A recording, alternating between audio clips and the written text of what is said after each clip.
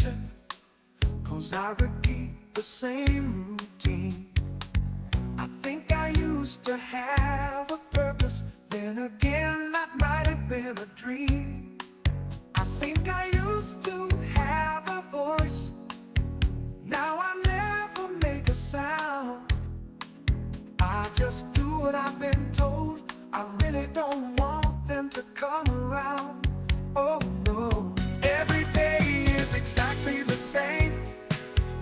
Every day is exactly the same. There is no love here and there is no pain. Every day is exactly the same.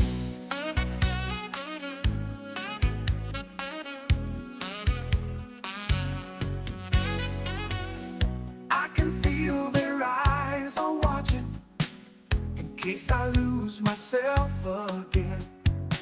Sometimes I think I'm happy here, sometimes yet I still pretend. I can't remember how this got started, oh, but I can tell you exactly how it will end. Every day is exactly the same. Every day is exactly the same. There is no love here and there is no pain. Every day is exactly the same.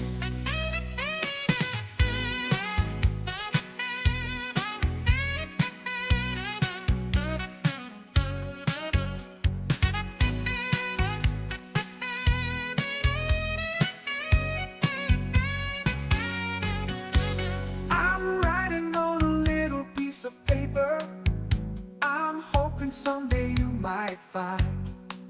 Well, I'll hide it behind something they won't look behind. I am still inside, a little bit comes bleeding through. I wish this could have been any other way, but I just don't know, I don't know what else I can do. Every day is exactly the same. Every day is exactly the same. There is no love here and there is no pain. Every day is exactly the same. Exactly the same. Every day is exactly the same. Every day is exactly the same. There is no pain. There is no love here and there is no pain. Every day is exactly the same.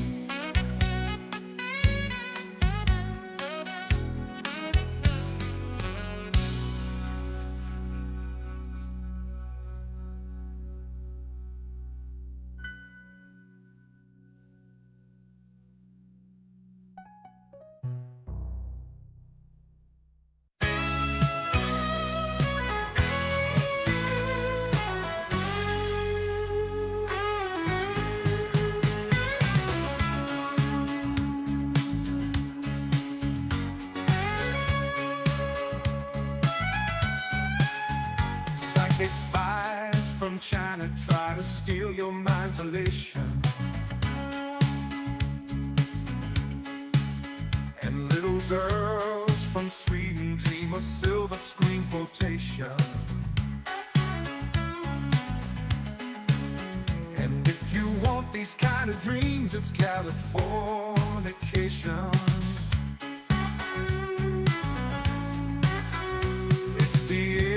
Of the world and all of Western civilization. The sun may rise in the east, at least it's settled in a final location. It's understood that Hollywood sells Californication. Hey, you're surgeon very well to break the spell of aging. Celebrity skin, is this your chin or is that war you're waging? Firstborn unicorn, hardcore soft form. Dream of Californication. Dream of California.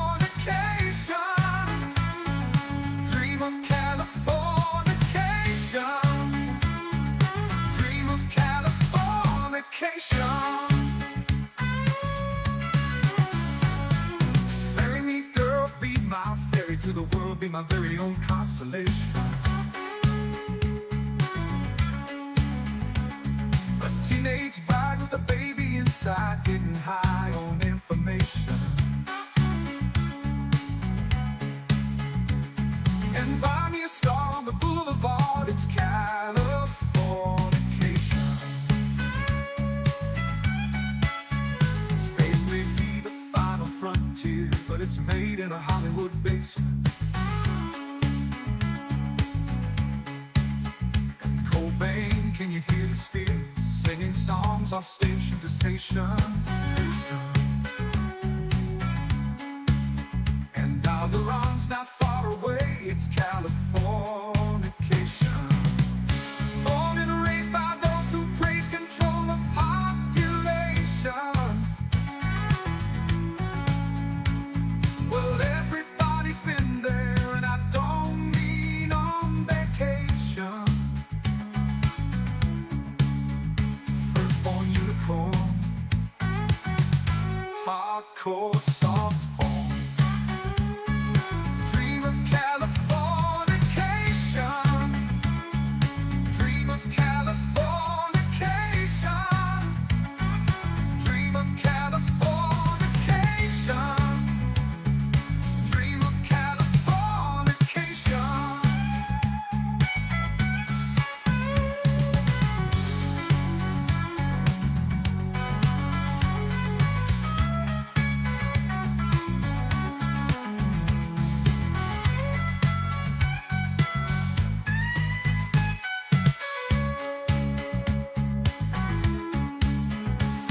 Destruction leads to a very rough road, but it also breeds creation.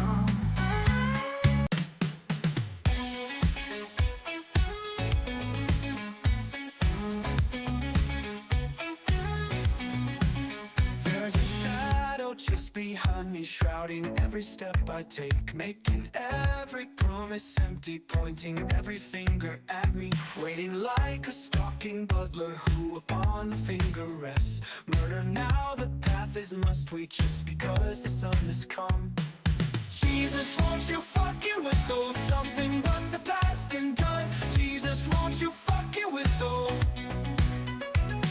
something but the past and done? Done. Done. Why can't we not be sober? I just wanna start this over. Why can't we dream forever? I just wanna start things over. I am just a worthless liar, I am just an imbecile. I will only complicate you, trust in me and fall as well. I will find the center in you, I will chew it up and leave. I will work to elevate you, just enough to bring you down.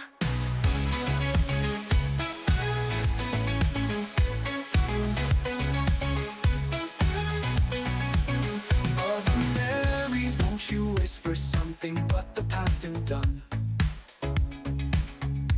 And done. Mother Mary, won't you whisper something but the past and done? Done. And done. Why can't we not be sober? I just wanna start this over. Why can't we dream forever?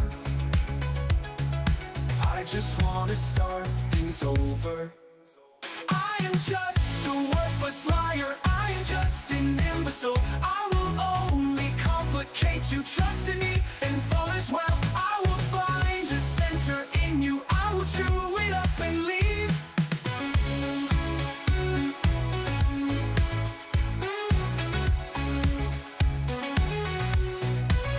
I am just a worthless liar, I am just an imbecile. I will only complicate you, trust in me and fall as well. I will find a center in you, I will chew it up and leave. Trust me, trust me, trust me, trust me, trust me, trust me.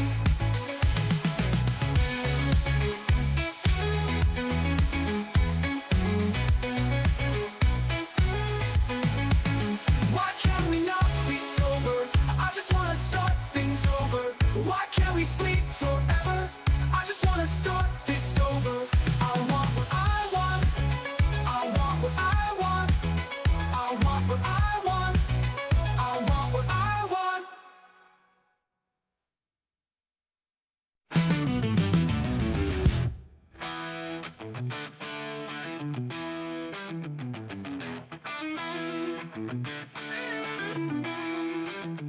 Sometimes I feel like I don't have a partner.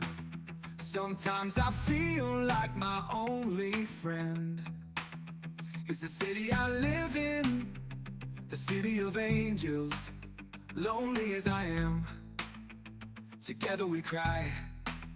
I drive on her streets cause she's my companion.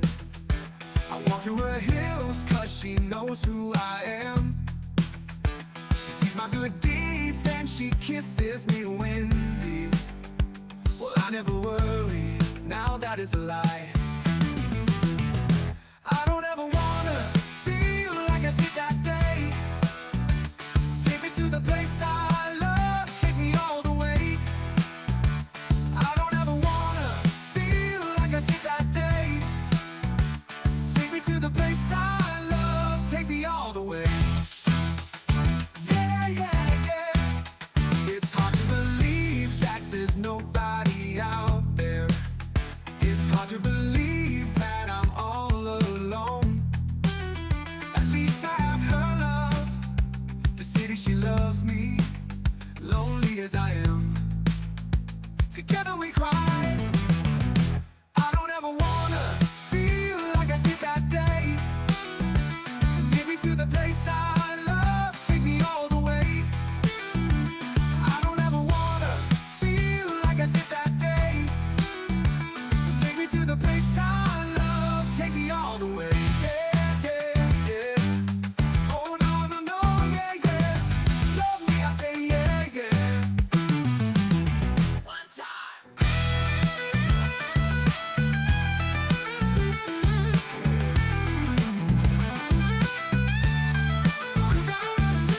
Bridge downtown, that's where I drew some blood. The bridge downtown, I could not get enough. Under the bridge downtown, forgot about my love. The bridge downtown, I gave my life away, yeah.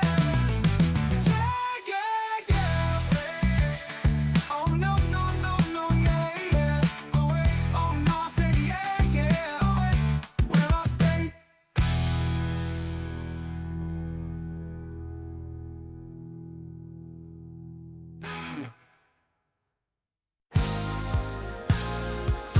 Words never say what you mean.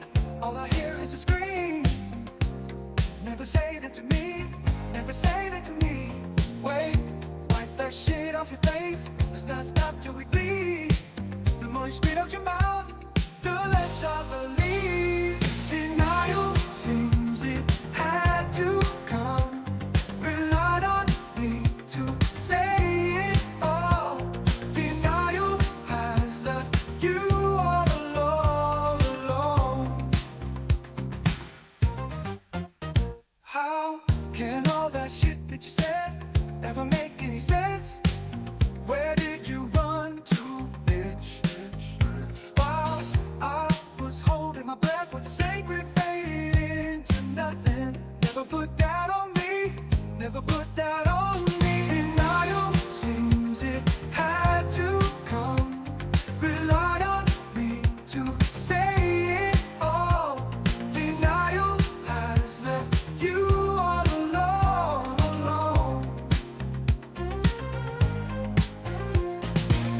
How can all that shit that you said ever make any sense? Where did you run to, bitch? While I was holding my breath, what sacred faded into nothing. Never put that on me, never put that on me. Denial seems it had to come. Relied on me to say it all. Denial has left you all alone.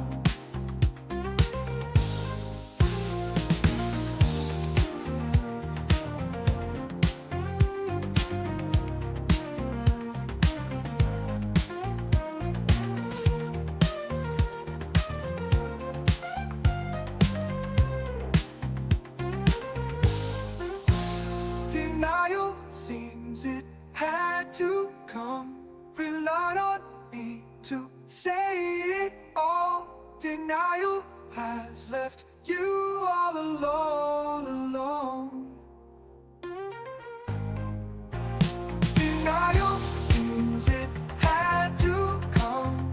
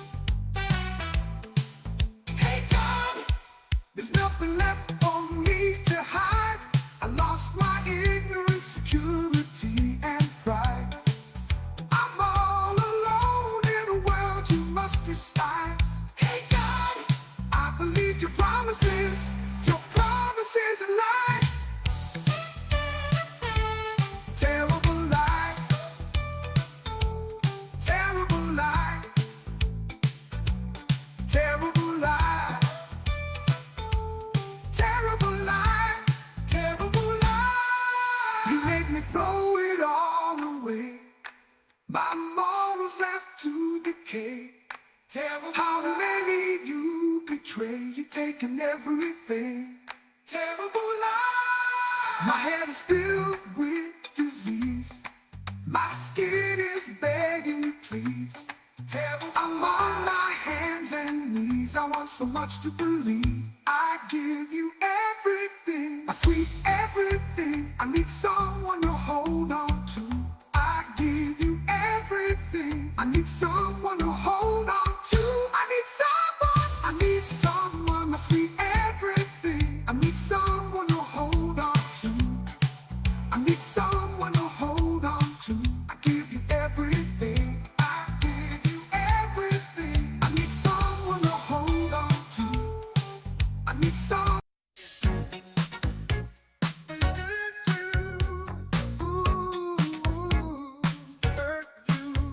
We're no strangers to love. You know the rules. So do I. Up for commitment's what I'm thinking of. You wouldn't get this from any other guy.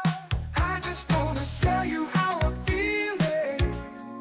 Gotta make you understand. Never gonna give you up. Never gonna let you down.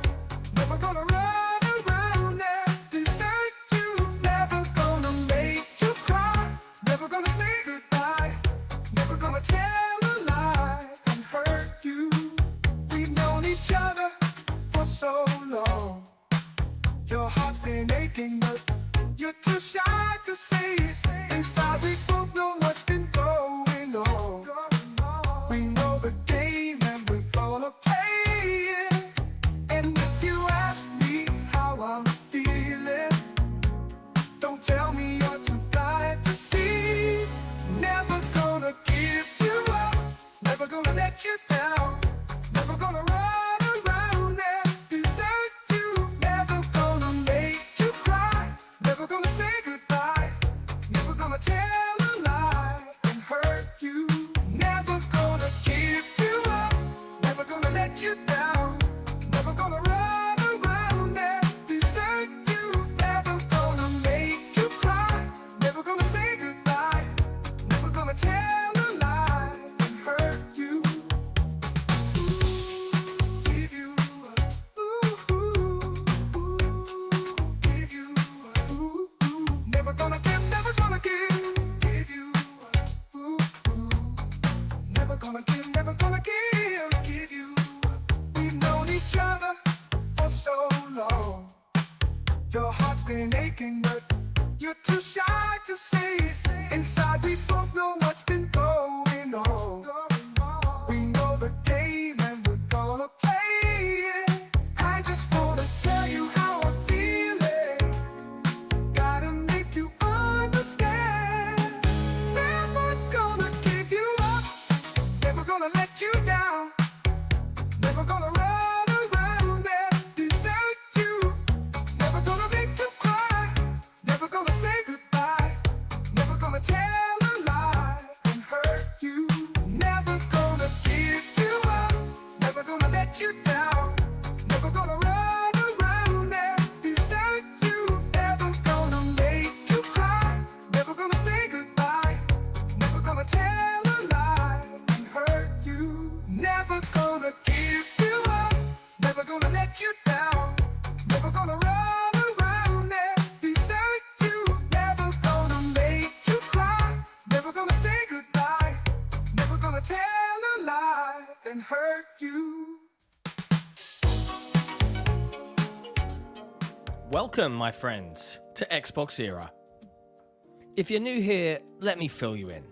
XboxEra is a platform for the Xbox community with best-in-class forums, a kick-ass Discord server, and of course, XboxEra.com, your destination for the best news, reviews, and features, all focused on your favourite platform, Xbox. It's every Xbox fan's gateway to the best of XboxEra. Our incredible podcasts listened to in over 50 countries worldwide, our in-depth reviews, our own merch store for the coolest in gaming threads, and of course Day One, where you can track, rate and discuss your favourite games on Xbox Game Pass. We're a small, agile and independent publication, and importantly, we're completely funded by you. If you value having a publication truly focused on your preferred place to play, you can become one of the cool kids by supporting us directly via Patreon. Just head to patreon.com/XboxEra. You get cool swag and awesome perks, and we get to keep doing what we do.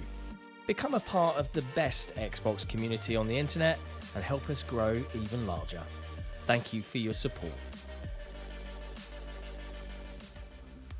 XboxEra is only made possible by the support of an amazing community, and in particular our legendary and growing army of Patreon supporters.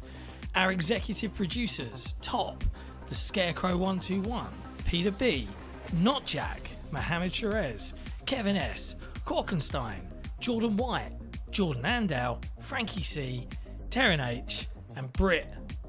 Our amazingly generous grand benefactors who take their support and dedication to XboxEra to another level. Cryt56, an assassin. And then there's our boss, our leader, our shining light in times of darkness, the one and only XboxEra CEO, Torn Raptor. You guys are all fucking awesome. If you enjoy the content XboxEra produce and want more of it, and you're not a patron, consider heading over to patreon.com/XboxEra, pledge your support, and get cool swag in return.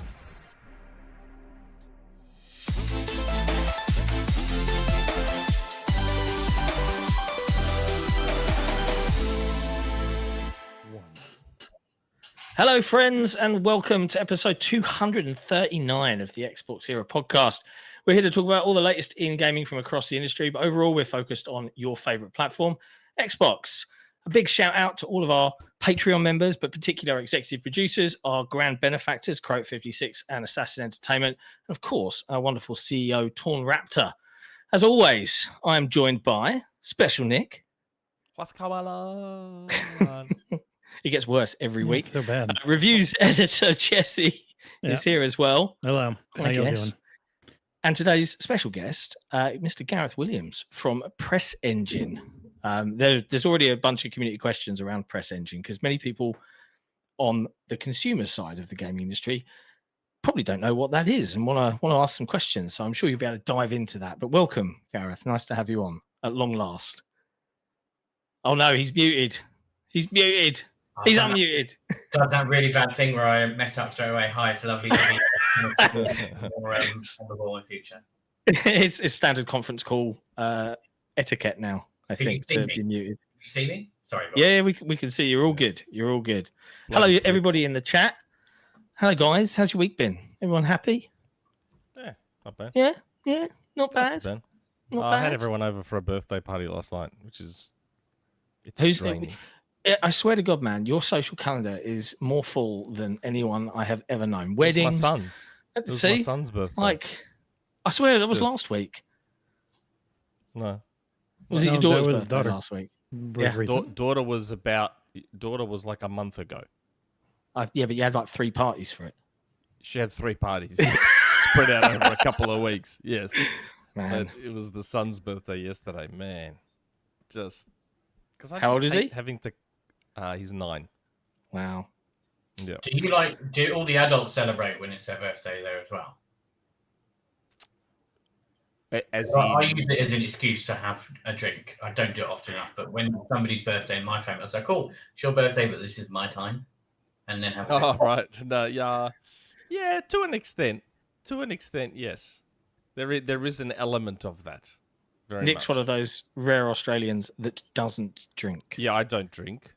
I don't drink personally. Shock. But Australia is well known for its drinking culture. I just don't partake in it. Just not participate. You're the only one that isn't drunk all the time, then, right? Or am I? Correct. I'm the designated driver for the country. Excellent. Well for done. Everyone. I mean, you should get an OBE for that, right? Sorry. You should get an OBE for that. Australians do get OBEs, don't they? They do, actually. Yeah. From our royal family, you can get an OBE, yes, right? We do, yes. Because you're just, you're You're still under us, bro. Still I'm really actually under going us. to submit you for an OBE right after this, just so I don't Nice. He deserves it. He deserves Designated it. driver of Australia. I appreciate it. Thanks for that, Gaz. So we're going to dive into all the usual things this week. There's not actually been a crazy amount of news, but we do have some bits and pieces. There's not been a crazy amount of news that Nick would want to talk about. That's true. That's true. So who knows? It might be one of those rare, and I'm going to curse it and jinx it immediately by saying this out loud, one of those rare shorter episodes. Let's find out. But before we dive into what we've been playing and all of the news of the week, we obviously have a special guest. Gareth, you run, and I believe you co-founded, keep me honest here, Press Engine, which for those that aren't in the know, is a way for publishers, both small and large, to distribute and analyze what's going on with their games in terms of review code and press releases and all sorts of bits and pieces. Yep. Is that the nutshell? Did I get that right? Is that the marketing spiel? The marketing spiel is it is a way for people to do the same job as somebody that does PR, but to do it more efficiently, spend less time doing it, and automate a lot of functions. So the person actually doing it can spend more time talking to people, form relationships, rather than messing around with spreadsheets and all that kind of stuff. So we do all the data, outreach, contact lists, all that kind of stuff. So a PR person or somebody who hasn't done PR before can actually get on and do it. See, and it's interesting for us because we started XboxEra back in 2019. Press Engine was one of the first things we signed up for as a tiny little outlet, and I got the rare chance to see both sides of the fence because you were very kind and helped us utilize your platform to launch our own game earlier this year with our Kickstarter for Console Wars, which I backed. I know. Have you been keeping an eye on the updates?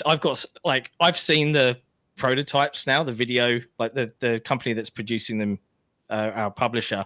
They've sent me some video of the final versions, and they're going to be here with me in the next week or so.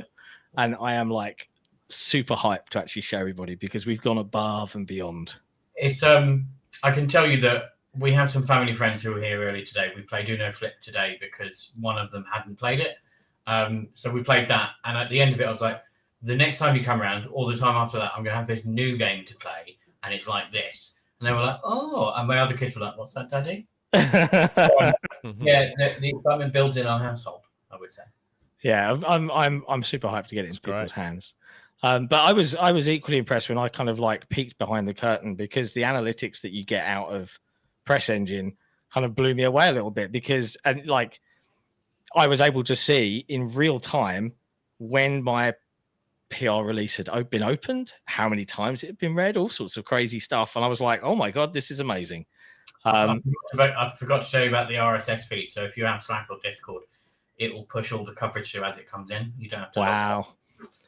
So if you're watching, dear viewer or listener, and you are thinking about getting into this industry, or if you're working on your own game, it's definitely worth reaching out to Gareth on Twitter, who you can find him at Shaka Carnage. Of all things. More likely find me at Gareth Williams bsky.app because I deleted all my tweets because I don't want Elon to start using it for AI training. Yeah. But I'm not using it to outwardly. Gareth, don't worry about John, mate. I've already got your Blue Sky handle in the bottom corner of your window there, mate. You've probably got it right, and I haven't, to be honest. But did you? Yeah, we posted on Blue Sky and tagged you with that account, so you're okay. Apparently, it's called skeeting. Yes, we heard this. I'm not going to use that word ever. I'm calling it tweeting because that's what I'm doing. So am I. Because that's what Twitter originally was, right? Yeah. The one thing I would say without selling the platform is I love indie games. I've worked on the biggest games you can imagine. Things like helped launch the Batman Arkham series. I've done Rock Band, Guitar Hero. I've done most of the things you can think of, right? Including things like Pokemon Go, right? Nothing is more fun than helping indie teams realize their dream and launch a game. So if you're an indie person, you've got an ally. Get in touch. And I just did one through you with Stalker 2, the Renaissance PR. Not a small game though. Not a small game. Not a small game, but I think a special one. I think some of the reviews mention this because I see all the data that comes through. So I read the reviews as they come through if I've got time. But people mention in the reviews that what the studio's been through to actually release that game is quite incredible. And absolutely, yes, it is. But people don't know the actual story. So things like they had to give everybody 3 hours notice to move out of the studio and get on a bus. Things like that. Yeah. And when it was delayed last year, everybody was like, oh my God, they're never going to release it. What are they doing? And the thing they were doing was defending their country. Half of the team went to fight on the front line. And whether you believe in one side of this war or the other side of it, which might be called a special operation, it doesn't matter. They should totally be applauded for what they've built. And there's so much of it, right?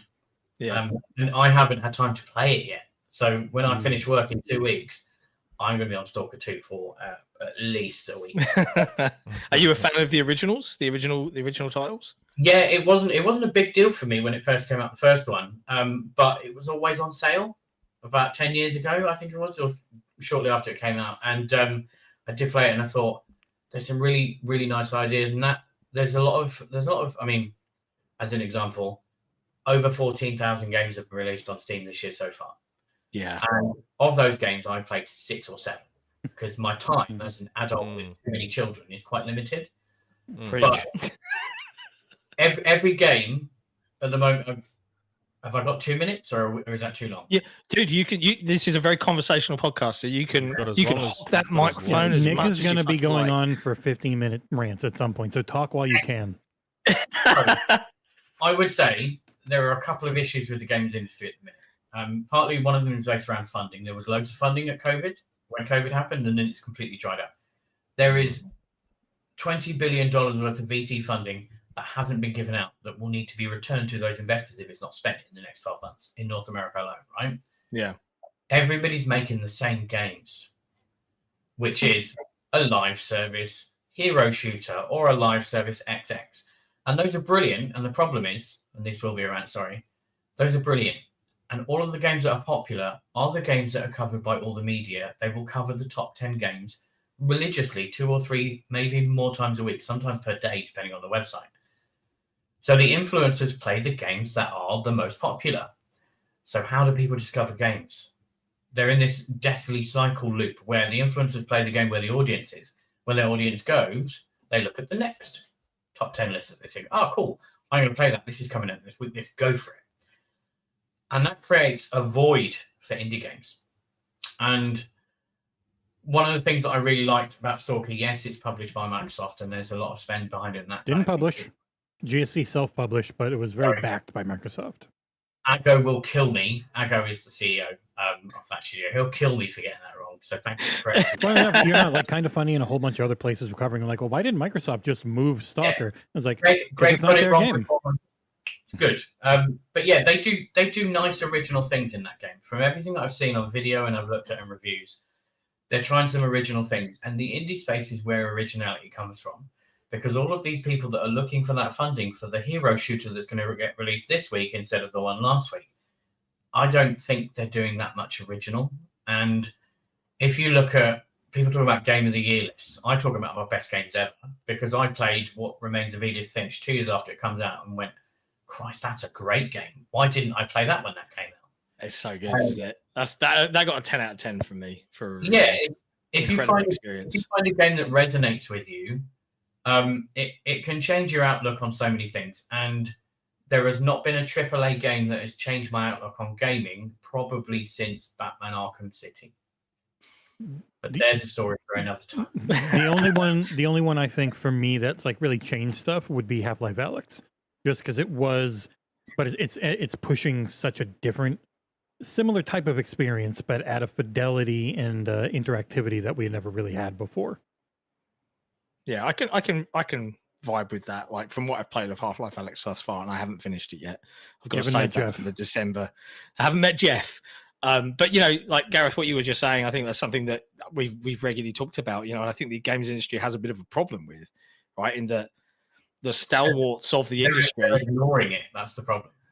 Yeah, you've got these giants like Fortnite, PUBG, COD, Apex, and the reality is anyone that tries to challenge that stalwart game they might succeed, but the likelihood is they won't, or they'll have a bit of success and then it will drop off, and the people will just go back because they've had that game for 5, 6, 7, 10 years, and they've spent X amount and they're invested, and now they don't want to go anywhere.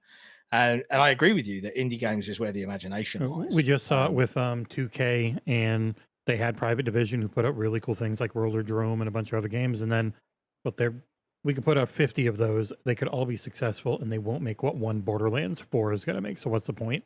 Like they just are like, oh, who cares? It's like, I don't care. I helped launch Borderlands 1 and 2. So I know exactly how successful they are and the reason they're successful. And Randy Pitchford, who is actually a lovely man. He has a rep, right? I know that. I know people have opinions on Randy. Misunderstood. I've spent a bit of time with him. He's at heart, he's my experience of him is relatively decent, but I don't work with him day to day or anything. But that game was successful because of the team that built it and what they built and what they achieved. But was Borderlands 3 anything different? Probably not. Was Borderlands 4 anything different? Probably not, because it sells. So why change it?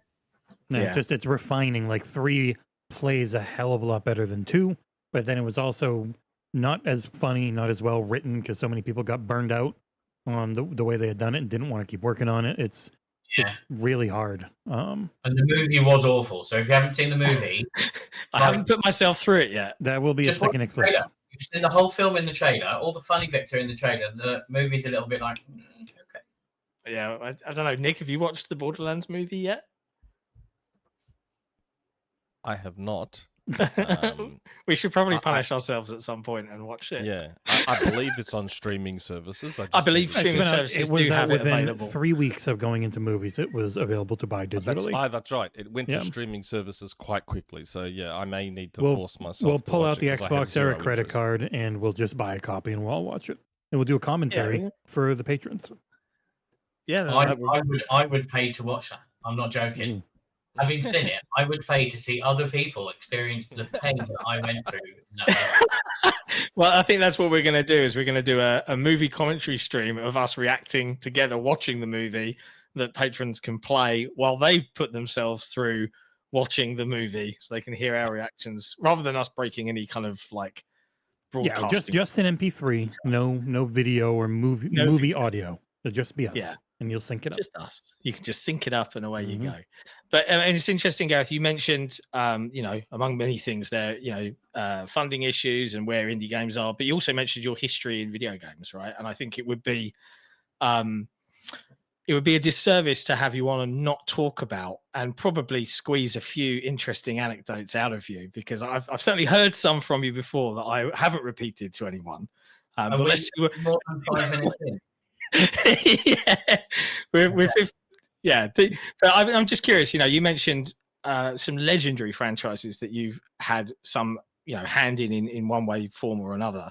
Is there any particular memories or special games that like rank really high up that you've worked on that you're super attached to or proud of in any way?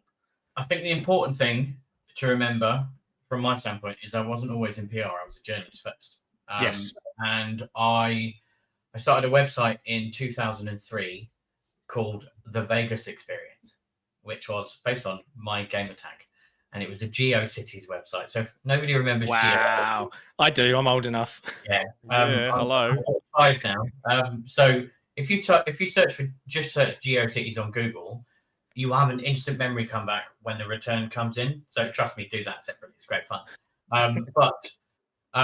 It was based on my gamer tag, which is Vegas, pronounced Vegas. A lot of Americans call it Vagus. It's Vegas. It's the 10th cranial nerve that leads to the heart and lungs, and it controlled automotive movement.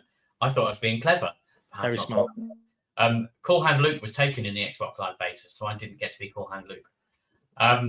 But yeah, I started this website I started by myself first, and then one of the first people I interviewed was Ben Talbot, who used to work on the official Xbox magazine. Then a few other people came in and joined, a guy called Steve, a guy called Paul, and this chap called Phil, who rebuilt the website in a CMS that he built. And I sold my bit of the website probably about 3 years later for £2,000. Big bucks. to a guy called Johnny. Sadly, Johnny's no longer with us, so I do want to pay a little bit to Johnny there. But that got me in the door doing television. So I did the UK and the world's only live television video game show at that point.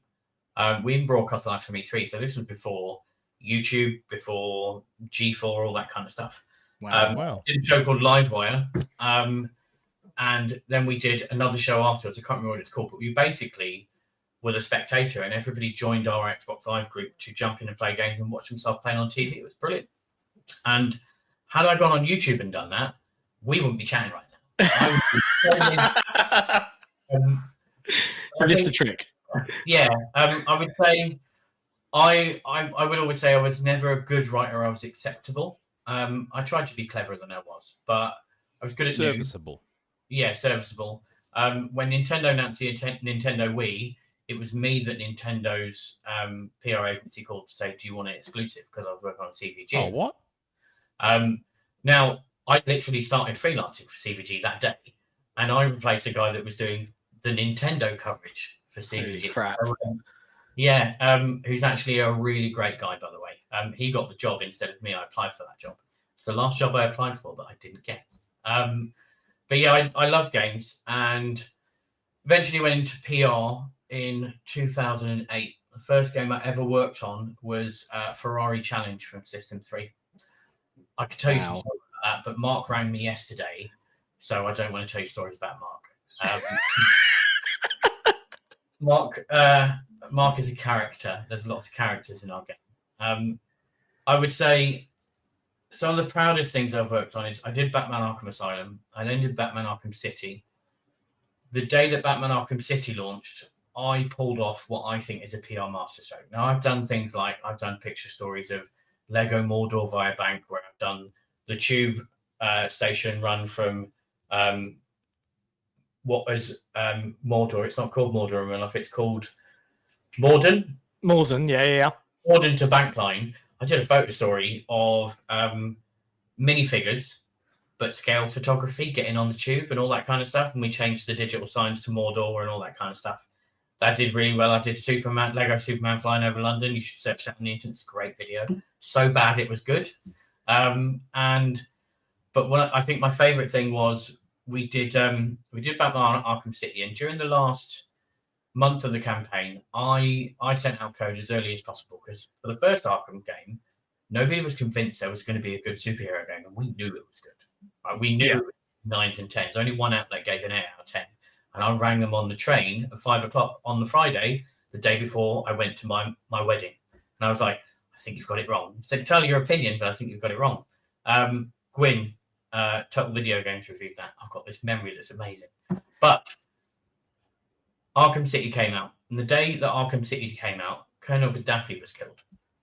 The last month of the campaign, I can't even remember that. That is a memory. Weird tangent. The last month of the campaign, I'd sent code out early because we were confident, and I was speaking to 2 journalists who were like, "This is brilliant. Like, this is such a brilliant game." And I said, "Well, give it an 11 out of 10 then." And one of them, the day before, said, "I'm a Metacritic outlet. If I give it a 6 out of 5, it will probably break it." I went, "I look forward to your 6 out of 5 tomorrow then."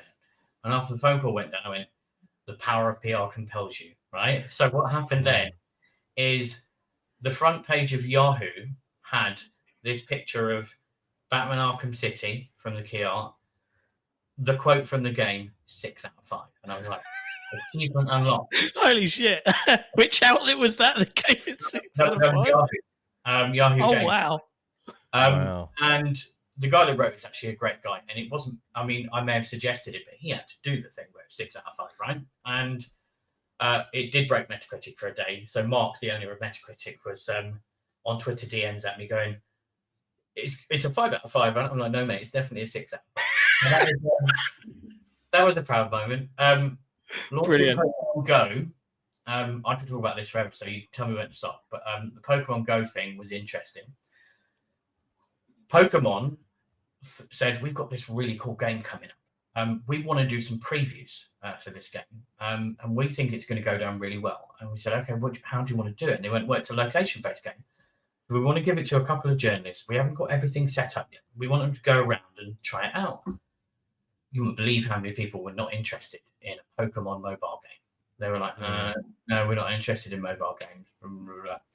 Keza McDonald from The Guardian was like, I love Pokemon. I'll give it a go. Pretty much the only person in the UK to give it a go. And when she played it at the time, all of the points weren't in geolocated properly or anything. So it'd be a bit like, good idea, but I don't know how well it'll take off. It depends on the amount of people playing it. And then it launched. And it was the single biggest impact that I've ever seen in video games until probably Fortnite. Because you remember Fortnite tanked when it launched. Yeah, it was a flop. So as an example, mentioning Press Engine, you can unsubscribe to any game on the platform when you get an email about that game. But you can also resubscribe, and it's called internally the Fortnite problem. And the reason for that is everybody unsubscribed from Fortnite because it had tanked. But what at that time, the company was doing the PR in the UK and Europe. They only had an unsubscribe for our entire list link on their email. So they had to go around and ask everybody, hey, we've got some news. Can we send it to you? Because GDPR just come in or was about to come in. And that's the reason we allow people to unsubscribe and resubscribe to any game, because it saves people having to do that outreach again. Yeah. Because they then had to go, but it's taken off. You should really be covering this. Now, nobody really covers Fortnite that much anymore. I say nobody. There's lots of coverage for it, but not editorial coverage. You won't get like well-known, respected video game journalists doing that. And I don't mean that to disparage the folks that do cover it, but what I mean is within this bubble, the names that you know aren't the ones writing about Fortnite. And it's all SEO stuff. It is all SEO stuff, yeah. They've done their job by building that community. I mean, the Epic Game Store, in my opinion, is just a way to get people to play Fortnite. Now, there's probably an awful lot of people who agree with that. Epic will say, that's not the case at all. We strongly believe in publishing. I've seen the numbers. So, Fortnite is a huge deal in the industry, but it's also a reason why indie games aren't covered that much, along with the other live service games such as that.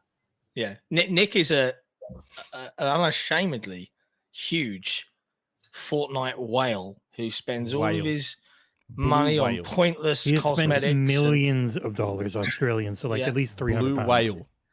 Three pounds, right? Millions of dollars, yeah. Yep. But yeah, he is the problem. You're absolutely right. He is the reason. To be fair, I'm also a big supporter of indie games. Thank you very much. I play a lot of indie games. You begged me for codes for all of them. But Nick isn't the traditional Fortnite player. The traditional Fortnite player is between the ages of 8 to 12. Mentally, he's the right age. My son is desperate to play Fortnite all the time, and I will happily admit that I allow him to play it because it's my choice, right? Yeah. And when he scores goals at football, I reward him by saying, cool, you can have V-Bucks if you score goals or do assists or help your team, because that's what you get rewarded with. So only today I spent £21 on V-Bucks.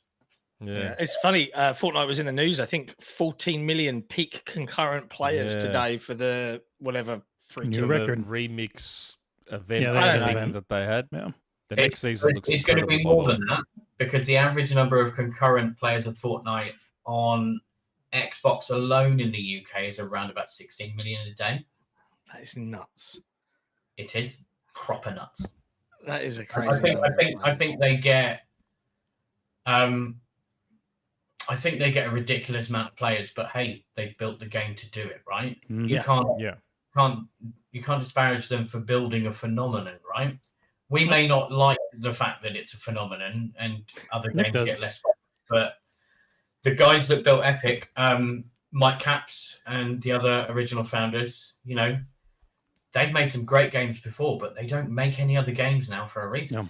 And that's the depressing, even more depressing side of it. Is like I remember Epic used to do some really cool stuff, and it's all just to the wayside now. And that entire business, people have those expectations that everything can be like Fortnite, and it's like, no, it took an entire publisher dedicating everything they have to make Fortnite. It took an entire publisher dedicating everything they have to do Call of Duty every year. Like no one can match them, but it set that expectation. Remember Shadow Complex? Not going to play it.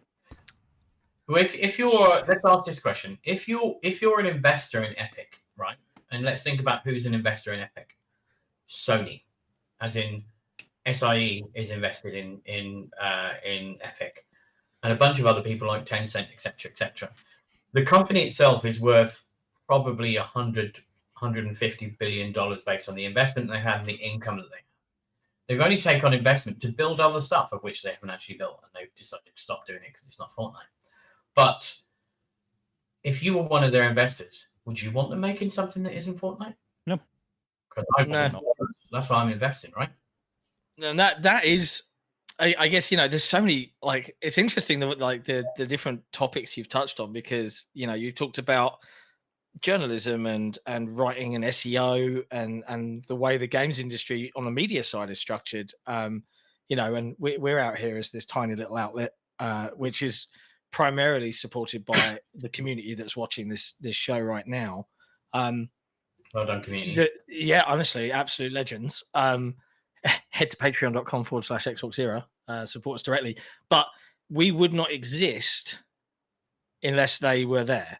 And we're fortunate because we are aware that we could go off and chase the SEO grind like all of the other big We websites thought do. about it for a little bit of time, and we're like, I hate this. We don't have the heart for it. And maybe we're foolish. Because you can't win it. Can I talk about the helpful content update? Yeah, what the latest Google Core update? Yeah, you can talk about it. I mean, I love having conversation like this and chat. If you have questions, chuck some super chats our way. We'll read them out. We've got community questions as well. But data as well, just tell me, right? But I knew that this show would go off on a tangent, so I wasn't too worried about the actual topics. But we'll get around to them, Nick. Don't worry. I haven't said anything. I know we want to talk about Shu though, at least. But yeah, we'll get there. We'll get there. So you've touched on the biggest problem that everybody has in publishing for the last 24 months, right? Google did the helpful content update, and then it did core updates afterwards. I'm sure that people that read the website, watch the videos, it makes no difference to them. But ultimately, independent publishing is dying because Google has changed from being a search engine to an answer engine. Because instead of displaying the results of your search, it's displaying the answer from the website, which it has not paid for. The privilege of having that coverage, and it will tell you what you want to know, so you don't have to click through to that website, which has led to a huge drop in traffic. So I only looked at a few what we call in tier 1, so large volume websites. Every large volume website bar IGN Brazil and IGN Latam in the last 6 months has declined by between 10% to 30% in terms of traffic. That's crazy. And that's the large volume websites, right? If you look at those that are mid-tier to lower tier, you're looking at like 80% traffic drop. And the people that aren't having a traffic drop are the people that Google has signed a deal with for AI scraping, effectively. So the challenge is publications like yours are so very important. I think what we may find is that it goes back to kind of the fanzine era where you actually have somebody with an opinion that people value. But the challenge is, how do you show people that opinion, right? Because they're not going to find it by searching for it. And that, I think that's everybody challenging. As much as Google will say, we're trying to make it better for everybody, it's not in their interest to make it better for anyone except themselves. Yeah. It's funny, actually. Like, we've chased a little bit of SEO here and there. Like, we've done the whole headline is the answer. You type your headline is the question. Yeah. But look, we're very honest with the community. Our hearts aren't in it. And that's why we do things like books or crazy card games, because we look at this industry and the way it has been going. And I'm talking purely about the games media industry now, not the games industry. That's a whole other kettle of fish. But you're seeing websites like IGN, or rather, I should say, Ziff Davis, Valnet, what's the other third biggest one? Future. They own pretty much everything. Those three. There's like five to six really big ones that own almost everything. There's Webedia as well that own a lot of the localized European language stuff as Fandom. well. So they run they run IGN in certain territories as well, for example. Yeah, they have a deal to do that, right? And it's like a small group of companies. And it's how do we compete with that? And we're delighted that we've actually grown year on year, month on month. Since we're twice the traffic February. this year compared to last year. Yeah, we did the math. We're actually like 500,000 views a month, which is great. Like delighted for us. Like, but we know that like that is a constant slog to keep it at that level. Nick's got 300 views himself. Thank you, Nick. Thank you. Love you, Nick. Appreciate everything you do.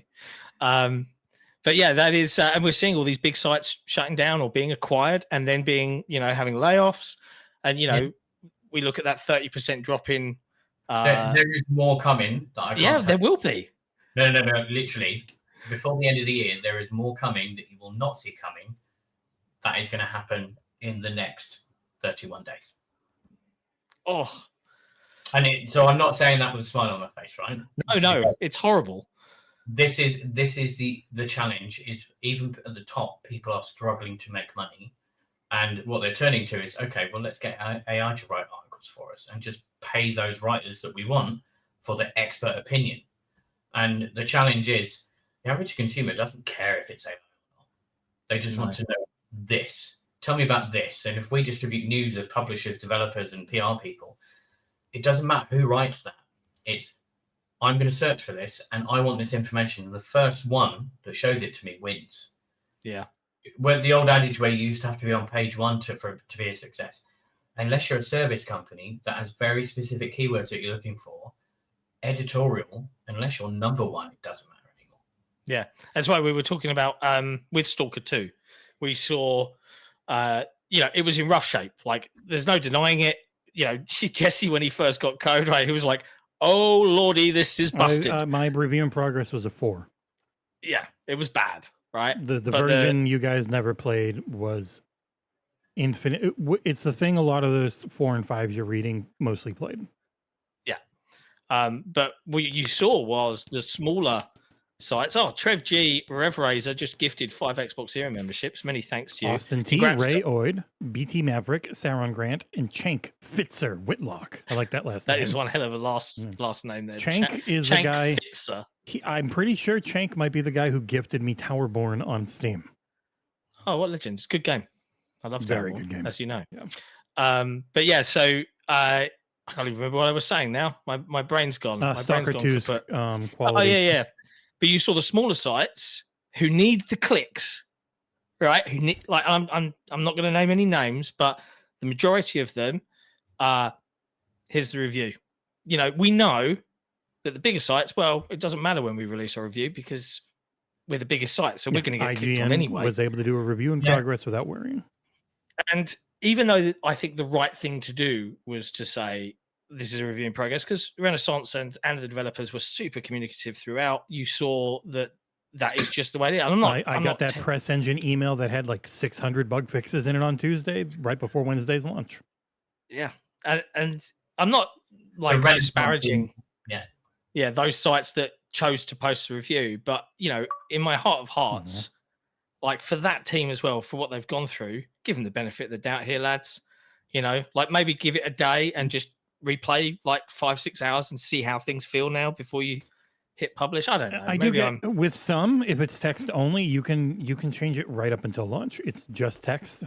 I get it for the sites that aren't ours, where like I wrote, captured all the video, narrated it, edited the video. Like I did, we do it all ourselves. Me, John, Nick, Ursula if he reviews something. Otherwise, we got 2 guys.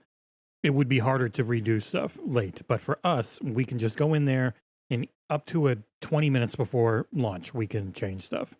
So I get it if you've got to go through the red tape of, I've got to upload this footage, I've got to download it, we've got to re-narrate, we've got to re-video edit, and it's got to go through all these hoops. But if it's only text, I can guarantee you, without question, that the studio has looked at your coverage and will appreciate your coverage. There is, in PR, we don't always have time to read everything. We don't always have time to go through every review. Sometimes we have to look at the scores because somebody wants to know within like 5 minutes, right? And they can't use Google themselves, so they ask you to do it. And but I think the thing that I would say is that the team at GSE Game World absolutely cares what people think, but they also absolutely appreciate the work that independent publishers put in that don't have 7 people to work on something and turn it around in 2 hours, right? I can guarantee you they will have watched everything and done all that they can to take it all in. 100%. I'm even going to check, but I'm pretty confident that they have. Yeah, I had a 70-hour week, I think, from the time of getting the code until it being done on Tuesday. It was like, I don't know, like roughly 70 hours or so. But are you proud of that content? Yes. That's all that matters. Mm-hmm. As long as you're proud of it. It was an enjoyable 70 hours. Yes. It's not the type of thing I would go and ask other 70 hours at all by anybody, but sometimes, and so I believe, and everybody that works for me, I'm like, you must have a work-life balance. You must work 35 hours a week, not 37, not 40, but 35, right? And when it's 3 o'clock on a Friday, I'm like, go away, everyone. But sometimes you need to put the work in. Yeah. And you obviously put the work in. And as long as you're proud of that at the end of it, yeah, and you want to win. The balance for us is I didn't have anything. I just, like, my schedule was super compact around the review, but then it's nice and level. And I'm just like, a couple hours stream a day, do headlines, maybe do a news piece, and you can relax and kind of set your own stuff instead of being okay, now go do 50 hours of SEO the rest of the week. I'm just like, no, I'd rather die. Let's write some evergreen content. Yay! Do another 32 best Game Pass games, John. Yeah. You said something earlier, Gareth, that sort of pinged me a little bit because I never actually thought about it until you just said it. I tried to mention it earlier, but John won't stop talking. Sorry. Son of a bitch. Earlier when you said that Google has become an answer engine, I didn't actually think of that until you said it. Like now when I type something into Google, it just generates an answer. And they're now. bad it doesn't answers. Really give the links. They're bad. They're so bad most of the time. I never but people just accept that. them. It's if you search for specific terms, you'll still get the old Google, right? So if you search for video game PR and marketing agency, if you look on the front page, there are 3 websites I helped to get on that front page. One of them has since stopped using some of my SEO skills and dipped back onto page 3, but that's not my problem. That's theirs. But if you look for terms like that, you'll see Press Engine probably number 9 or 10. As long as people can see that when they're looking for it, I'm okay with that. I've not gone after that SEO, I've just put it in there. But if you're looking for very specific things like, how do you get past this boss in this game, 100% you will be told by Google before you click anything. Yep. And if you use Google Gemini, if you use any of the AI assistants, they'll tell you because they've all scraped the data. So instead of actually giving you a runway to get to a publication that's put that work in, they've taken that runway away. And that's ultimately what HCU has done to an awful lot of independent publishers. I almost said publishers. I didn't mean that at all. I meant publishers. They're all amazing. But they've taken that runway away. And what that means is all these publications are stranded on the internet trying to find an audience. The only way you can find an audience is by doing what you guys do and build that community around it. Got have leaks. Yeah, or leak stuff. Yeah. Nick, what? Okay, one other question. Of the stuff you're allowed to talk about, because I wouldn't put you on the spot and try and trick you into mentioning something you can't. What upcoming indie game excites you the most at the moment? That's been announced, I guess. You're allowed to talk about. There's one game being announced next week that I cannot tell you about, that I found out about on Friday. If you get an email from Press Engine at all, you will find out soon enough. And I told the team about it, and they were like, "Oh my god, I love that last game!" And there's something else coming. I think the challenge is there's lots that I can't tell you about. There's very little I can. I think so. As an example, I've worked in publishing, so I can't tell you about Game Pass deals and how they work. I can't tell you about PlayStation Plus deals and how they work. They're not how everybody thinks they work. If you look at the data from people saying Game Pass is terrible, it stops sales, you're being paid for not selling on Xbox effectively, and you'll still make sales. But I also think a lot of those people just had bad luck. They didn't sell somewhere else because their game possibly wasn't good enough to sell on other platforms. There's a lot that I can't talk about. There's probably less that I can, which is probably a bad way to answer that question. I would say I would be confident in the state of indie games over the next 12 to 18 months because there's a lot. An example I would give is the developer that built Dredge. I'm trying to remember their name. Oh, yeah. Is it Black Rock or something like That that? sounds right. Hold on, I'm looking up real quick. That game rules. It is Dredge- Black Salt. Black Salt. Yeah. Oh, Black I was Salt. close enough. There we are. I wasn't right though. Damn it. Bollocks. You were close. Salt is They've rock. become a publisher, so they're going to be publishing other people's games. So they've got some cool stuff coming up. There is one of my favorite publishers is Stray Fawn Studios. Now, Stray Fawn Studios at the time when I met them was one person. It was kind of three, but one person was leading it, and they were going to do a Kickstarter for this game about gene hereditary genes and stuff. And I was like, yeah, that won't work. You need to build a community to get a Kickstarter to work. And you've got quite a niche game. And now I remember the name of the game because it's called Niche. But I said, if you build a community around your game first and then launch a Kickstarter, you'll be absolutely fine. How much are you looking for? And I went, oh, that's a lot of money. And I was like, I'm not sure that you will get there. If you don't get there in the first week, you're not going to get there. So everything has to go in that first week. And I just had a chat with, I'm trying to remember her name, but she's from Austria. And I met her at a German, really low-level German gaming show. And she asked for some advice. So I gave her my best advice. And she proved me entirely wrong. And she did like 300,000 euros at Kickstarter. Wow. And they then did The Wandering Village, which is a brilliant game. They became a publisher last year, so they're trying to help more indie games come through.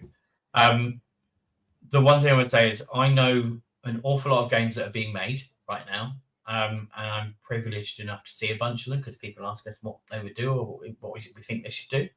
I would simply say there's an awful lot of good stuff coming. If you want to have a chat to me outside of live broadcasting on the internet, I can tell you. I can't be in front of loads of people. There's a bunch of cool stuff coming. The biggest indie game for me that I like outside of things like I know of, like Replaced, that I've had a quick go on and stuff like that. The one that like more than any other indie game that I've seen is one of the ex-Minecraft devs, but not the bad one. Not yeah, he doesn't do anything. Not that one, but the other one, original Minecraft dev, Jump Ship, which is a 4-player. You're all on this ship working together. You can walk around inside the ship. You can walk around outside the ship. You've got to repair and maintain it, but you're going off and doing space piratey stuff. I absolutely love the look of that. That's the sort of thing that me and my buddies would play like, and it looks brilliant. And this is that side of. And we're seeing that other trend across veteran game designers now, people that have been in the industry a long time, screw the AAA, iterative improvements, graphics first kind of rat race that is modern game development.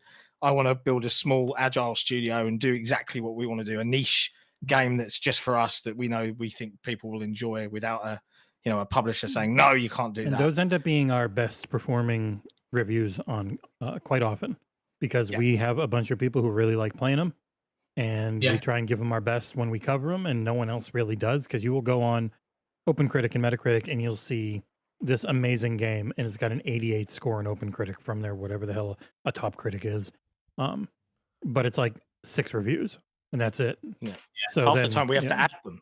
We have to add the game into OpenCritic. God, I created when hundreds. John and I started this out, you know how many, so many indies used to DM us, say, "Hey, do you want to review my game? Do you want to review?" And we used to try and get to all of them. I remember reviewing a game called The Last Escape. Oh God, I remember that. Yeah, that was 2019. It was like one of the first games to use LiDAR scanning tech that this one guy built, and you fly around. It's like, oh my, we used to get so many DMs like that, and we've always tried. We had Thomas Sala on here back well before he launched the Falconeer. He's all rich and famous. He's a wonderful guy, Thomas. He is such a dude. He's a fun follow on Blue Sky now too. Yeah, I bumped into him at Gamescom last year. I think I said, Nick, he's there, and I was just walking through the indie hall and I just saw the big shaggy hair of Thomas. I was like, Thomas. He was like, ah. We each had a big hug, and then I was like, I'll try and come back later, but he was too busy, so I couldn't. But Yeah, he is if you're ever in the Netherlands, ask him to cook a pizza for you. I had the pleasure of publishing The Falconeer. And I also know what Thomas is doing next. But I would say the best thing I've ever seen on a call with Thomas is him making a pizza for his kids. It's amazing, and don't be afraid to ask him about his pizza. Okay, noted for next time we have Because Thomas usually on. when we have him on the show, he's talking about drinking, but doesn't talk about making pizza. Well, he's now built his office, right? Whereas Yes. before the Falconeer, he worked in a room in his house. And Correct. occasionally we would have a call when he was in his kitchen. His kids would go past, and it was like the most wholesome thing in the world. But now he's built his office, it's a little bit more organized, I think. Yeah, He did go all out on his office. You're not so wrong, it's like John. showing off This his jump bits ship and looks pieces. really fun.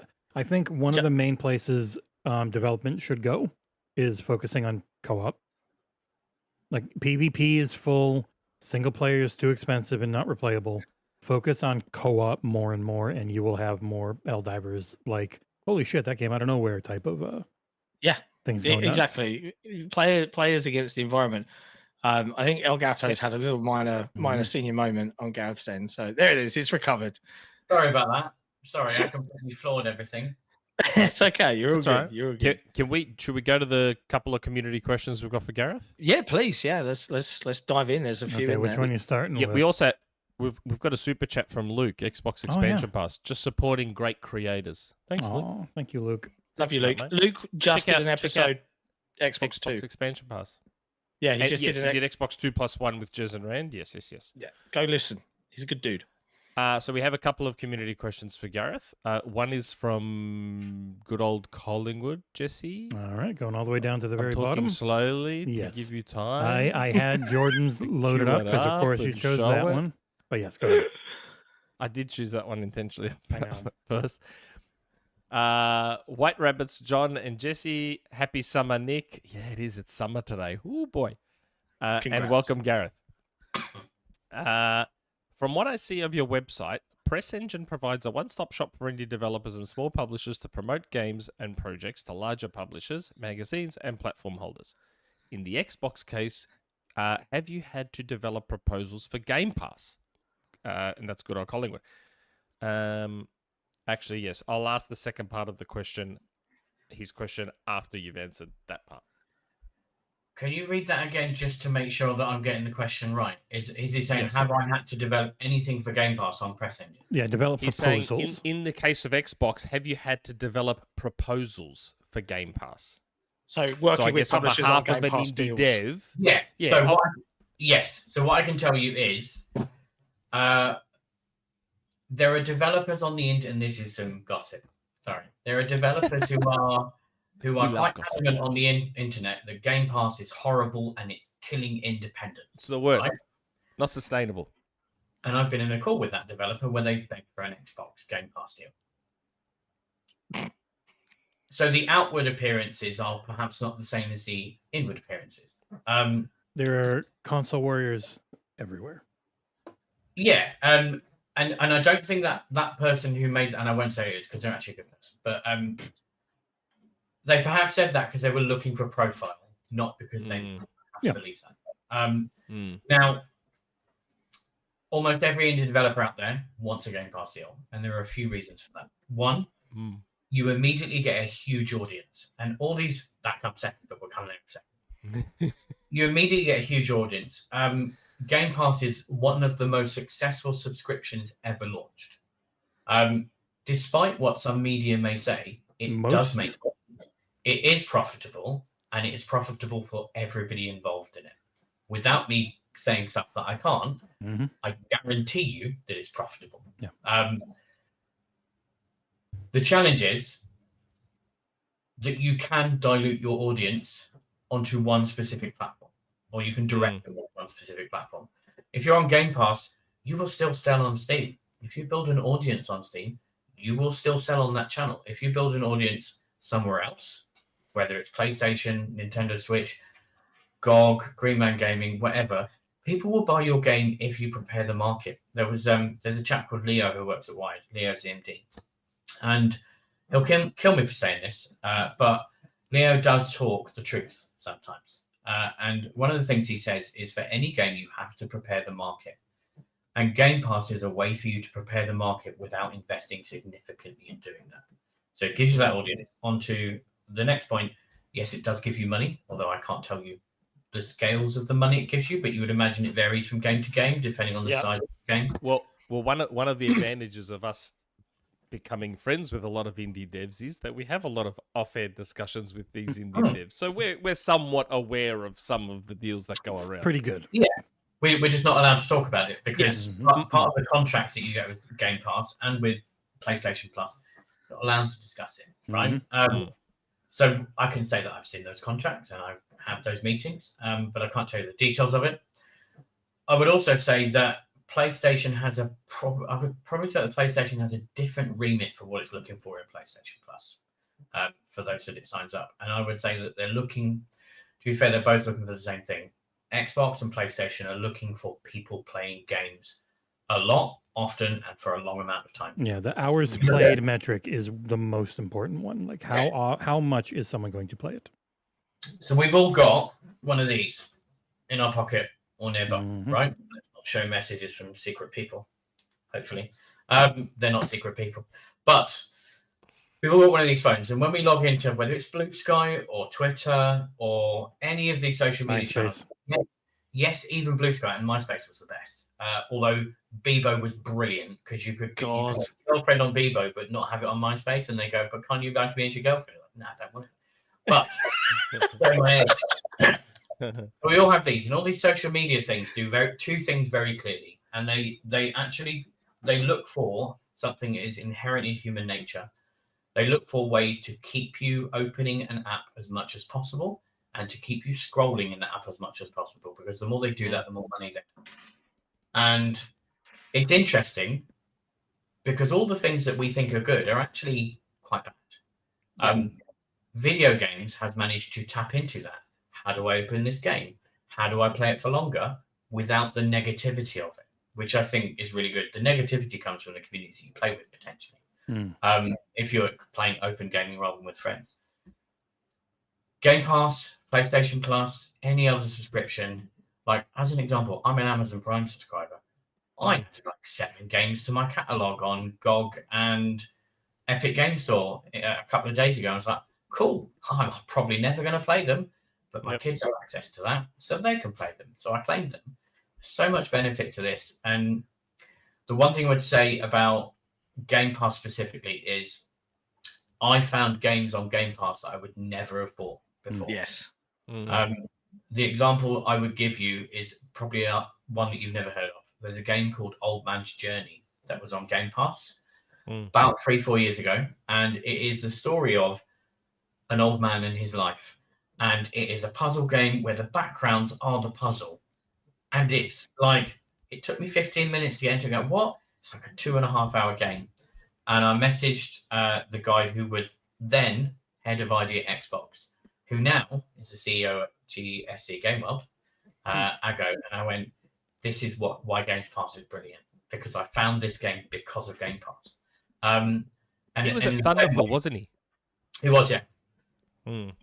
But we don't talk about that. Their curation on Game Pass has been crazy good, and I think missed by a lot of people, because there's definitely a real focus on what's the new AAA they're adding. But so much of the smaller stuff that they add is either bordering on brilliant or just above brilliant. Like it is there. I found so many things that I've reviewed because of it. It's kind of so there's more than one team. They have I can't be careful what I say, but there are things like they have programs for equality, inclusivity, those kind of games. Pronouns. Yeah. Watch out. People are mad about those. Everybody can have their own opinion, right? And as long as it doesn't hurt me, I'm okay with it. But there are pathways to different types of games, and they'll support different things. And PlayStation will do as well. PlayStation is a big supporter of Pride Month in London, and they do that online as well. And I think there's a lot to be said for voices that don't have a platform to be seen on these services. Game Pass does it, PlayStation Plus does it as well, with these indie games that say something different, and I think that's brilliant. Yeah. You can choose whether to play that if you don't agree with it. Totally cool. But Old Man's Journey was the thing that sold me on Game Pass, and for some reason I paid for Game Pass for me, my son, and my other son, and I'm the only one that uses it. They just use it to play Fortnite, Roblox, and other stuff such as my middle son. So I have 3 children, 2 boys and a girl, and the middle one is a boy, and he used it to play FC25. For some reason, he still plays FC24 and FC23 as well. F1 23, F1 24, Fight Night, UFC. It's basically an EA nut as well as Fortnite, but that's included with Game Pass Ultimate. In what world is that not brilliant? Because when I was a kid, I would get a game, I would play it, and then I'd trade it in to get the next game I wanted, because nobody had to buy a new game every week. Game Pass, PlayStation Plus, all these services allow us to explore and find worlds that are enjoyable, and I'm all for it. Yeah. These little shits have too much. I agree. Yeah, and that's probably not the answer that he was looking for, and it was probably too long an answer. Really sorry about that, but I think it was a good enough answer. I definitely I'm real agree curious with... about how you're going to answer the next question. yeah. The second part is that the answer we're looking for? Sorry, go on. the second part of good old Collingwood's question is, Gareth, do you like the mid-90s TV comedy Friends? Oh, it's a tough question, and I will answer that. I will answer that with in the 90s. Are we going to do this or something now? Because we've got to go jump in a fountain, sit on a sofa outside. Copyright free, so you don't have to do anything. So back in the 90s, I was in 1996 when Friends was like really big. I bought things called magazines. And in one of those magazines aimed at young people, I think it was called For Him magazine, or FHM. FHM, yeah. I remember FHM. I mean, it was just a tome every month of adverts and a few articles in it, but some pretty ladies and some ladies. And some ladies, and some ladies. And sports stuff. But they would occasionally give away a poster. And the poster that came with the issue that I remember was, on one side it was Friends. And it was all of them together sat on one little sofa. And the other side was This Life. And I don't know if any of you remembers This Life, which was a British-made thing about a house with a bunch of people in. It was a bit more serious, and it had drugs and sex and all that kind of stuff in it. And I put the This Life poster up on the side instead. But when we talk about Friends, I've sat on the Friends sofa, and I look really fat in the picture, so I'm not going to share it because it was really fun. Man, I got to say, for if you're going by the attractiveness of the people, This Life has Andrew Lincoln of The Walking Dead. Yeah, other than that, though, Friends has got him beat on the attractiveness scale quite a bit. The men and the women in Friends are far more attractive. And Friends gave us a few things that are really important. The first is Matthew, what's his face, who's no longer with us. Perry? No, what's his face? Yeah, Perry. His comedy is so good. He was made for that show, right? Best character. Without him, that show would not be anywhere near successful. It gave us this. It gave us the Christmas armadillo. Yeah. He's a Friends fan. He's a Friends fan. He likes Friends. Have I ever told you that? You're taking a long time to say you love Friends. You're taking a really long time. I can sit and watch Friends. I don't have to. And I think if you're...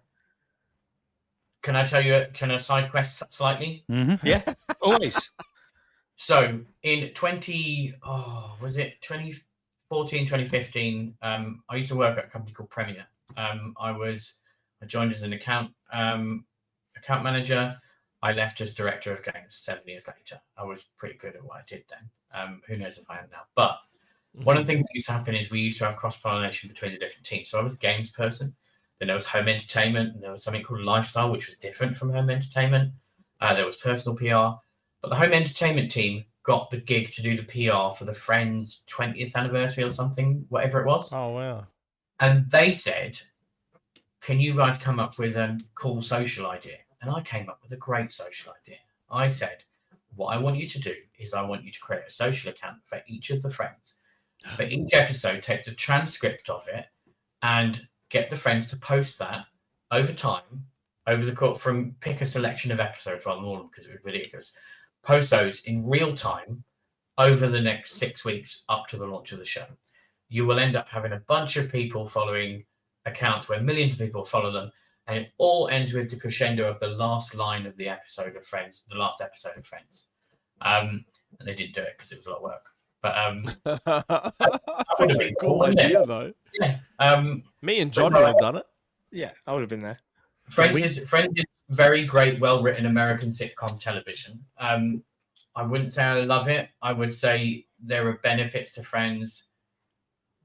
But if you gave me the option to watch The Curse of Oak Island, my wife hates it, and I would watch it every time. That a shadow of a doubt. Really? You're about to say, what's The Curse of Oak Island?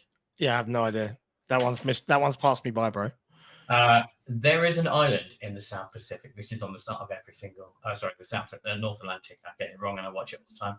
There's an island in the North Atlantic called Oak Island, and about 300 years ago, somebody said they discovered something called the Money Pit, and everybody's been trying to find it ever since.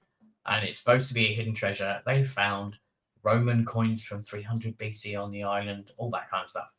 And The Curse of Oak Island is a treasure hunt, which they should have probably solved by now, but we're on series 12 soon. It is. It's got 12 seasons of this stuff. It launched in shocking 2014. evidence of Norse people on it. I saw. Yeah, that I can tell you, they haven't found it yet. So you can probably skip the last 12 seasons and just get stuck in. With a new one. Is this a History Channel? Of course, this is on History Channel. It is, yeah. America. I find it fascinating because of the characters. So much like Friends is great.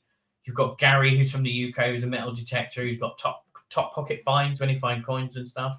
You've got Laird, who is related to somebody from Newcastle because he wears a Newcastle cap every week. You've got the people that have got all the money to bankroll all of this, who turn up and go, "Hey, we're going to find the treasure this year." And you're like, "No, you're not." But it's still a fun watch. That's television for me. I'll get my coat. Sorry. Fair. Also, I've never watched an entire episode of Friends, and I never will. Boo this man. That's okay. I have never watched an entire episode of Seinfeld. I just was not into TV at that point. Really? Yeah. I don't dislike either. I don't dislike either of them. I just have no interest. I haven't even watched Arcane. Seinfeld's good too. I need to watch Arcane. Neither have I. We have one more community question. This one's a little different.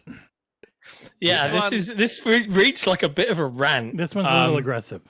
It actually reads like it might be attacking Gareth. Sorry? It reads like an attack on Gareth almost. That's okay. Okay. I think this is frustration coming through in his words here rather than an attack. I wanted to write things like that in the past. I just never have. Just This is gonna from Jordan Handel. As a member of games media myself, my question is: why is Press Engine so hard for new people? For people new to the system. I write for an outlet that averages around 100k visitors per month, as well as co-owning a smaller outlet. Yet I have never been approved once for anything through Press Engine, specifically, despite having written 44 reviews in the 2 years I've been writing and working with some of the biggest publishers in the industry to provide coverage for their games.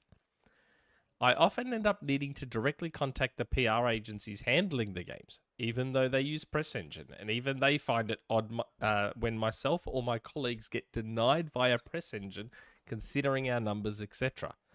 Gareth, come on, mate. Step it up. This is even harder for newer members. What's the name? Hold on.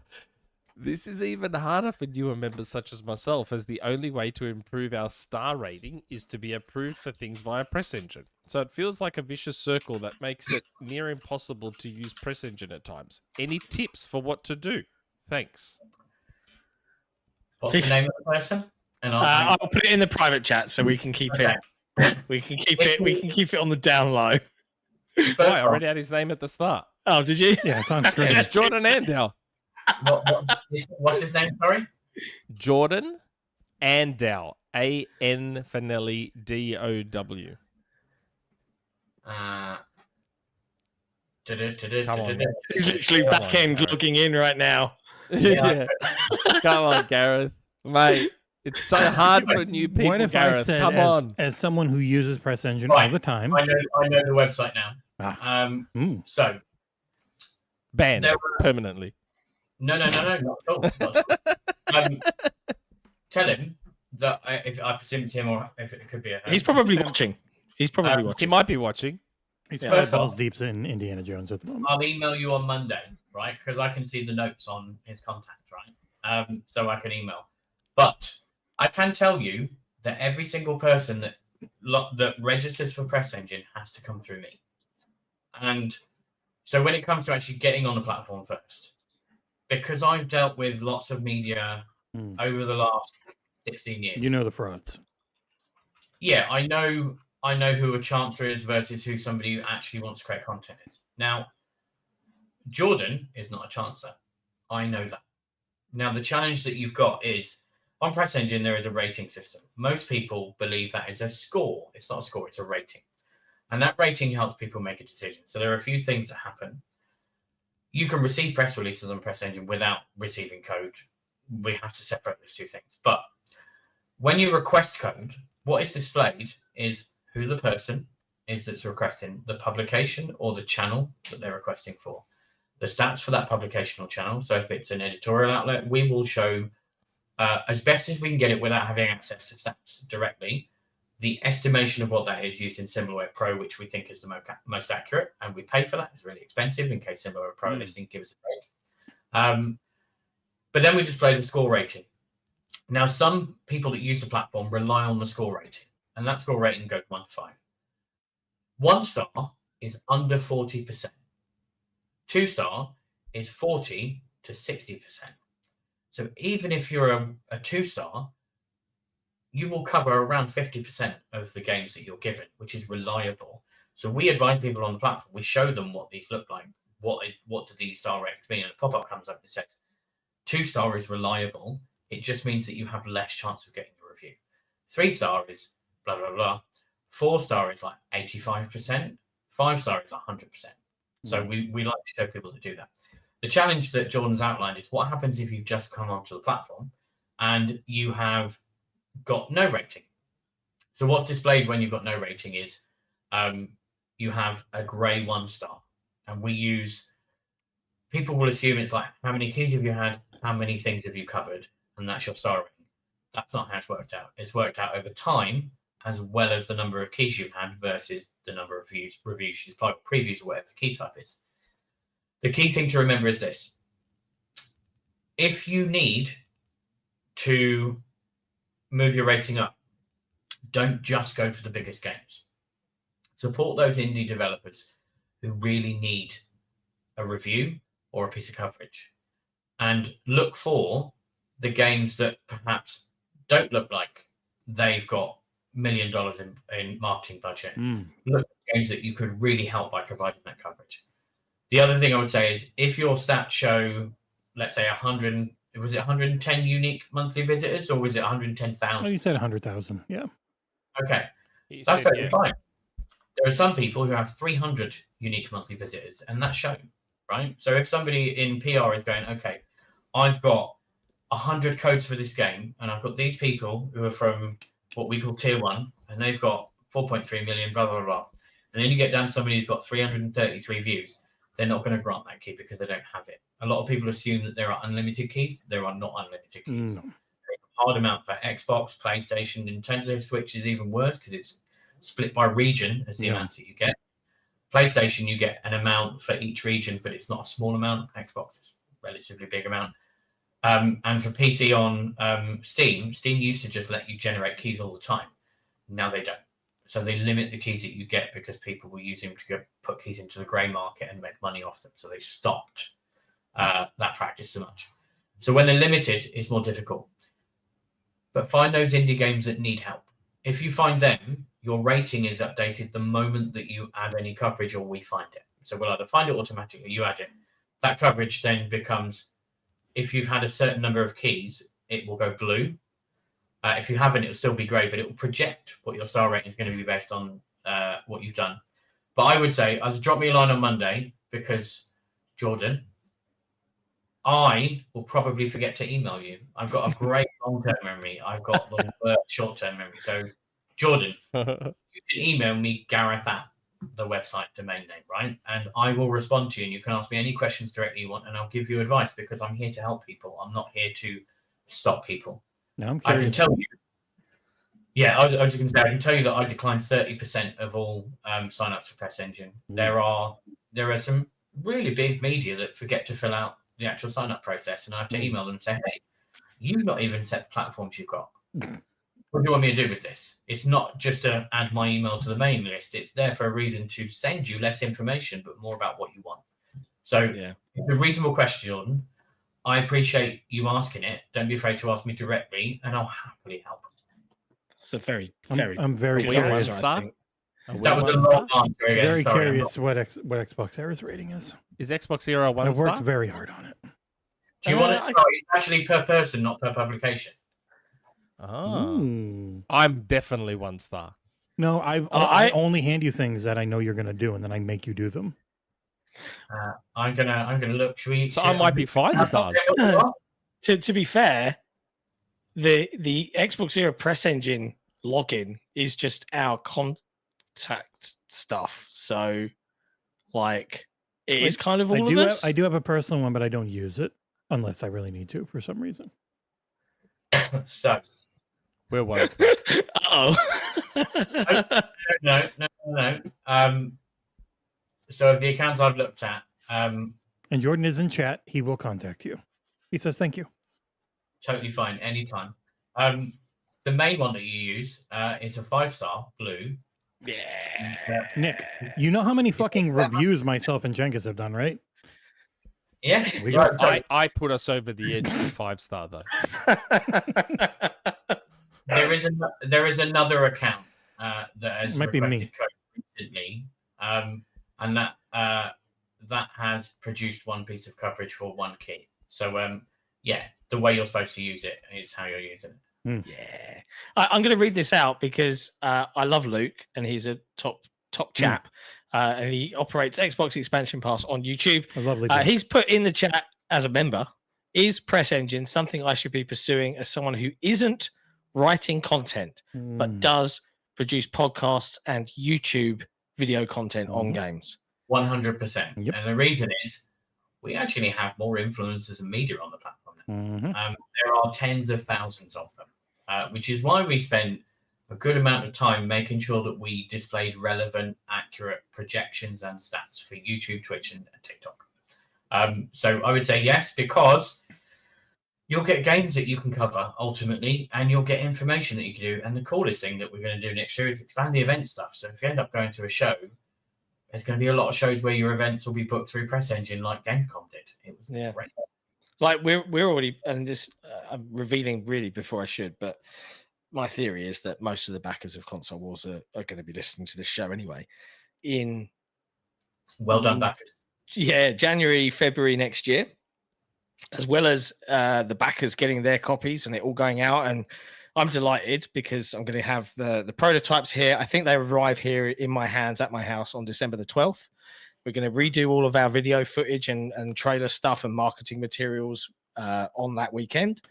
And then we're going to do the fulfillment and everyone's going to get their copies. And then a month or so later, or end of March or beginning of March, we're going to launch and we're going to go for retail with Console Wars, a card game, which is an amazing moment for us.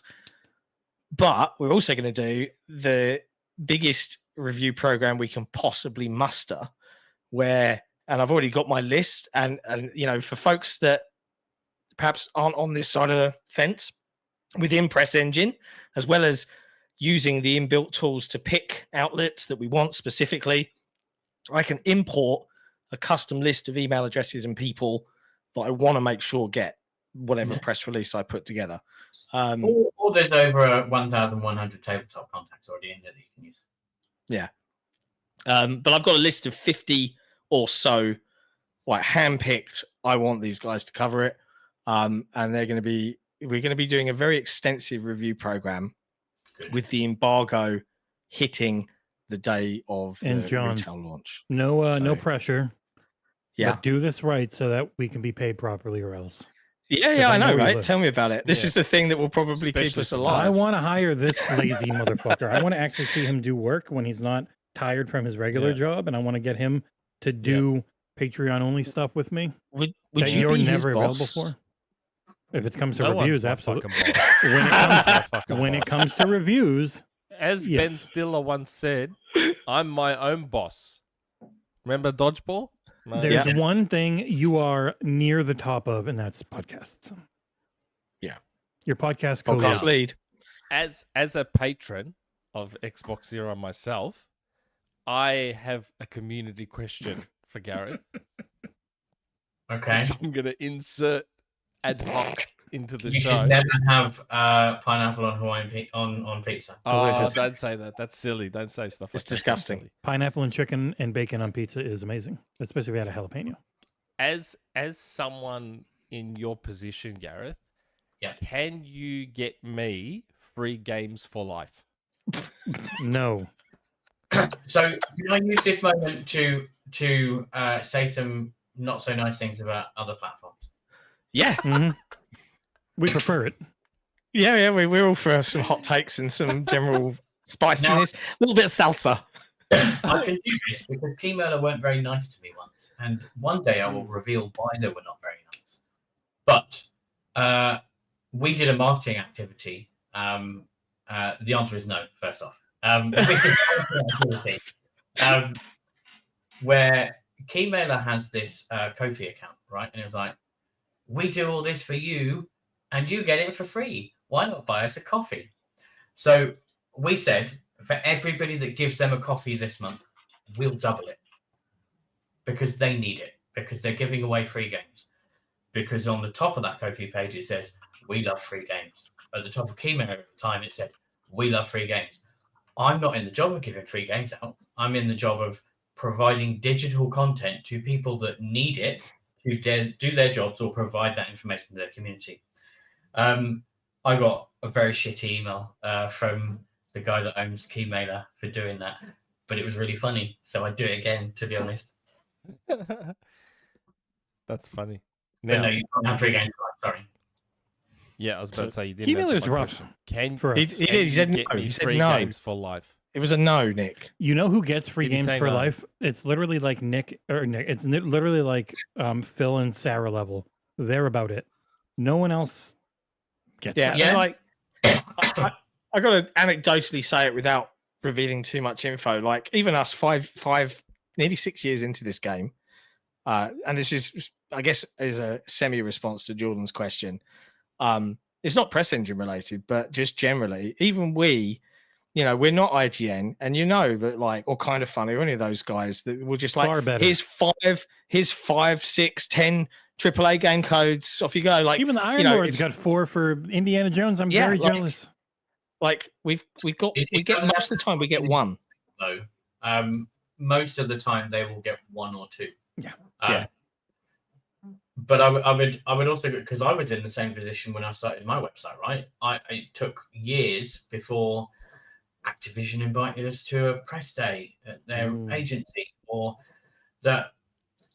I would say the more you do it, the easier it becomes, because the more reliable you are as a publication, the more that PR will rely on you to provide the coverage that's what they're paid to get, right? Mm-hmm. Yeah. And the best thing you can do is be amenable to it. And this probably helps for Jordan as well, I would say, is one of the things that Jordan probably gets frustrated with, and you guys might as well, is you do loads of coverage on a game and it comes to review and they don't give you a key. Yeah, Not Nick, we did anymore. that. It used It doesn't to. happen much anymore. But That has been so much of my time as reviews editor. I have done 303 or 304 reviews in like 3 or 4 years because I was making companies like 47 very happy because they represent everyone. And like whenever John's joking about taking South of Midnight, I'm like, shove it up your ass. I have done 900 goddamn reviews I didn't care about because I want to now do the ones I do care about. So you can start doing some ones you don't care about, you hat wearing bad. I mean, I love you, John. yeah, but I'm doing Yeah, something midnight, you but- can start doing stuff like the Smurfs. Yeah, Instead of they've dumping chased me it on on that, me. by the way. Can you? Yeah, I just finished playing it last night. Hey, Oh well my done. God. Well It can done. I'm just proud be, of you. Just be written. Just write 500 words. It's fine. No, Yeah. I'm doing a video. I've taken a bunch of footage. I'm doing it at a principle now. I love it. I love it. I love you for this. But you have I to love have you for background this. music. You can just have the sound effects of the game. We don't do that Why? because we I don't do it that. way. That's not our videos. I will delete it. I don't have any background I music. will to find put it for in you. there. It's all there. Literally just put the Smurfs Pro Dreams tip. OST, bam, or turn all the sounds off in the game except for music and record a 5-minute loop. Yeah, Or else that's I'm the firing you. easiest way to do it. Who's the agency working on this Smurfs game? Who is I the know guys anyone working on did one Smurf? earlier this year, but it's probably another Smurf game, isn't it? It's Smurf Dreams. They're the same guys Smurf that worked Dreams. on Empire of Ants, which I'll be doing Microids. a Let's I Play think it's of. Microids. Microids. So Microids is so the brand name is not the same Microids that it was 20 years ago, right? When Microids were still around. So it's a bunch of people that bought into it and stuff. The people that do it now are good people, but the problem, I'm not going to disparage their game. I'm going to say I once reviewed Barbie's Horse Adventures. Stick it. And I gave it a 7 out of 10. Oh, wow. It was a good game. To be fair, I gave Bluey a 6.5, but my kids overrode me and gave it a 10. So Yeah, they absolutely should. Apparently, Yeah. like Bluey is the best thing ever. Apparently, but have you Never not watched an Bluey? episode, never will. Don't no, watch it, yeah, I'm Gareth. with you. Never Don't. will. Honestly, Don't. For that now.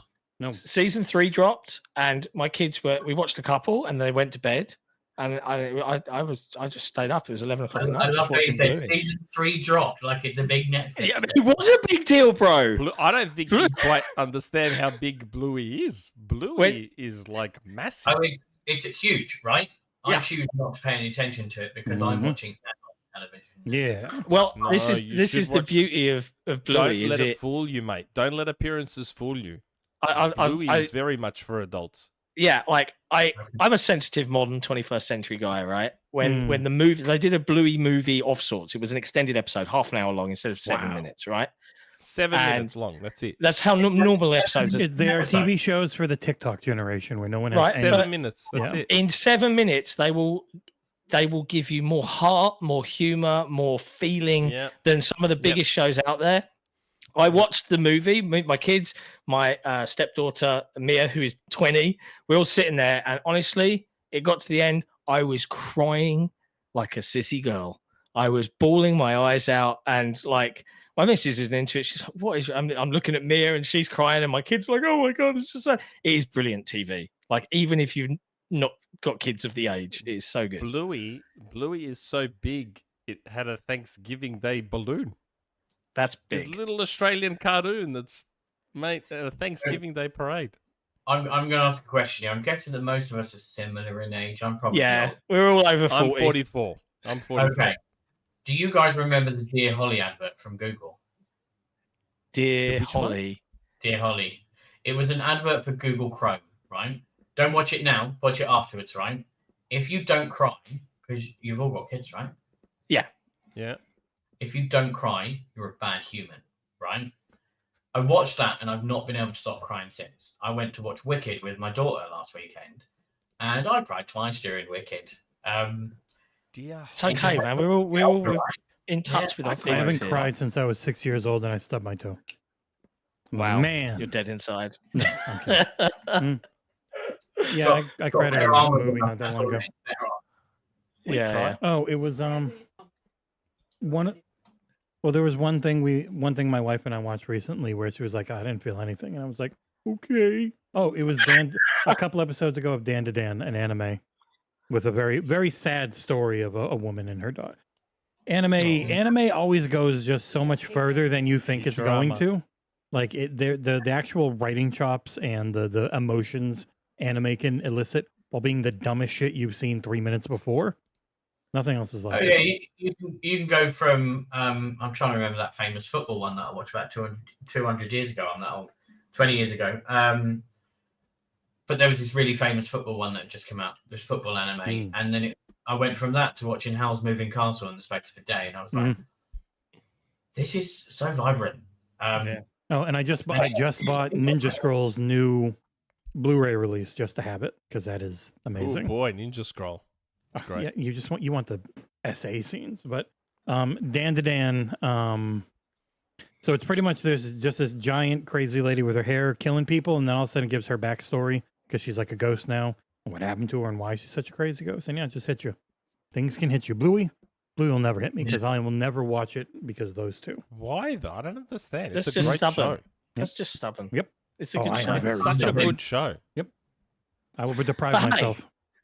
I'm going to desperately try and. We haven't even talked wrestle about this. what we've been playing. I know. I'm going to wrestle this vehicle back on track, but also I'm not because Yeah. Gareth's here and it's an opportunity. And you want to just go play Indiana Jones. I know you. It's really nice we can get to say it, and that reviews are up at 7 p.m. Eastern on Thursday, right when the game goes live. it will be a premiere. It will Why be a didn't premiere. we get more codes? Because we're not big enough. But also, so I put up a news story and I felt bad because they're not handing out codes. They're doing their normal flight thing that they do with Xbox reviews. So it's not codes. You have to be whitelisted. Yeah, so that it's whitelisting for an insider rep. So it's not the codes. So I can't say more than that other than they've done it with Halo, they've done it with Diablo. So that's a limited number. That's why we probably only got one. I'm very jealous of the Iron Lords getting 4. No Steam codes, maybe we could get more of. I'm hoping to get one on Monday, but that wouldn't help you, Nick. Yeah. It's time to get a PC, Nick. Come on. Mm-hmm. I'm gonna touch on two more Trying things to before get a ROG Ally X out of Asus. I would get one. Yeah, they're great. Mm-hmm. I love it. And It's $1,500 Australian, so I'm trying to get them to send me one. I've got a Do they have a rep out in Australia? I never use these, I Nick. don't bloody know. I'm But I trying won't to give them to use you. my considerable influence. Why not? What are we going to do? Right. So I want to talk about a couple of things before we dive into what we've been playing and some other news bits and pieces. But seeing as handhelds have been brought up, I'm going to kind of wrangle industry thoughts from Gareth, the new era of what gaming is going to be, and some of these PlayStation handheld and Xbox handheld stories into one medley that we can kind of discuss as a topic. So we've heard Phil for a couple of years talking about, I love handhelds, and we've now had the kind of full out and out. Yeah, it's a couple of years out, but we're working on an Xbox handheld. In the background, we've heard that on Xbox's side, it's going to be some sort of hybrid device, not in the way that Switch is. But it was that as very well. recent that Tom Warren intimated on Twitter that it is going to be an Xbox device that can access Windows and play those games. Correct. Yeah. And then we've got Bloomberg this week saying Sony are also working on a handheld console. Weirdly, they specified for PS5 games. Now, Jesse and I got clipped out of context by the Twitter console warriors this week because we were like, that's not possible unless you want to run everything out in 10 minutes.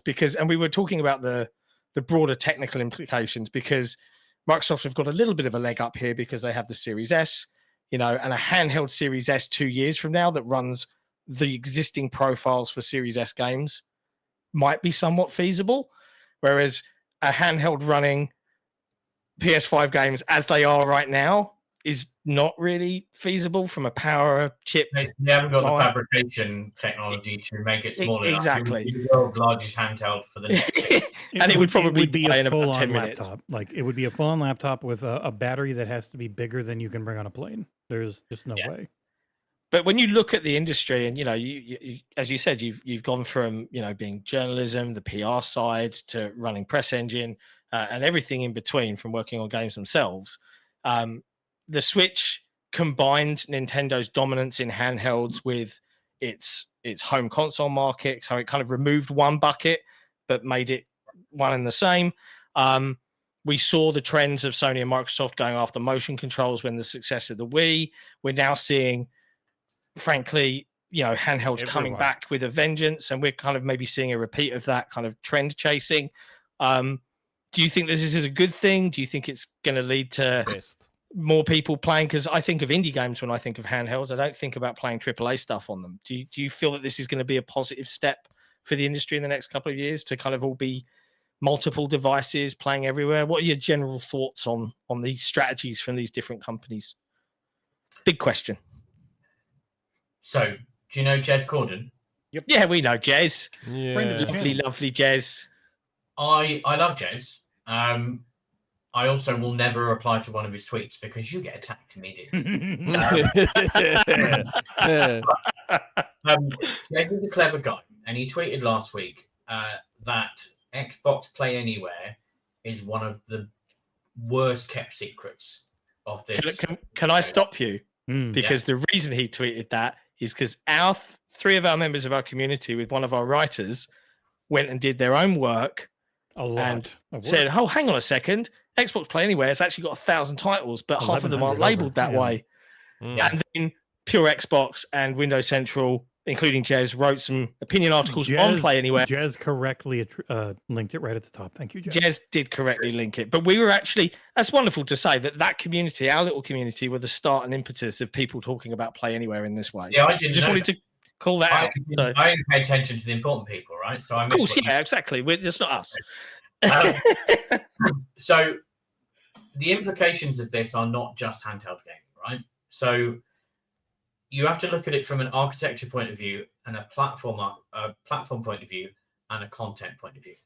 If you look at the investments that both Microsoft and Sony have made in recent times, they've spent a lot of money securing content by buying studios. Bungie is owned by PlayStation, S.T.A.L.K.E.R, right? Yeah. They've also invested a lot of money, multiple billions in Fortnite. You'll see a lot of this all over the place, right? Microsoft have done the same thing, but they also believe in single-player games. PlayStation are very much live service at the minute. Microsoft are also live service, but a sprinkle of single-player games. Single-player games won't die. Single-player games are why the Nintendo Switch is so popular.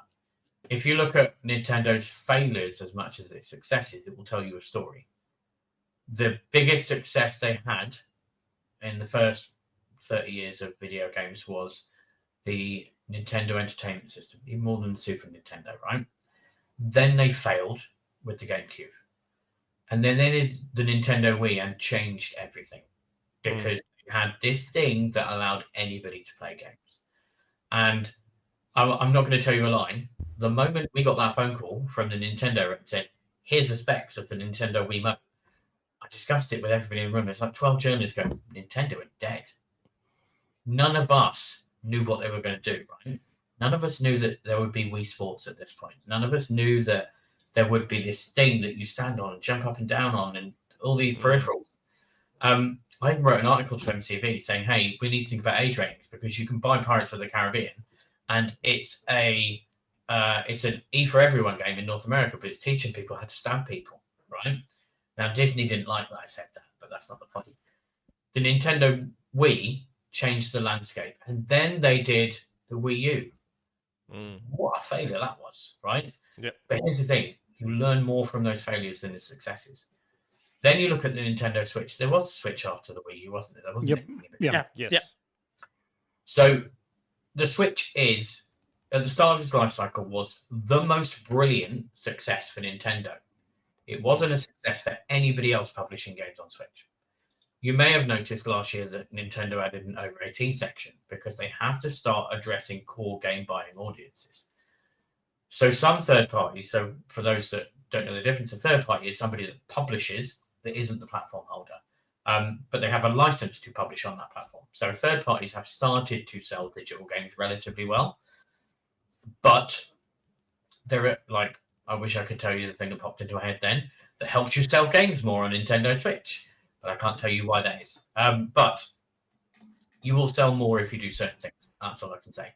But the Nintendo Switch is an example of a hybrid console because you can plug it into your television and you can take it with you. I have a Nintendo Switch. The only games that I own are Mario Party because I will argue with anyone it's the best Nintendo game we've ever made. Full stop. Because I'm not with you on this.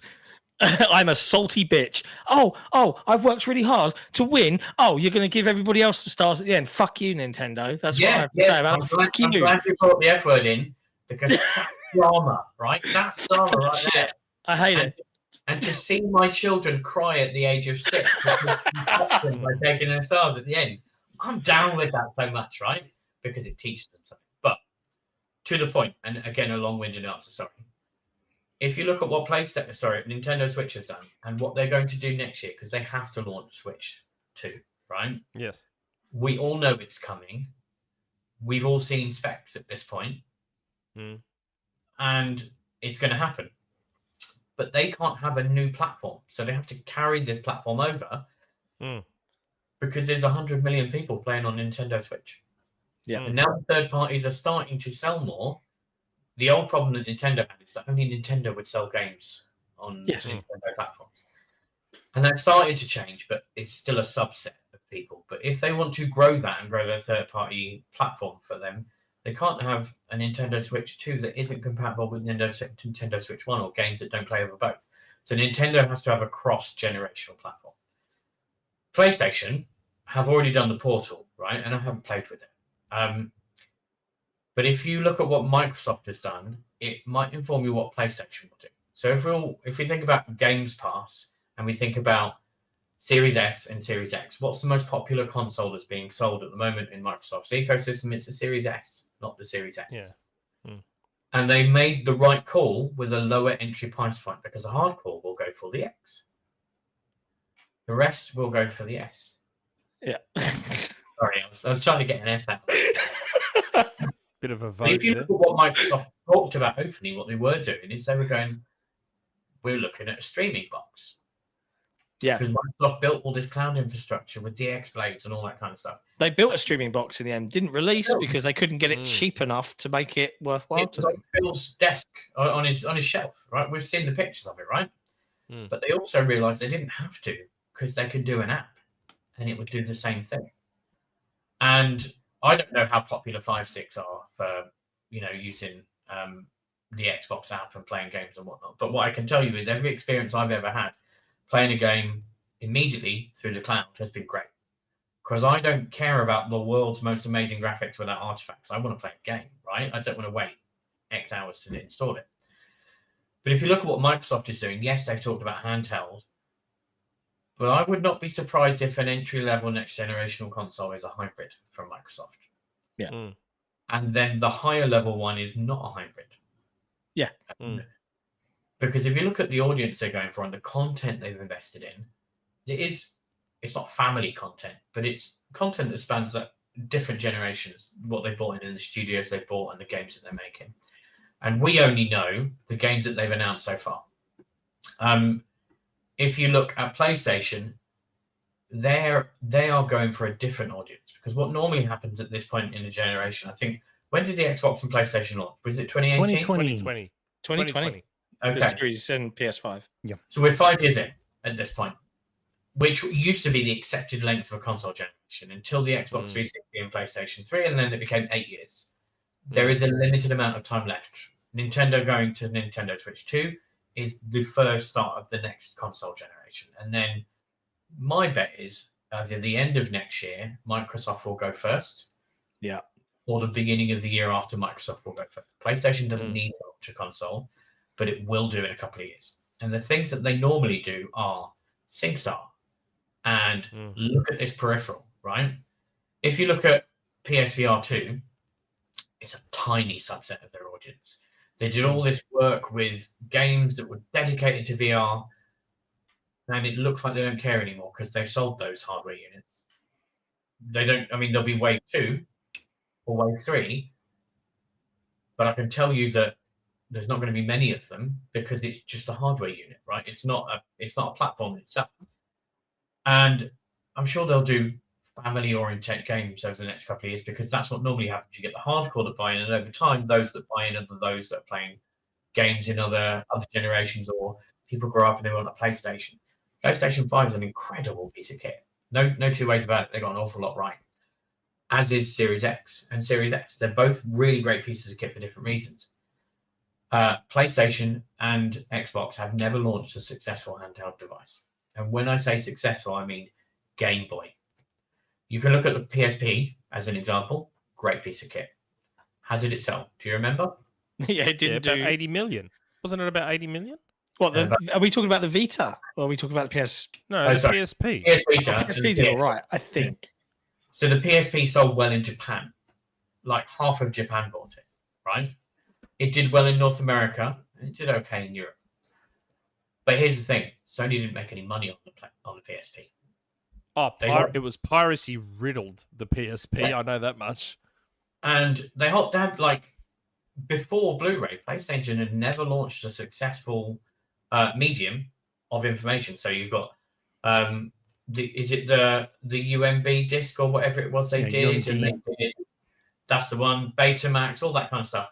The first time Sony won a platform and it was worse. Blu-ray versus HD DVD, and HD DVD was the better platform. It was accepted by the first adopters. Yeah, I agree. Porn picks the winner, and they chose HD DVD. But PlayStation won the war by buying the content to be exclusive on Blu-ray. Yeah, and they've done a fair bit of that during this generation as well. And the PS3 was a decent Trojan horse as well. It was, yeah, absolutely. And Microsoft pays PlayStation a license every time they sell a console because it's got a Blu-ray player, right? And so where I say look at what everybody's done before we talk about handhelds, I don't think Microsoft will do a handheld. I think they'll do a hybrid. And the thing that's really good for that is PC gaming. Because if they do a hybrid that connects to an Xbox that has access to other storefronts like Steam, as an example, that allows, and it could be a Steam app on Xbox, as an example, but it allows people to play whatever they want.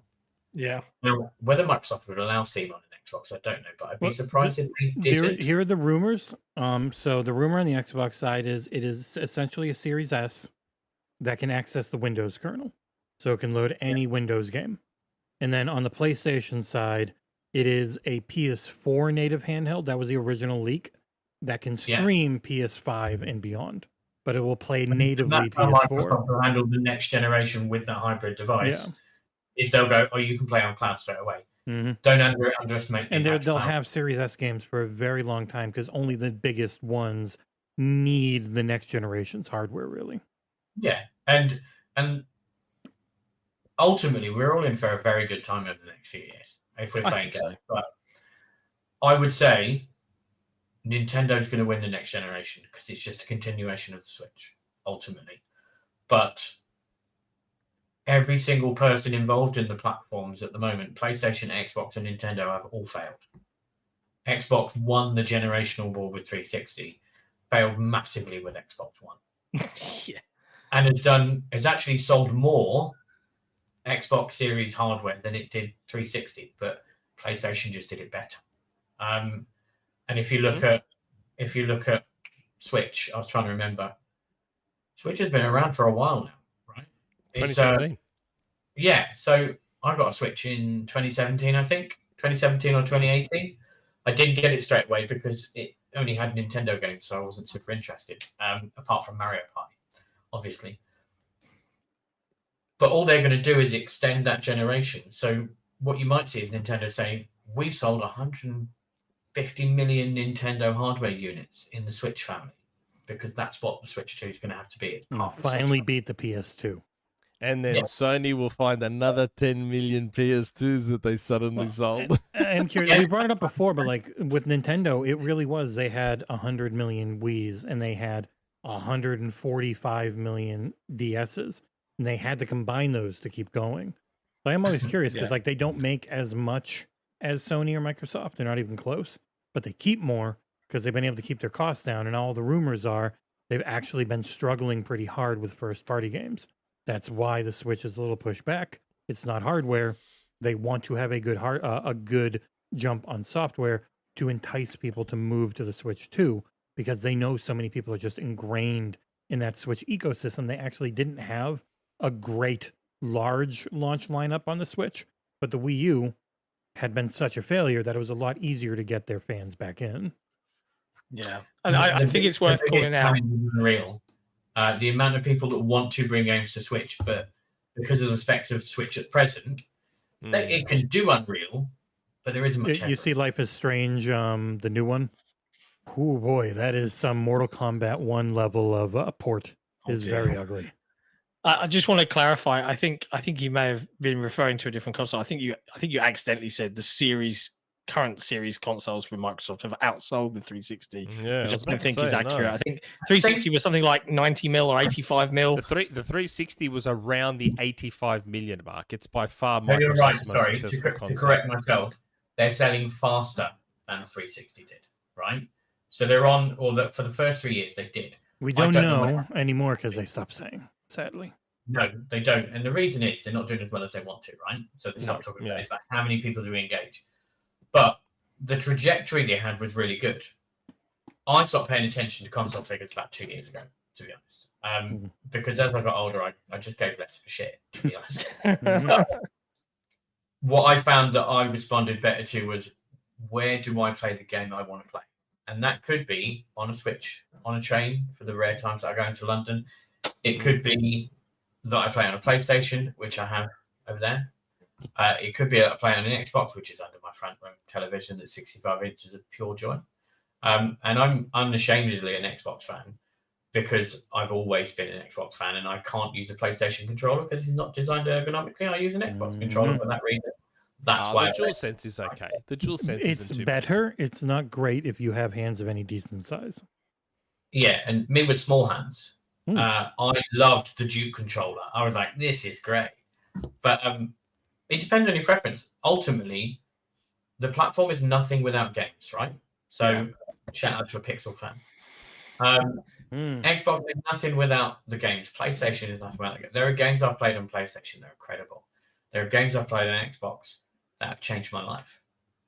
And that is because I resonate with that platform. I can guarantee you I'll buy a hybrid or a handheld from Xbox. I probably won't buy the PlayStation one simply because I don't need to, because more of the games I play are on PC or Xbox. Yeah. I want all three of them to have a portable hybrid. That's all I want. I just want portable the main hybrid. issue with PlayStation is they don't have the profile to run on one. Like they only have PS5 what games. confuses me about that rumor that popped up, Mhm. because I always theorized that they probably Well, wouldn't. there do was a there portable was a for- previous rumor about them having 2 system on chips in the work, with Yes. one of them being a native PS4 playing mobile device focused on streaming new games. So that's why it was very confusing to see that it said, "Oh, it's going to play PlayStation 5 games," like Yeah, natively, because to me, because it can't. if Sony's going to make the investment in a portable that plays games natively, it would be currently being made alongside the PS6 to be the Series S to the PS6. Because why in 3 years' time would you bother releasing something that plays PS5 games natively when people are moving on to the PS6? And when even logically you can't do that. Like even the Yeah, memory more bandwidth noise. right now. Transistors enough.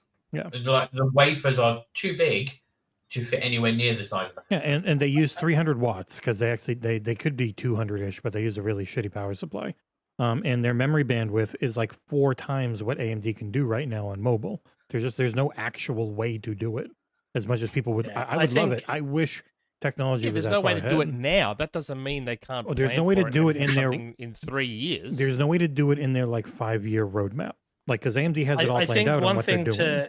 to call out or bear in mind is, people say, why bring out a PS4 native handheld, right? PS5. 48%. PS5. Yeah, but the original rumor was PS4, and we know from like I think it was a Circana report or something. 48% of PlayStation's audience are still on PlayStation 4, and look, Yeah. I am of the opinion. What a great that 1080 console. that 1080p 60 is fine. Yeah, still. it's the GTX especially for a 1660 handheld. Ti PC crowd. Like they've been around We're for seeing- a decade. Yeah, we're seeing it, modern new indie games still launching on Xbox One and PlayStation 4. Why? Because there's a massive audience there. Why not leave them out? And 2, because your games can still run on those machines. So if you can say to a PlayStation gamer, hey, here's this handheld, it will run everything you've ever bought for your PlayStation 4 natively. You don't have to worry about anything. It will just work. And it can stream future PS5 or PS6, whatever games. I feel like that's a reasonably good value proposition. Physical demonstration. Nick's showing But off yeah. the game I got him the code for. So I'm going to add one final thing into this debate, which I Mm. think is important to remember, right? Yes. And I'm going to bring my Xbox fanboy. Yeah, baby. Super mega It's an boost. Xbox podcast. Mega boost skills. It's an Xbox podcast, man. Screw That's PlayStation. right. So let's remember what Microsoft have done or has done for gaming, right? Died. They put an Ethernet port on the original Xbox, and they launched Xbox Live. They Hard didn't drive. just launch Xbox Live; they launched it with voice chat, which changed online gaming for everybody, And right? worse. And me and a friend could talk instantly without crappy phone lines for free, right? That was brilliant, in my opinion. Yep. But it changed online gaming because people realized they could talk to each other. Now, I don't play that much online gaming anymore now because people don't talk to each other. They just shout stuff at you. And Party chat was the worst invention, I think. I mean, I like it, but I also hate it. It ruins that social vibe you'd get in Party old chat. Been in COD lobbies, bro, lately. Yeah. But if you think of that whole setup, right? That one decision, which Jay Allard was adamant, it has to have an Ethernet connection, right? Because we're going to do this, and this will bring this revenue in. That changed Sony's mind, because Sony had built in a modem adapter into the PS2. Mm. With the PS3, it had Wi-Fi and it had that Ethernet. If Microsoft had not done that, that wouldn't have even been an afterthought for Sony. He sounds like It's you, still Nick. I said the same You know, thing. another Yeah. 10 Yeah, years. that's exactly what I said. And then, if you then look at the achievement system, what do you think the achievement system was designed to do? Keep people playing games. for Engagement. longer, right? And then PlayStation got an achievement system. And then And a Steam better got one. an achievement system. I'd argue a better one. Yeah, I think so as well. Mm. I think Mm. My gamer score, when I used to work in magazines and online at the time, 2008, I stopped writing, was like 60,000. I was like very proud of that. I've got so many games in my library. And it's now only about 85,000 because I don't get on my own Xbox because my son uses it for Fortnite, right? So I'm kind of embarrassed by that. But all the games that matter, like Trials series, I'm there. But Microsoft did Ethernet. It did Xbox Live. It did all these cool things like achievement. Digital storefront. Yeah. They were the first. Hard drives in a console. Yeah. There's a lot of really cool things that Microsoft has done. And if you remember back to Summer Games Fest last year, Sarah Bond said something very interesting. And she said, we're already working on the next set of consoles, and they will be the largest generational leap you have ever seen. Technological leap. Technological leap. To clarify, because I think Yeah. that is the Yeah. important Right. key. When we talked with Jason Ronald, he was like, it's like a decade-long process to make any of these. So they've been working on it Yeah. probably for a little while. They've been working on it before the Series S and Series X came out, right? And that involves everything from ergonomic console design through to motherboard, system on chip, actual designs of the wafers to get bandwidth up to the highest. All this kind of stuff is worked on by people that have paid so much money. PlayStation made great hardware. Nintendo made great hardware. Xbox made great hardware. Everybody wins. But if Microsoft is confident enough to say it'll be the largest technological leap you've ever seen, that's actually not designed for us. That's designed for PlayStation because it's Microsoft saying, we won once and we were first because we launched first. We lost the next one and we've probably lost this one. But Microsoft is not a company that likes to lose. It wants to win. And the hybrid model is exactly what Microsoft wants, because if it can have a Windows kernel on it where they can access not just Xbox services, but other services like Office 365, your email, all that kind of rubbish that they tried with Windows Phone and should have kept doing, but kind of dropped out after buying Nokia, right? If you have that, you have Microsoft in the living room. Xbox is not enough to bring Microsoft into the living room. But having something that Windows, like when the Xbox One launched, it was Microsoft Xbox One. Have you noticed over time they've taken that Microsoft branding off because gamers don't like it? Correct. However, I would be surprised if that wasn't something they tried to push again, because they've invested so much in AI and server and core and cloud. Microsoft's business is based on how many Azure credits people use that they can bill out. Their business is not Office or Excel specifically or Outlook. Their entire business is based on, and their performance metrics are you hitting your Azure targets? wants, and that's compute power effectively. So they're going to build a platform that supports a console user base, also opens that user base up to other different areas. So But it's going to be an interesting time, and I don't actually know what Microsoft's going to do for the first time in a long time. But isn't there an irony in the fact that to this day the Xbox One is still the ultimate Microsoft platform from that perspective? Again, it was that example of Microsoft thinking too far ahead. Xbox One is that device, so it's the one that's always listening with Kinect. It's the smart speaker. It's the one that's looking at you through Kinect and seeing what you're doing and blah blah blah blah blah. The Kinect was a great idea, implemented poorly, I would say. Yes. It If had you the talk HDMI in. So I can tell you that I had a conversation with Pat Garrett after the Kinect was announced in his hotel room in LA at E3. E3 was great. I wish I still did it. You get to go to LA and stay in the sun for a few days. It's wonderful. But I was in a meeting with him, and this is for the Xbox One Kinect, not the original one they did with 360. And he sat in his chair and he went, "I've just had a demonstration about this thing, and it's incredible what it does. They've showed us all this LiDAR stuff, time of flight they were calling it at the time." And I was like, is it game changers? Like, I've never seen Pat so enthused about it. Pat was the guy that he started and then sold VG247.com. He was a really knowledgeable, good journalist.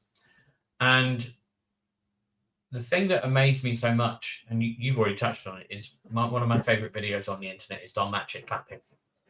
And so if you haven't seen it, there are videos of Don Mattrick clapping for about an hour and a half. And he is the most Microsoft that Xbox ever got. And in my opinion, when Peter Moore left, who then eventually went to be the CEO of my football club, I'm kind of glad he left that. Boo, Liverpool. He's not a bad person, but I think Peter Moore did a lot right at Microsoft, especially taking on, the red ring of death and going, we've got to write this off. And to have the balls to walk into that meeting and say, we've got to give these people this much money and we're going to have to spend this much on console. That takes some balls. But when he left and Don Mattrick came in, I've never met Don Mattrick. I've got some anecdotes I could tell you about him off the record. But what I can tell you is that he wasn't well liked at Microsoft.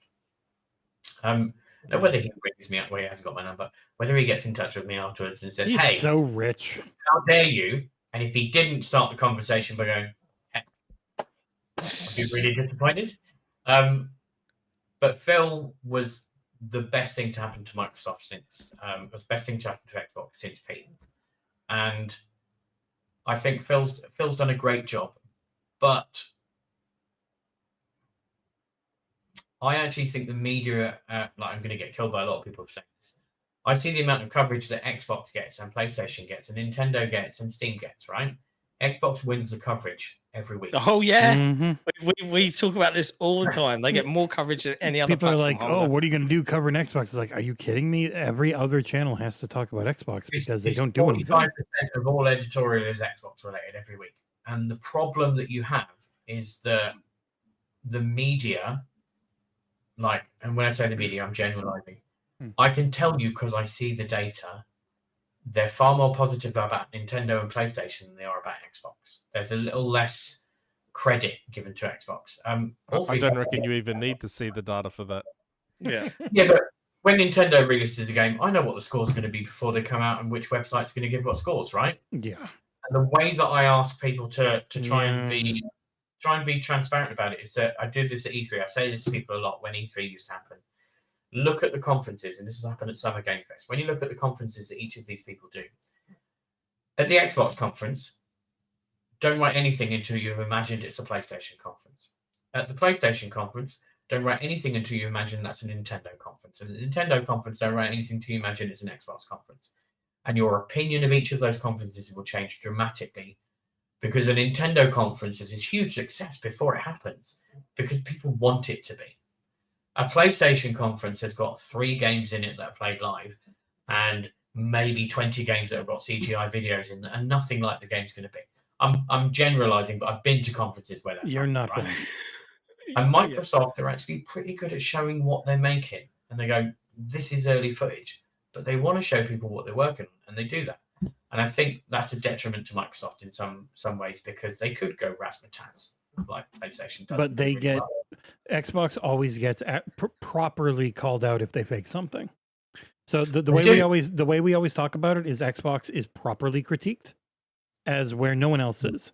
So it's not that Xbox shouldn't be critiqued; it's that everybody grew up on PlayStation and Nintendo, so they just do not treat them the way that you should as impartial media. Like it makes me laugh how much coverage, talking about coverage that the media gives towards Xbox. It's like, Jesse made the joke just now. Oh, what are you going to talk about? Just Xbox. They've got I'm like, what do you guys talk about on PlayStation podcasts every week? Like, fuck all.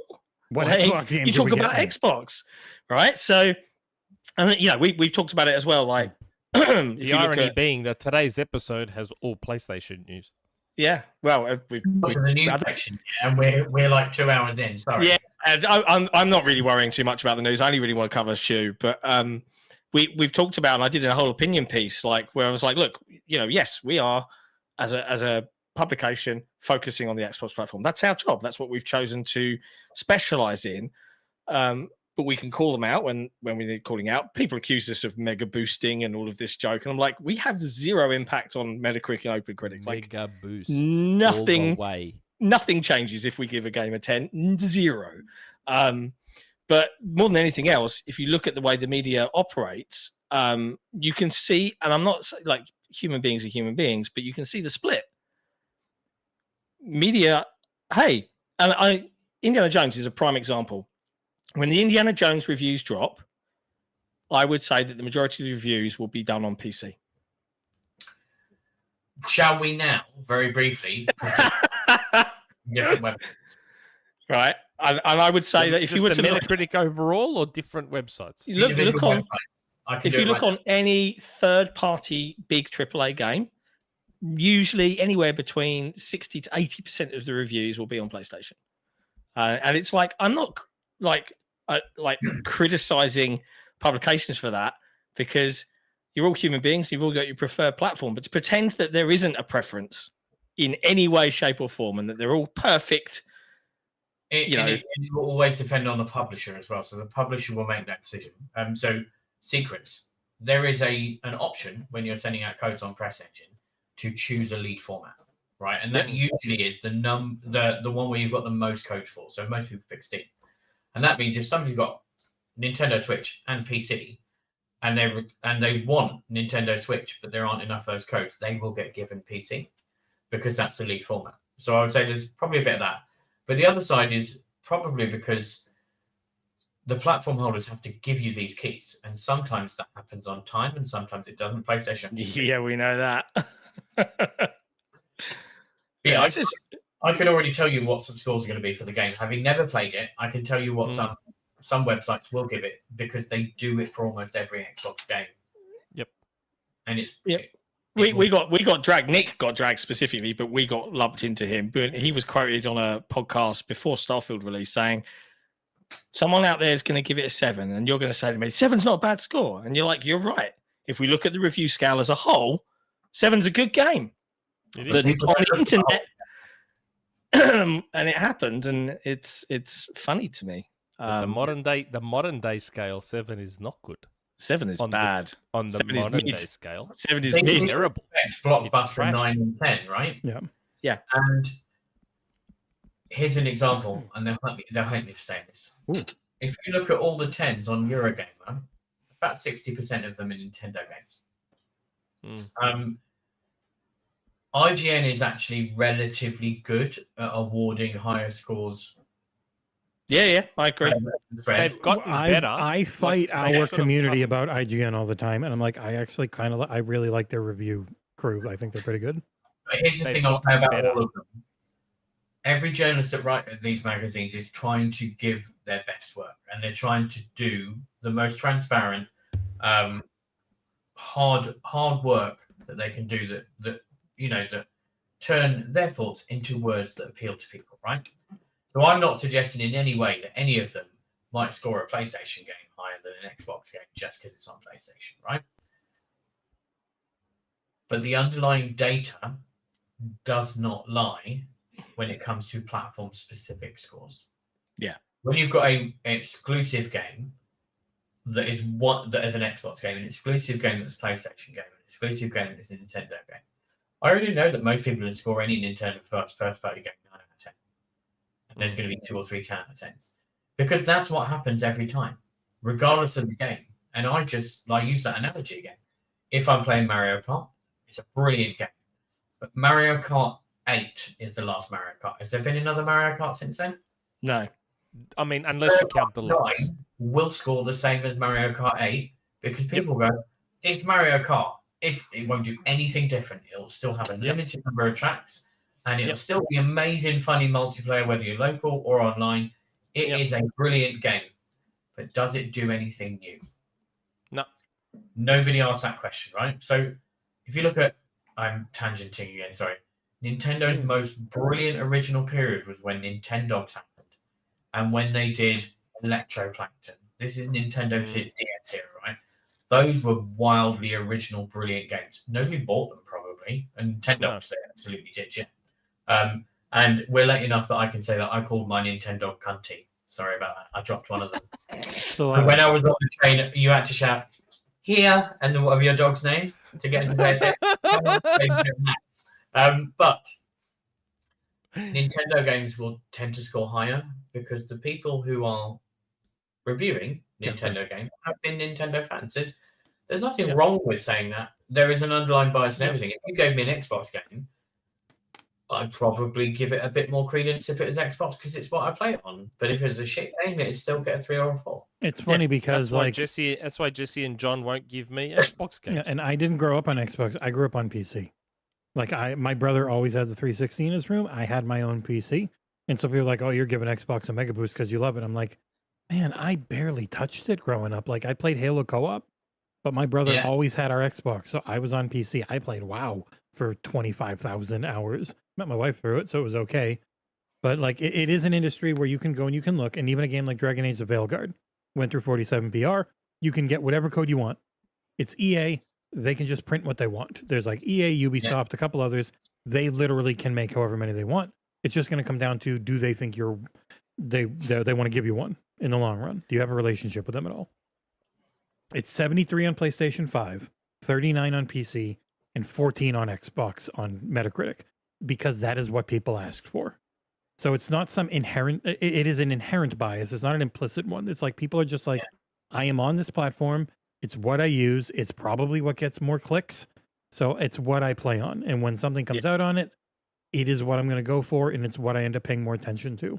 It's just human nature. Like, people want to put huge conspiracy theories on everything when it comes to reviews. And the reality is, everyone doing review is doing it because they want to. Because reviews don't make any money and no one is paid for them. And that Ralph Calantonio guy saying, oh yeah, it's a bad thing because everyone buys reviews, and John Drake replying to him on Blue Sky like, what the fuck? If I could buy reviews, I would, but I can't. You cannot buy reviews. It is much more, as someone who has done... Here's the thing. It has happened in the past. For a fact. Yeah. Right? And when I started being a journalist, it happened. I know people that received a television in return for a good score. I got a Redfall controller. They bought me.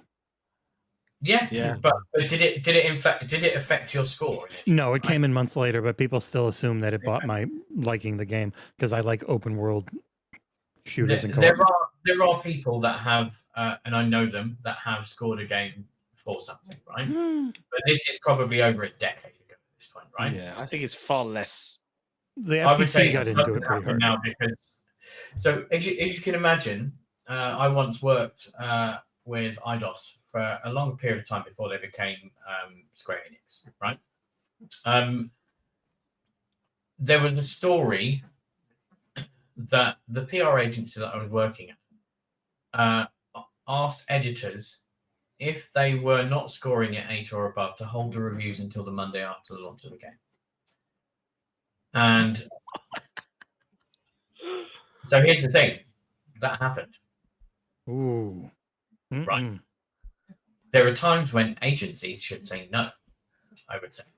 Now, I can say that happened because it was a very long time ago. and because it went on the internet very quick, it was the early days of Twitter. There's a journalist who works for Maximum PC now who worked for GameSpot at the time, and he tweeted, IDOS's PR person has just asked us to hold a review. So somebody else rang in to try and confirm this, and somebody working at the agency said, yeah, we've been asked by this person to do that. Oof. Now, ultimately, the job of a PR agency is to get the best possible results at the best possible time, right? So if somebody said to me, I'm working for a PR agency, do you manage your review campaigns? Choose who gets code, when they get code, and when you expect their coverage to appear. Absolutely 100%. That's my job, right? If I'm running a PR agency, my job is to manage a campaign at whatever point I'm working at to produce the best results. Would I choose who got code and who didn't? Absolutely. Would I choose that based on who's probably going to score more, greater, based on previous reviews or their response to the campaign? 100%. Do I want to be ringing and saying, can you hold your review if it's not an 8? No. And I wouldn't have done that. I didn't do that, actually, to be honest. I got a real warning if you're not doing that. John's already written his 10 for, I mean, See, nothing. John, that's why we don't get the codes that other outlets do, because they know we will give proper critique reviews and not just mega boost the games. That's why we don't. It is funny because there was a game from Dangan Entertainment. I think it was Lost Ruins was the name. I don't know. It had like 13-year-old anime girls naked in it, and I ended up giving it a 4 because it just wasn't very good. And people yelled in the comments, "They're never going to give you a code again."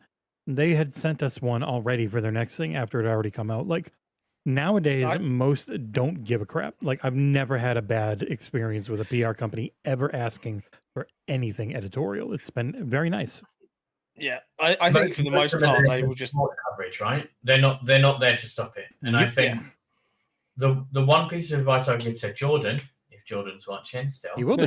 He loves and you guys, is see in comedy that's called a callback. I don't know what it's called in podcast, but that was quite good. Callback. Nailed it. The one piece of advice I would give to anybody is just talk, right? There's this thing here, right? Nobody uses this for what it was designed for anymore.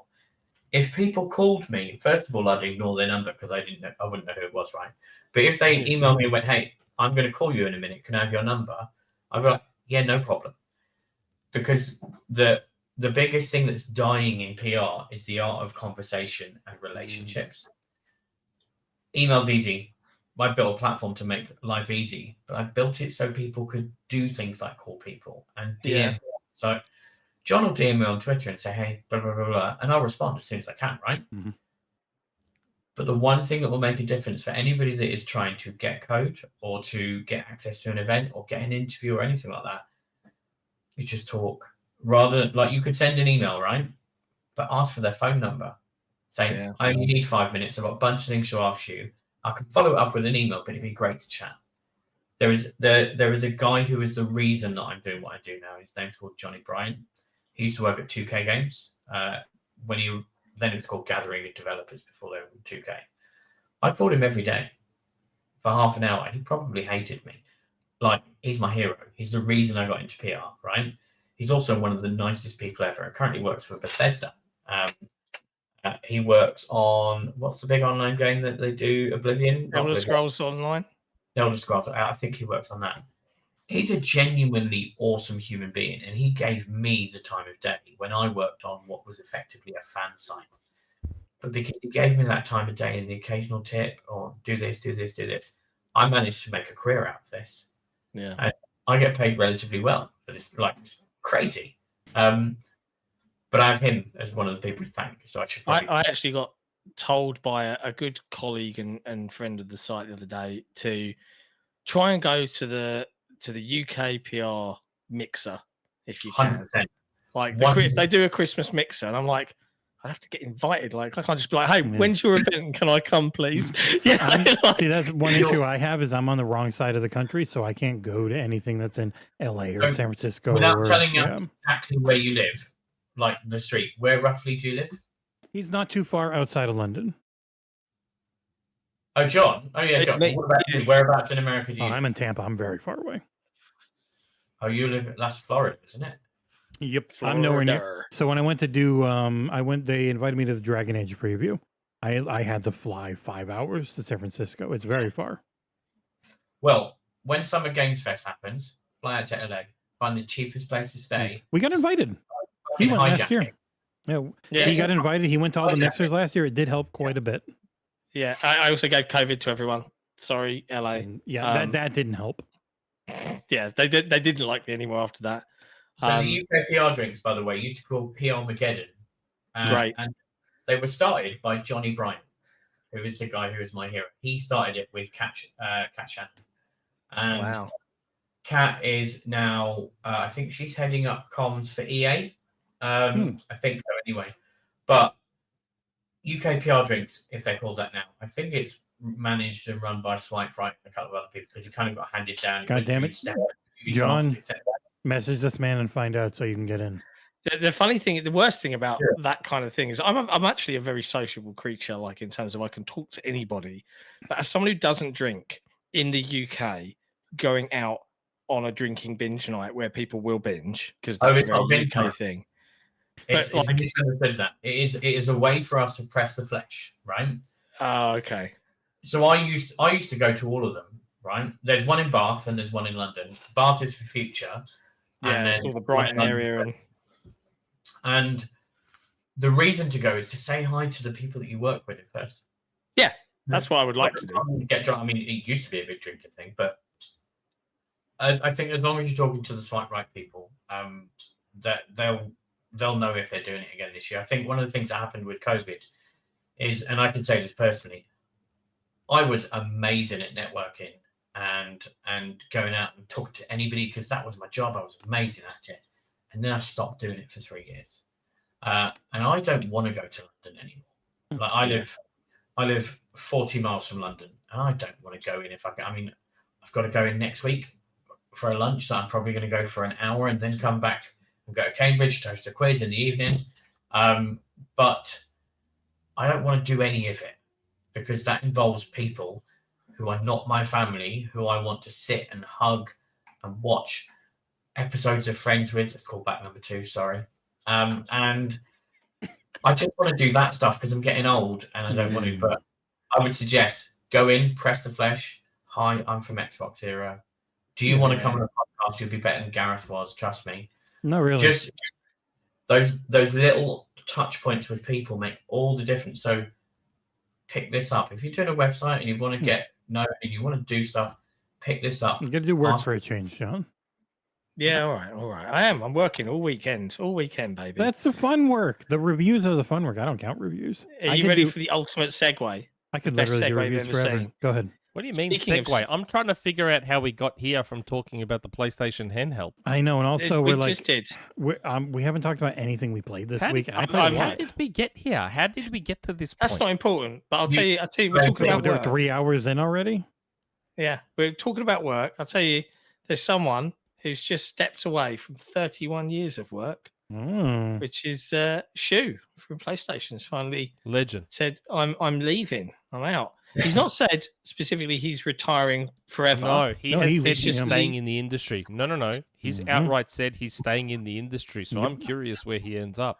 We have a community question that might be asking about that, even though the community question is not complete. It is a statement, and hey, super chat from Jordan Andow. Super chat, Jordan Andow, £20 super chat. I'm now Gareth's biggest fan. He is a Liverpool supporter. So 2 questions. First, what do you think the score against City will be tomorrow? Yeah, 0-0. So that's a challenging question because Liverpool are the form team in Europe, right? Everybody's talking about Man City and Arsenal, and they're going to win the league. And I love that because nobody's talking about Liverpool. Now they're starting to, and I don't want them to. I would rather be the dark horse. But Man City have they lost 4 in a row. They drew the 5th one. Man City, everybody turns up to play Liverpool, and I'm okay with that. Will they turn up tomorrow? If they play like they did against Spurs, we'll annihilate them. But Liverpool weren't City winning their last game 3-0 or 3-1? No, 3-0, and then I think, and then it was 3-all. 3-all in the end. I'm like, holy shit! And the main reason is they built their team around people that perform functions. And although Pep Guardiola said, "Oh, we've got loads of injuries at the minute," they've got 4. I looked earlier. One of those is Rodri. One of them is John Stones, who's a late fitness test, not an injury. Another one is Doku, who's a late fitness test, not an injury, but they're both rated at 25%. Found this new website. I was like, "Oh, I'm going to check this every week now. It has injury and how much they're likely going to get." But somebody asked me, they haven't got that many injuries at all. They just have key injuries. They also have a liability in Kyle Walker. So for those 17 people watching, I haven't even looked on YouTube, by the way. For those that are watching, 7,000 people right now. 7,000. No, sorry, 191. Yeah, right. 12 of them are Liverpool fans. So I'm a qualified coach and a qualified ref, which is why I love getting involved. I love coaching kids, helping them enjoy football and hopefully get better. That's what's important. My team is unbeaten this season, by the way. I just would like to. What is your team? Promoted. We've not been beaten, but I don't know what's going to happen tomorrow because City might turn up.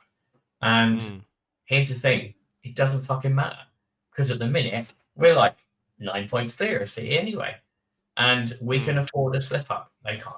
You know what pisses me off? Well, that puts extra pressure on them then. The pressure's all on them. They have to perform. The owner of Liverpool is John Henry, who owns the Boston Red Sox, and he stopped paying money for the Red Sox so that he could keep paying money on Liverpool, and he should go to hell. He looks like a ghost. Are you a Red Sox fan? I grew up in Boston. I really liked baseball growing up. Mostly basketball fan. Very lucky. Boston Celtics are great right now. Basketball and hockey were my main sports. I am in the position as a Boston native growing up that they won 6 Super Bowls, 4 World Series, 2 NBA championships, and an NHL Stanley Cup in 22 years. I'm fine if they never win another one. I'm pretty good. It's other people's times. Please. I am somewhat sad that my Premier League team's not good anymore. Your Premier League team? They just won though. They don't have to win every day. United. Oh, Premier. Oh, okay, United. Yeah. So United are they were blessed with probably the greatest coach that England has ever had, right? He was an arsehole, but he was a brilliant coach. Yeah, he was very good at what he did because he didn't just win, he consistently reinvented and won. And that takes some skill. Now, granted, had he played in the modern age, he'd be shit and he would have been gone after the Aston Villa game, right? Because the time period and the coaching styles and the play were completely different. Manchester United have not recovered from Alex Ferguson. We're down to 5 people watching. And that's what worried me when he left. That's what scared me when he left. I'm like, they're never going to have anyone that's even close to Ferguson. And they'll never. It's sort of like the Chicago Bulls. Once Jordan was gone, that's it. They were nothing, right? What about Shuhei Yoshida leaving Sony after 31 years? Honestly, sports tangents, lads. Come on. Sorry. Like, it's just I miss the 90s. I miss the 90s. Shu is loved. Oh, he's talking about Shu. I unmuted him. We've still got more of the super chat. We've still got more of the super I know, chat. one more super chat. Secondly, the football chat on the super chat. Cap it. We need a football show with Gareth or something. And everybody in the games industry loves Shu. Like, he is so genuine. Yeah. He's not a case of he's just a guy at Sony that has to do this. Like, he's so genuine. He loves games. And everybody loves it. Second part. Secondly, how do I get invited to one of those UK PR mixes? I'm in Bristol. You can't. All you need to do is ask all the PR agencies that you deal with and email them and say, hey, is PianoBlack, I think some of them still know it's PianoBlack, but is the media drinks happening around Christmas? If they are going to come, and nobody has the right to say no. They all have an invite list. And what happens is the agencies will go, I'll take care of these ones because they think they've got the best relationship with the BBC. The BBC never come. But they invite the people that they want to be there first, right? And nobody doubles up because they have a shared Google Doc. They used to have the email addresses on them, but somebody went, I'm sharing the email addresses of people before GDPR. I'm sharing the email addresses of people that they might not have, and now I'm sharing my information. So it's a Google Doc of names and publications and whatnot. It's easy enough to just find somebody you get on well with and say, hey, let me know if this happening. I'd love to come along. The challenge is it's now the agencies that pay for it. It used to be that publishers would get more involved, and publishers would go, cool, we'll put 500 quid down. or we'll pay $3,000, everybody else just put a little bit in. And what tends to happen is now it's the agencies that pay, where they put 300 quid in each, and people either pay on the day or they pay before. So they're actually paying to spend time with people that they've done work with that they like. So there should really be no reason why people should say no. That's my opinion. Other people that run the event now. I've got a couple of the guys so- on WhatsApp. I'll drop them a little DM on Monday and be like, "Hey, buddy." Jordan has another super chat. Quick one. Football is great. Let's have Gareth on more. You'll never walk alone. Gareth is great. We're not allowed to talk about soccer, though. We shouldn't, because I will tangent all over the place. Because I've seen your blue sky. Coming to the XboxEra Patreon soon, the football podcast. You should know I'll do that. Liverpool play, there is going to be Come On Liverpool as 3 separate. I know just enough about the Premier League to support Gareth as the main America's host. got North America's got the next World Cup, so I'll have to pay attention. And in Australia, you get to watch more matches than we do. Yeah. In fact, in every other country in the world can watch more Premier League matches than we get to. So I'm not surprised people are excited about football, especially the Premier League. The last time This was to end the conversation about football. Sorry. When Greece was in the Euro in 2000. Oh, what happened? Oh, what's going on with Shuhei Yoshida, Nick? I mean, John. So anyway, Shuhei Yoshida, legend, has left SIE. He's announced that he's not leaving the industry. People proper. immediately were hitting him up saying, "Hey, I hope you're not leaving." And he was like, "I am not." I saw some conspiracy theories saying that, apparently Shu was seen. We have a community question that touches this without actually being a question. Does it? Go on then. Yeah, it's in the form. Dive in. Where is it? In the form? Yeah, I think it is. What is it? Yeah, there it is. Yeah. It's from I don't. So Hytham has another one on the forums too. So I guess he's getting he double does. He's got one in the fucking forum guy. as well as this one. Hytham G.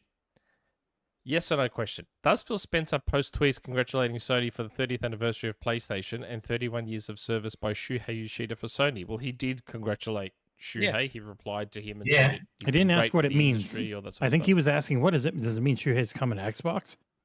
No. No, I don't think that'll happen. So anybody that's not involved in the industry should know that we're all friends. Yeah. I've been in a lift with Sean Layden straight after he did a PlayStation event that I was at that was brilliant, and I went, "That was incredible, well done." Some of the executives are a little bit like guarded because they have to be, right? Jim Ryan. But Phil Spencer is friends with people at PlayStation. People at PlayStation are friends with Phil Spencer, Sarah Bond, everybody. In the games industry, people move around a lot, developers, because when a game finishes, they move to something else to get promoted. Nintendo get on with everybody. PlayStation and Nintendo get on well. Xbox, PlayStation get on well. The two that have a little bit of friction is PlayStation and Xbox, because they kind of see each other as, or PlayStation sees Xbox as its main competitor. Xbox sees Apple and Google as its main competitors. But they all get on. I think the challenge is, if you imagine that at Summer Games Fest, that Phil Spencer, Sarah Bond, whoever's doing PlayStation stuff, whoever's doing Nintendo stuff, that they don't meet up and have dinner, that would be wrong if you assume that didn't happen, because they do. Because they're just people doing a job. Now, they're very highly paid. Console Wars isn't real. Yeah. Unless you're buying my card game. It is a social construct, as Phil Spencer said in court. However, secrets that I can tell. When PlayStation announced the price of the PlayStation 4, I was hoping you were going to sell this anecdote because I've heard this one and I was you like, heard this, yeah. shall I tease this out of him? But this is a fun one. Enjoy, boys. So I can't tell you all of it, but I can tell you a little bit of it, right? When PlayStation announced the price of the PlayStation 4, 6 hours after Xbox announced the price of the Xbox One, on the auto cue that was in the theatre, the bit where the price was announced was different to the other auto cue that came through. And the reason was they did change the price on that day. If you look at the PlayStation, it had Astro's Playroom, which was a VR title that used the PlayStation camera. But it was on every PlayStation hard drive because they intended to pack in the camera. They had a price that they were going with. And whether or not there was a long meeting that Sony had where they changed that day, who knows? But I can tell you that the next bit of the auto cue said pause for applause. So it was planned. Now, you could say that PlayStation always had that price all along. And I could tell you, I don't think that's true. That's all. I mean, John may have heard more of that, but that's what I can say. For a company that's not normally agile, seems like they were a little agile then. Agile as fuck. This is how you share games on PlayStation. Remember that one? Yeah, It's our thumbnail. Yeah. It's our thumbnail today. Everybody signed up to digital returns. Everybody signed up to digital returns. And that's why Microsoft built this system. Not everybody that signed up stuck to it. And I'm not suggesting that PlayStation signed up and stuck to it. I'm suggesting a few people signed up and didn't stick to it. They wanted to control the digital second-hand market to enable developers to keep getting paid. Not to keep the money internally for them. It was to ensure that if a developer made a game, every time it sold second-hand or physical stock as it was then, developers didn't get a cut the second time around. It was only the retailers that would, and they would encourage people to trade in because they made more money. And all of the platform holders wanted to control that a bit more. So you had these convoluted ways of it. So Xbox had the ability for you to go, cool, I want to share this game with my friend. I'm going to lend it to them digitally. You've got it for 24 hours or 48 hours. And that allowed the ability for them to allow people to resell stuff. I was a little upset by that video. It would have been so much better. It would have been so much better if that vision had gone through. What we have now trumpeting for sucks. years on this podcast about all that. Why Why does a console have to be always on the internet? Because it's better when it is. Don't complain about the future. Just live it, motherfucker. Sorry. It's like loot boxes and season passes. Loot boxes work better. I could get everything in Overwatch before. EB has now had to pivot to loot and merch and all that sort of stuff because the whole world's going digital. Microsoft was actually done the same. Microsoft had found a way to give EB extended life because you're still buying a disc and getting a digital copy. So you had the best of both worlds. So here's the thing, not just Microsoft. The other platform holders were involved. And the challenge is retail is like on its ass at the minute, right? The percentage of retail now is less than 20%, I would say. If you look at Games Industry updates on Sunday, I'm sure they'll update you the percentages in Europe because they got a lot of data for that. But so it's so hard to sell physical stock now because, like you say, EB doesn't have games most of the time. Game in the UK sells more Funko than it does games. And they're closing down a lot of game stores to just put them into Sports Direct. Yeah, Eurogamer did a big story in it like last week, I think, where they like dived into it, and GameStop has just announced that they're closing like 69 stores in Germany. Yep. And so let me tell you another secret, which I can tell you. In 2016, Game asked me to pitch for their PR business in the UK. The value of that contract was £300,000 per year. Wow. The value of Game's PR business now is not that. It's significantly less. So the value of the PR business obviously dictates the value of their actual business. And you can see their results when Fraser Group publishes. It's a real shame, but I think it would have happened anyway. Even with protection for and shareable digital stuff, I think it would have happened eventually. COVID didn't help because people didn't go out and buy them, right? So it kind of sped it up. Yeah. But there's still a space for physical, like digital, limited run or super rare games. Their mixtapes are brilliant. I think there's what I wish people did. I don't know if anybody remembers the 80s where you would get Amiga and Atari ST games, and they would be in different shape, size boxes. They'd have a manual that was Bible. I wish people still did that just for shits and giggles. It's one of the reasons I really loved Tunic. Was as much as the game I really enjoyed, the effort they put into the digital version of that kind of the manual what you would get with a physical game back in the day. I reviewed it and gave it a 7 because the combat's I know you didn't love it as much as me. I loved the manual. I love the look, the setup, the music. The combat was I naff. could not get over the combat. Yeah, the combat was naff. Yeah. Can I Amazing ask weapon. one question? If that's okay, unless we haven't answered that community. No, you talk. You're good. Everyone shut up. we did answer that. Yes. Okay. Well, we kind of did. What are we missing We have another super chat. from that question? Nothing. He was just saying whether he was just saying about the tweet congratulating. Do we think Shuhei. he was going to Xbox? And we said no. Nah. No. I mean, because no He idea. was saying how everyone is friends in the industry, and Yeah. that's what led us down. And this he path. was leading. Will end up an advisor on 3 or 4 different boards of different Yeah, companies. I wouldn't be shocked if the Larry Herb type thing where he's there. I Hey, I've reckon been around he'd be forever. a good fit at Nintendo, Yeah. though. I reckon he'd be a good fit at Nintendo, Shuhei.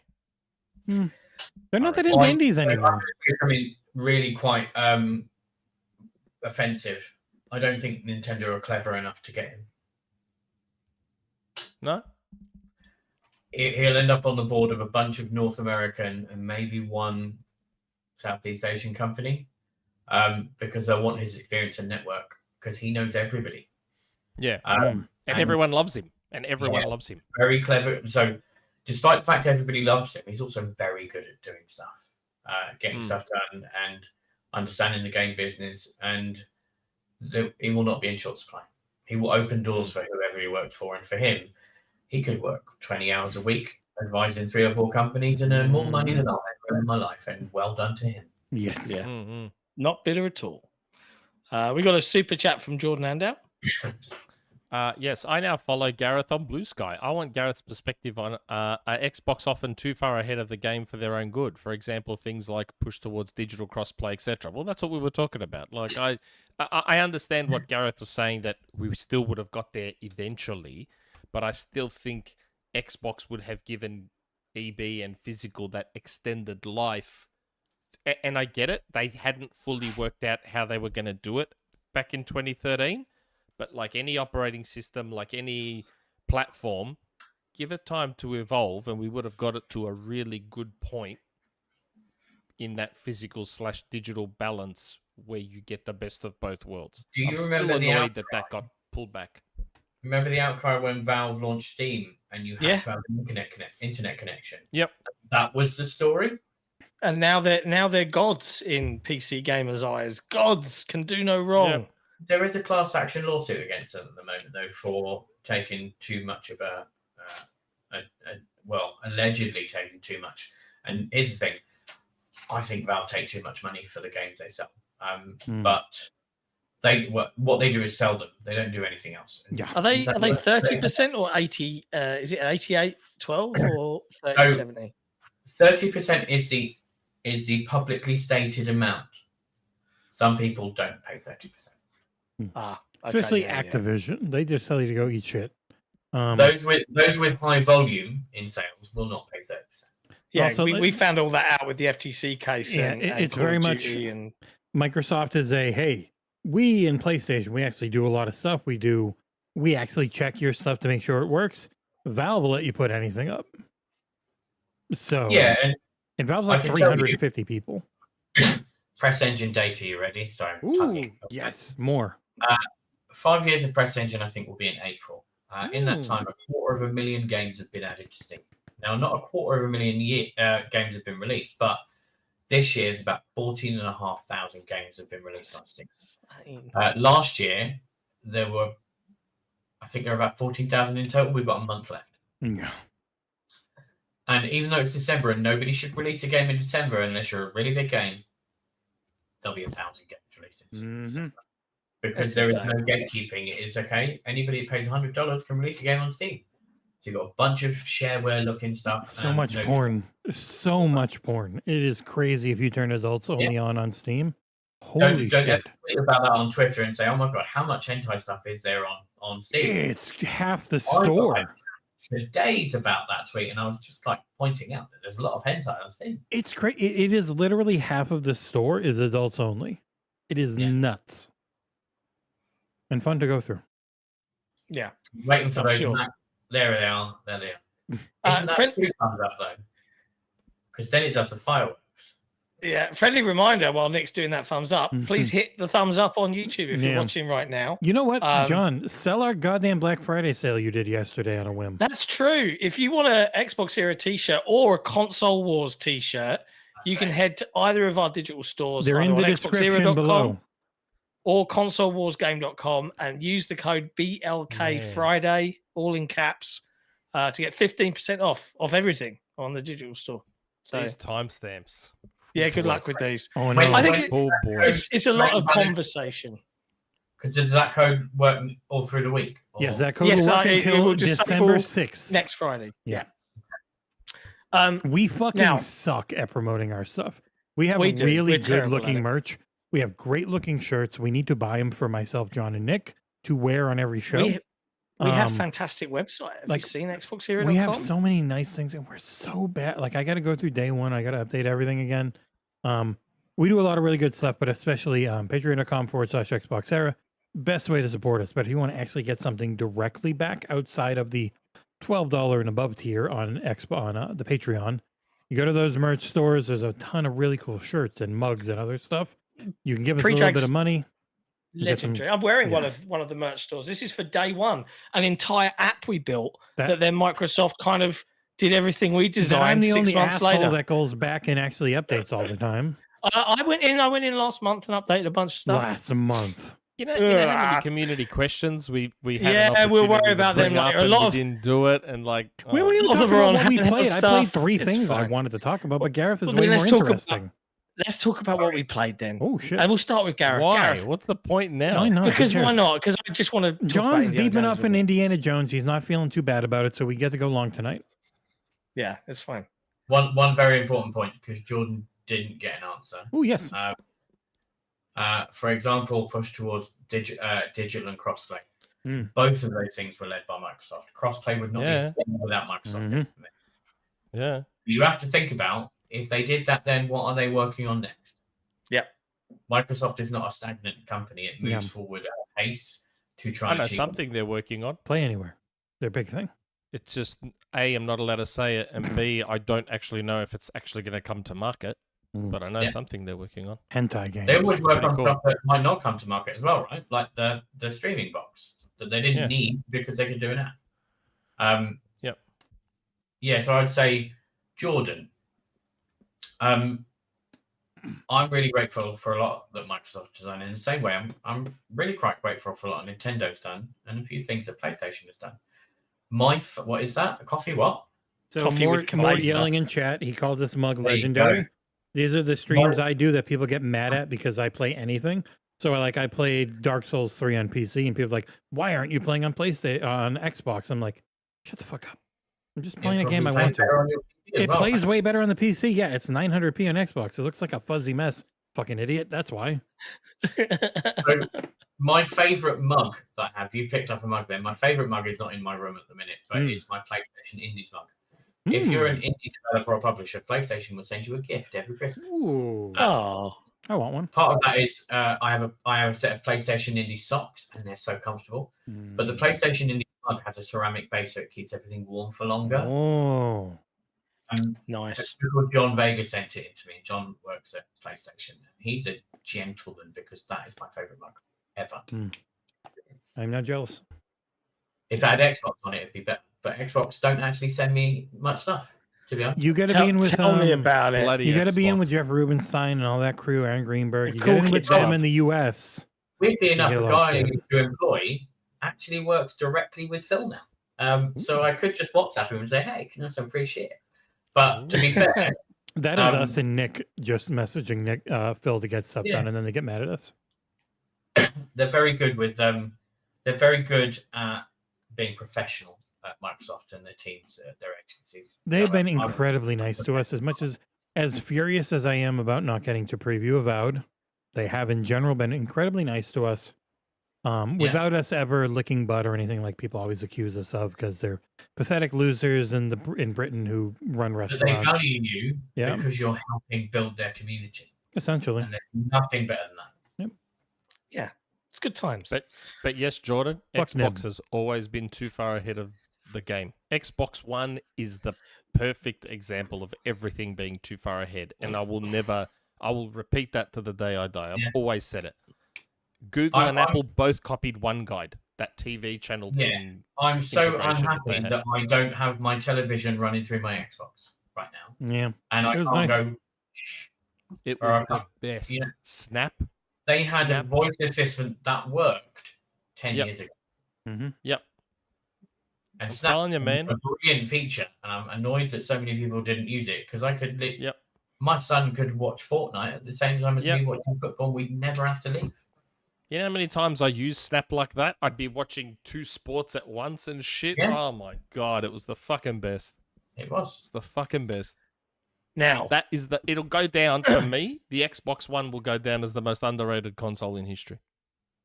But As a console, as a piece of hardware, not as a gaming platform per se, but as a Yeah. piece of hardware, most underrated console. John's of all desperate time. to get on something else, but I'm going to have to guess hijack for a second. There is one thing that I do need to praise Xbox for this Go. generation. Super boost. The most undervalued thing in the world on this console generation of all the platforms is Quick what is resume. it called? Instant. What's it called? quick resume.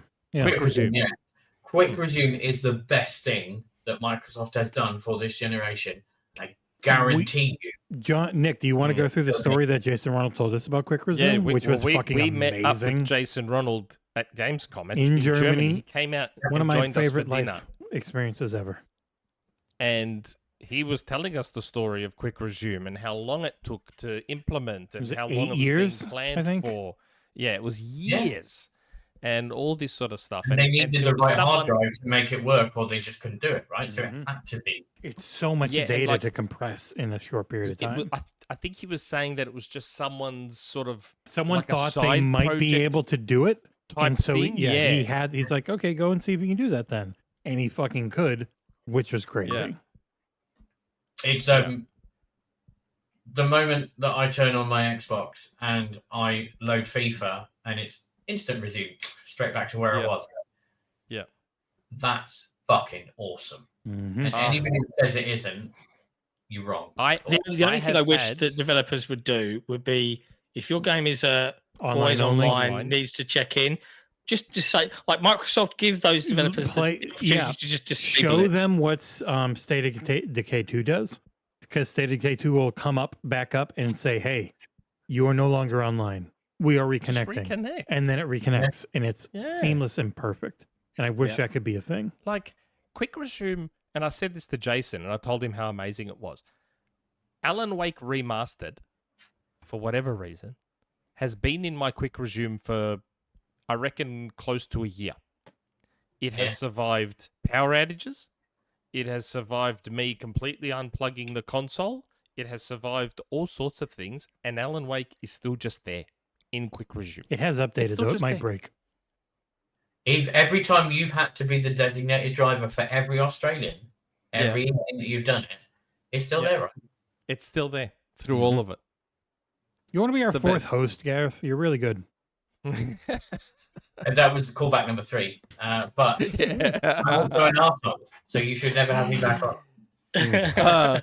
Unlike those Jordan two, Andow and the- I'm 2 weeks in a row of getting pretty drunk during the show. So yeah. You're gonna start Jordan to Andow get a with another super reputation. chat. What game are you most looking forward to in 2025 that isn't GTA 6? Quick Resume is great. there's so much. Doom: The Dark Ages would be my number Fable one. replaced, But yeah, it's crazy. jump ship. I assume he was talking to Gareth. All I think of it's us. everyone. Yeah. You guys' opinions is as important as mine, right? Or probably more so, because Mhm. you're talking to people that play games, whereas I talk to people that write about games and stream games and want to promote games, and I prefer to hear other people's stuff. But if you're asking my opinion, obviously I'll go first. There's a game being announced next week, and I can't say a word about it. It's not Give going to be Us the one. exclusive. It's I not- literally it's wrote not- I wrote a friggin' article today. What was it, John? I can't remember now. Fuck me. There's one that just got its date that has never been given publicly. Oh, the thing. the the thing Thing remastered. remastered. It's not the thing, right?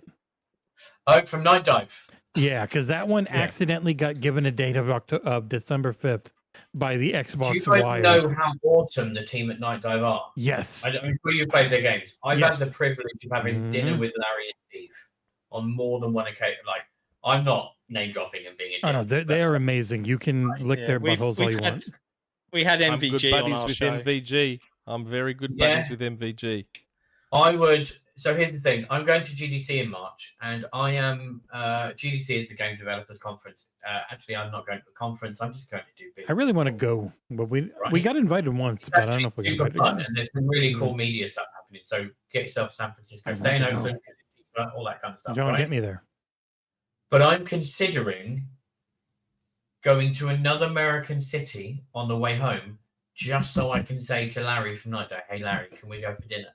Because you know what? He's got the best shit jokes I've ever heard. And like, they make incredible games, but he's got the best shit jokes. You can't That's right. beat best shit jokes. Maccas. Dinner time for Jesse. This show is always during my dinner, so I eventually just mute everything and just eat. But yeah, Nightdive, I did System Shock from them. Amazing. What I've seen of the thing, they're going in and they are fixing a lot of the issues people had with the original, where like just randomly people would become infected no matter what you did, which drove people crazy. They're getting rid of that completely. But that one is supposedly coming out on the 5th now, because the Xbox wire on the next week on Xbox just kind of let it leak. So yeah, I'm really looking forward to that one, because I quite like the original release on 360 and PS3. I really wanted to review it, but if it is kind of a shadowy drop, maybe I'll stream it. We'll see. I'd like to review it though. Jordan Andow. Jesse, if you stop getting drinking, or if you stop getting drunk, Bad I'll send English, I more money. can't do it. Gareth, can you say if the game is AAA or not? I know you can't reveal the Not actual AAA. game. Not AAA. I can't really tell you anymore. But what I will say is, if you want the thing, talk to Uber Strategist and talk to CJ. CJ is the gatekeeper. He's not the gatekeeper. Yeah, He's I'm the on guy the that- list. I'm just waiting to see, because they had only ever said end of year, and then the Xbox wire thing came out and it kind of gave it away. I'm literally gonna Slack CJ early next week and say, "Hey CJ, can I have it when it comes out?" Because the thing's a great one. And It looks so good. what can I tell you that is coming out that I think is good, apart from GTA 6? South of Midnight looks fucking brilliant. Yeah, Like, that's great. it looks a little weird, but if you like True Blood or anything else like that, kind of like Bayou vibe stuff, I'm so down with that, and I hope Love it's True super Blood. out there, Great right? show. Agreed. I like AAA games as much as indie games because they can each do different things. Yeah. But I would say, indie games wise, go out and buy The Locomotive. That came out this week. I think this week or last week, from Chucklefish. That's great. Is it Chucklefish or is it Team 7? I think it's Chucklefish. And there's lots of cool developers out there doing really cool things. Anything that Thomas Salah does by his stuff, it's just great. He builds a world himself, and I don't know how. He's just a genius. But generally speaking, from me, remember there are other games next year. GTA 6 is going to be amazing. We're all going to play it. It's going to be fucking brilliant.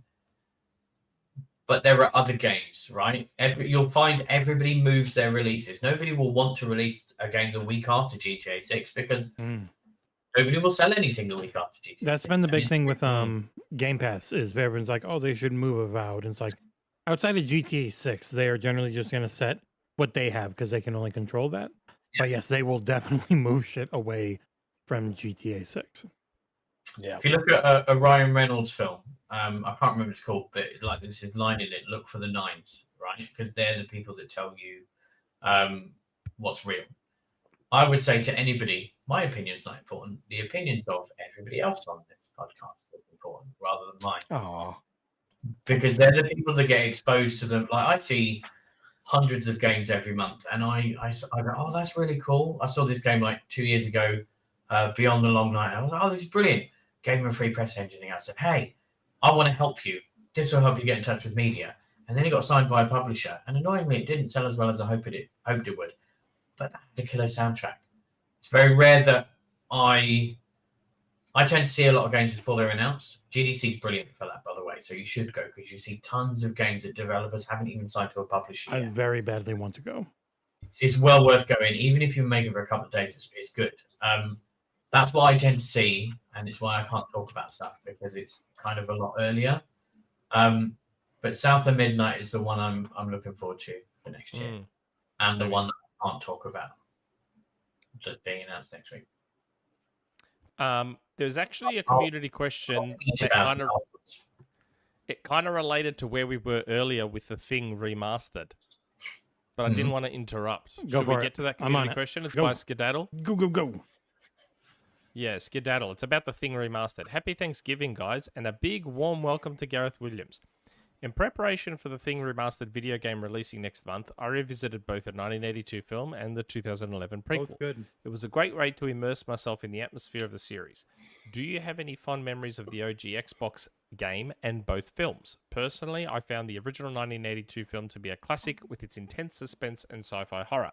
Despite the mixed reviews for the 2011 prequel, I enjoyed it for its attempt to delve deeper into the backstory and its respectful nods to the original. Can I take this one? I know I don't normally talk over everyone, but the original, interesting but rough from like what is it, the 60s? 80s is one of my favorite movie ever. The John Carpenter, The Thing.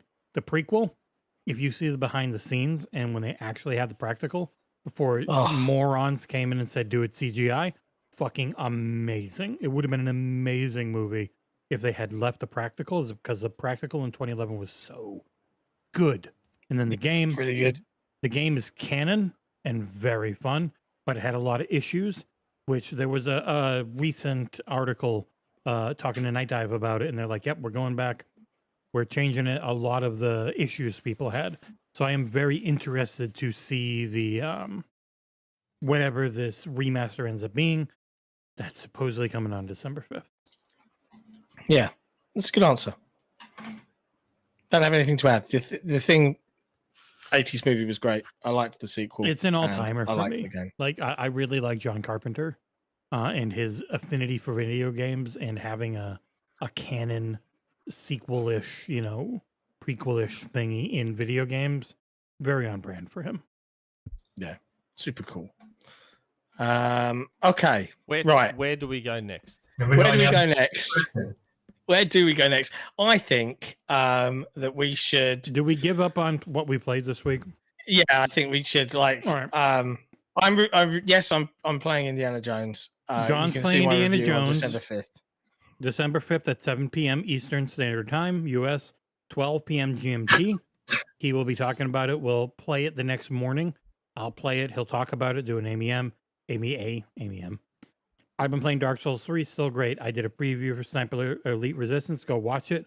Thankfully, people did. So it's not nearly as bad as it had been at the beginning, performance-wise. In Aliens Dark Descent, I played on Game Pass. That game's fucking really good. Like, really enjoyed what I played. Go play it on Game Pass if you want something a little hard. John is really enjoying Star Wars Outlaws, and he can't say... I finished it. I finished an open world game. Do you agree with my 8? Yeah, it was a great game. The game's freaking good.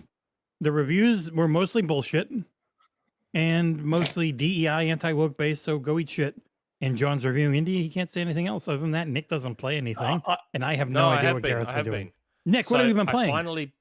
I finally platinumed Astrobot. Oh my God, congrats. that took way longer than needed to. I finally beat the Smurfs game for review. And John, you know how you kept spinning that bullshit? It's 3-4 hour game, bruv. Just beat it, bruv.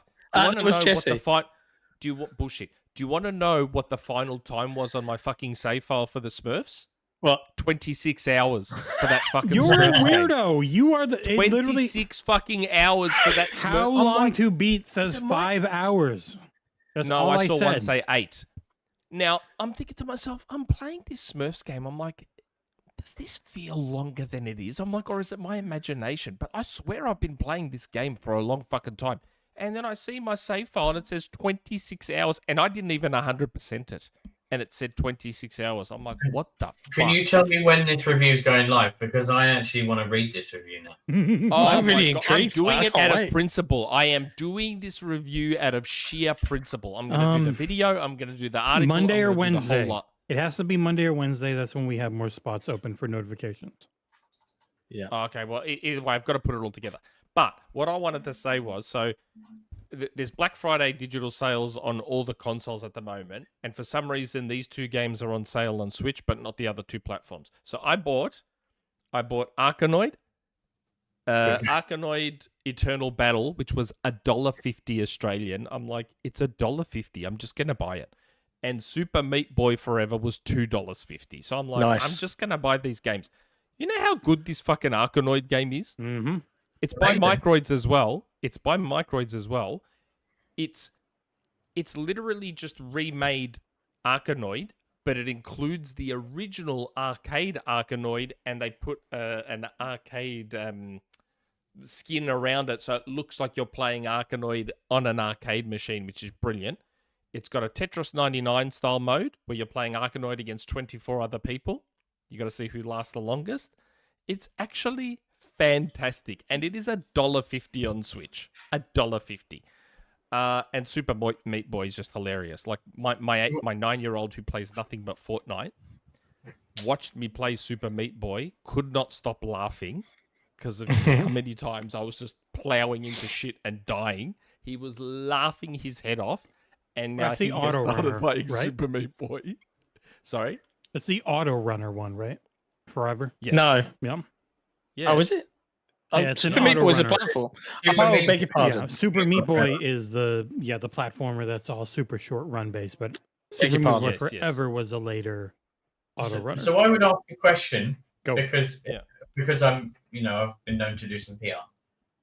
If you thought Arkanoid was that good, why don't you write a news piece about it or a little opinion piece that says I can and answer this is- that. I don't know the answer to this, so I'm just asking. He is why don't we- incredibly fucking lazy. Great. It's out over there. It's on sale now. Go and buy it. Because I've not actually done journalism for a long time. Is there a point to is there something that can be benefited for the website from that, or could it benefit those that are on sale, that kind of thing? Is it worth you doing that?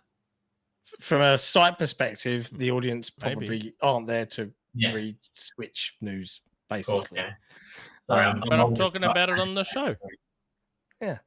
That's true. I'm talking about it here. Yeah, I know. You should. So what you should do is send Microsoft the link to the show afterwards and say, about 3 hours in after we stopped talking about football. But they really appreciate that. I have definitely done that on some press engine stuff where I streamed it as part of like a 5-hour long stream, and that was my coverage of the key you sent. And they were okay with it because it was like 2 hours of me really enjoying the thing they played. Yeah. And that's all the developers want. They want people to enjoy their games. I have sold I many just video saw it for games. $1.50. I'm like, it's $1.50. I used to like Arkanoid as a kid. It's $1.50. I'll just grab it. How bad can Worth it be? mentioning, I And- saw Mass Effect and- Legendary and- Edition. Mass Effect Legendary Edition is $5 or something on Steam. Oh, come on. Eternal Battle is on everything, by the way, Nick. It is literally And- on every platform. Master Chief Collection know. on Steam is only I $10. didn't say it's not. So if you It haven't, also got reviewed like shit on every platform because people hate fun. No, but it's weird that the Black Friday sales, like the first thing I did after I bought Super Meat Boy was check to see if it was on sale on Xbox and PlayStation, and it wasn't. It was still $30. But on Switch, it's $2.50. So I'm like, well, I'm Do gonna. you want to know why that is? Yes. Why? I'm curious. So I can tell you about Steam because it's in the court cases, and Apple have done some stuff in court cases as well. When you do a sale on one platform, you're often forbidden from doing a sale on another platform that is competing.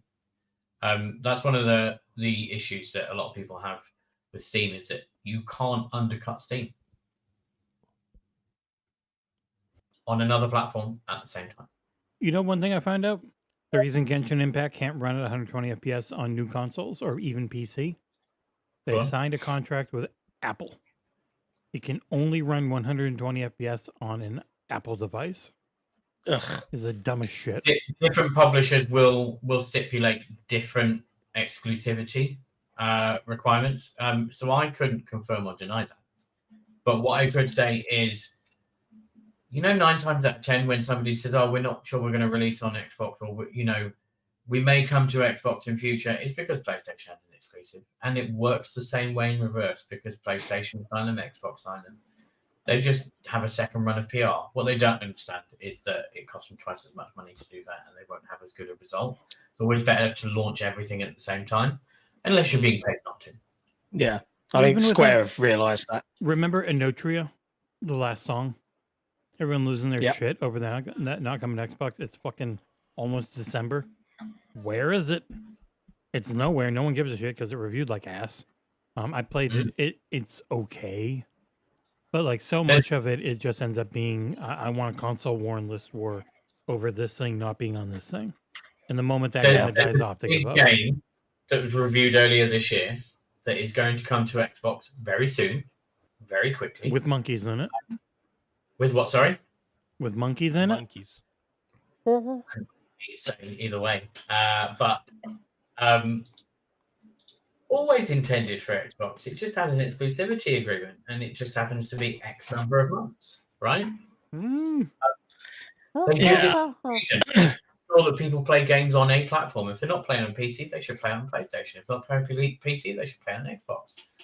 Yeah. It just is. And sometimes the problem is the developers can't be open because it's in the contract, so that they can't talk about it. Mm-hmm. Yep. Yep. I might have heard many people intimating that Xbox was just straight up saying they signed a PlayStation exclusivity deal at Summer Game Fest. I won't say who or about what, but they know. Everyone knows. It's always very silly, and that is one of the things that kills me about online discourse is everybody knows, but then people will just use it to weaponize their engagement. Except farming. people who know. There's a certain brand of online people. I call them arseholes. The nibs. So I grew up. So, like I say to my kids, do you know that the internet didn't always exist? And then if somebody's like, I know everything about the internet, I'm like, cool. Tell me about bulletin board systems. How long would I have to wait to download 800K from a bulletin board system, and how many discs would that go in? And people look at me like, what the fuck? And I think, oh God, my brain's empty. What were we talking about? Just it is one game for us, so I understand. You're feeling how I feel. We were talking around. Do you remember the Wukong predecessor without to Discord? Do you remember the predecessor to Discord, Merc? Yeah. Yeah, how good was Merc? Do you remember Trillion? Because I remember Trillion, which did all the messaging platforms at once, so you didn't have to sign into all of them individually. You could have one that ran everything, right? But I think that was it. The idiots, the arseholes on the internet. So I can tell you that there is a story that's gone out on the internet, and I have replied to it on Twitter in the last year, and I've said I can tell you categorically, knowing for a fact that what you said is incorrect. Now I can't really go into the details of why, but what I've said to somebody is, what you said is factually incorrect. I know this for a fact. I cannot tell you why, but I can tell you XXX, right? And the amount of people that went, no, I know this is wrong because I know the developer. And I sat there to myself when the 90 million other people got in touch with me from the same guy and was like, yeah, this guy knows what he's talking about. I know for a fact he was lying because I know the developer and I know exactly what they were saying was incorrect factually. And I was 100% right. But there are people on the internet that believe that they've got this blue check. And they create videos every so often. And they've heard from a source that this is true. And I'm just like, I used to do fucking journalism.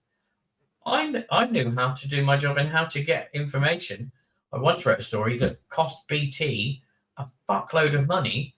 And every Xbox 360 in Europe would have been a replacement for the BT box. But I got an interview on the record that fucked them over. That's journalism, not creating a video. Did you go to journalism school? I'm curious. Not at all. No, you're not liked by pretty Australian ladies. Right? But because, so the long story short for that is 360 Gamer magazine I used to write for. I was a news editor. I did the news stuff, and then I wrote some reviews and did some upcoming stuff. And I was interested in Media Room, because Media Room was going to be the thing that served a lot of video for Xbox over time. So I got in touch with the Media Room team, and I said, I've heard that BT are going to be replacing their BT boxes, which was how people used to serve a cut-off type of cable in the UK, with Xbox 360. So every BT box will be an Xbox 360, and millions of people will get a free Xbox. And somebody said on the record, yeah. And they went into detail about it. And they gave me an interview. So I printed it. We went to print with a printed magazine, and they got in touch one day before the print and said, hey, I've just seen the interview that my colleague gave you, and this is categorically incorrect. I need you to hold that print run. I need you to stop that magazine going to press. It is not true. And I said, and I had to write back. My editor wrote back. Is anything that he said incorrect? Factually incorrect? And they said, no, but we want to say it differently. And we asked them to send it what they wanted to say. And they came back basically changing what they read. And we said, no, we're going to print. And it cost BT that job. Wow. Journalism, yo. That doesn't mean I'm amazing, right? It's a proud thing I've done. It's like, yeah. And it was before the internet. So I put it on a story online and nobody fucking read it. But I made that happen, right? Now, I don't know everything, but there are people on the internet who either will create a video every 3 days and go, I've heard from a friend at the studio. That does not happen. Nobody at studio talks to a random YouTuber and gives them information that nobody else has. No matter how much meth they've done. Yeah. And it just doesn't happen. And people on Twitter, we'll call it right-wing Twitter, because that's what I think it is. Nothing wrong with being right-wing, by the way. But the amount of arseholes on there that will literally lie for credibility and exposure and amplification. Like, it's fine if that's what your game is and you're honest about it. But people that sit there and tell me, you're wrong, I know this for a fact because I know the developer, when I actually do know the developer and I know it for a fact, and I'm not allowed to say why I know that. So frustrating for me. That is so much of what we fight all the time. We fight it non-stop, where people are in the, well, I know, and you're just defending. It's like, no, I know the basic reality of how everything works.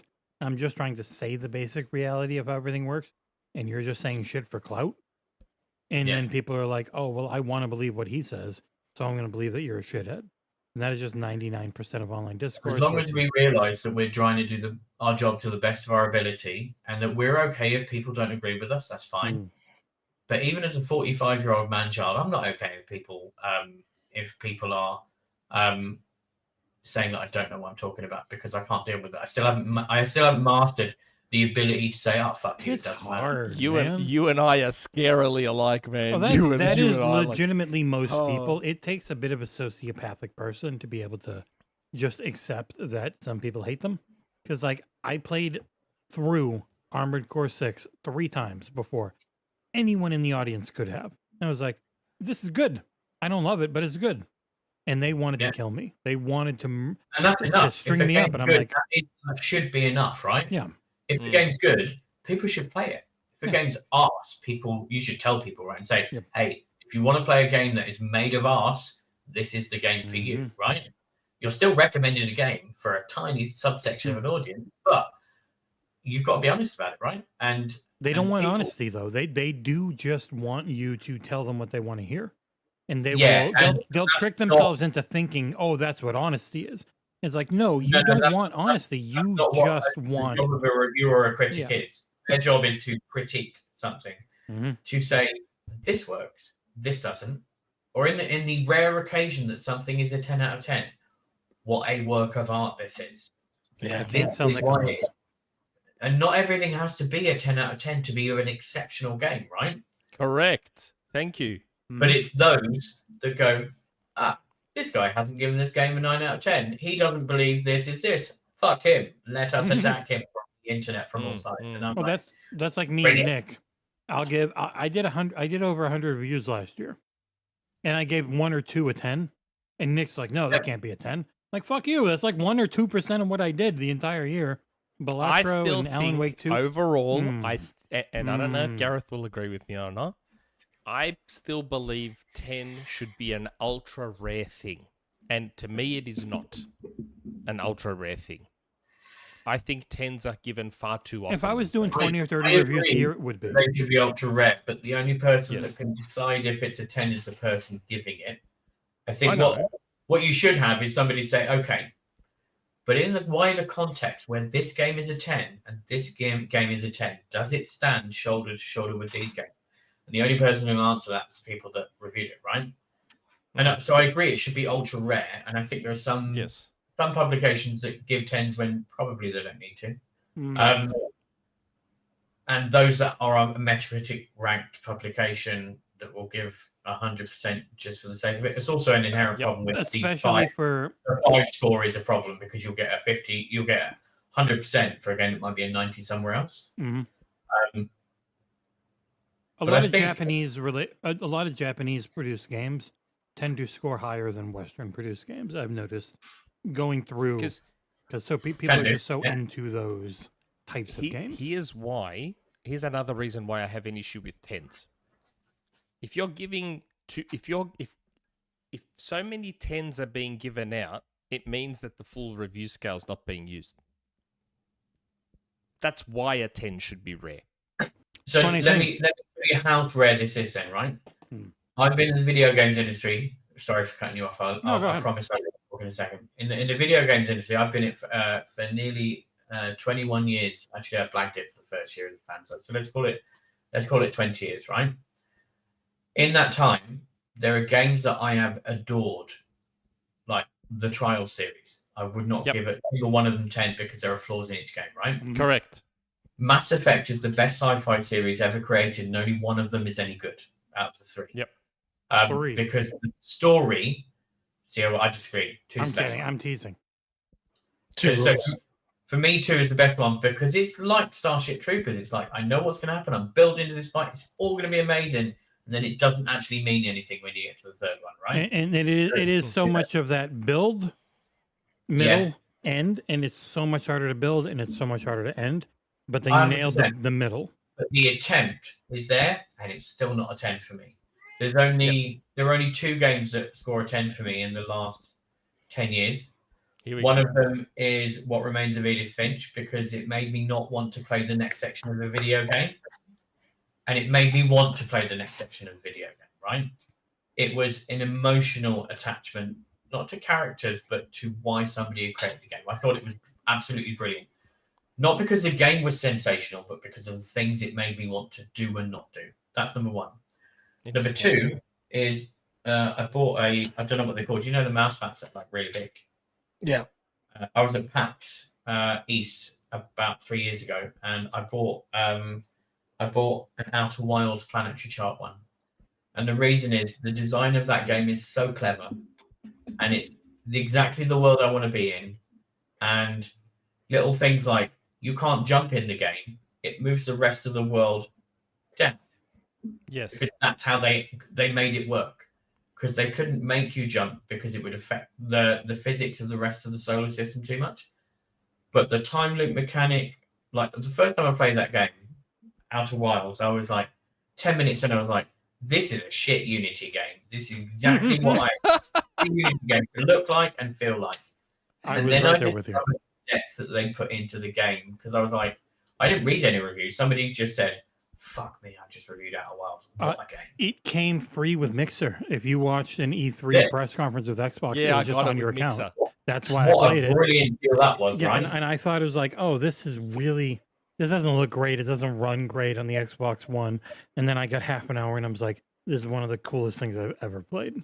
But I had to get deep in there. The more time you put in, the more you get out, right? Mm-hmm. And the DLC is also incredibly fucking clever. Mm-hmm. And so those are the only 2 games that I would give a 10 for.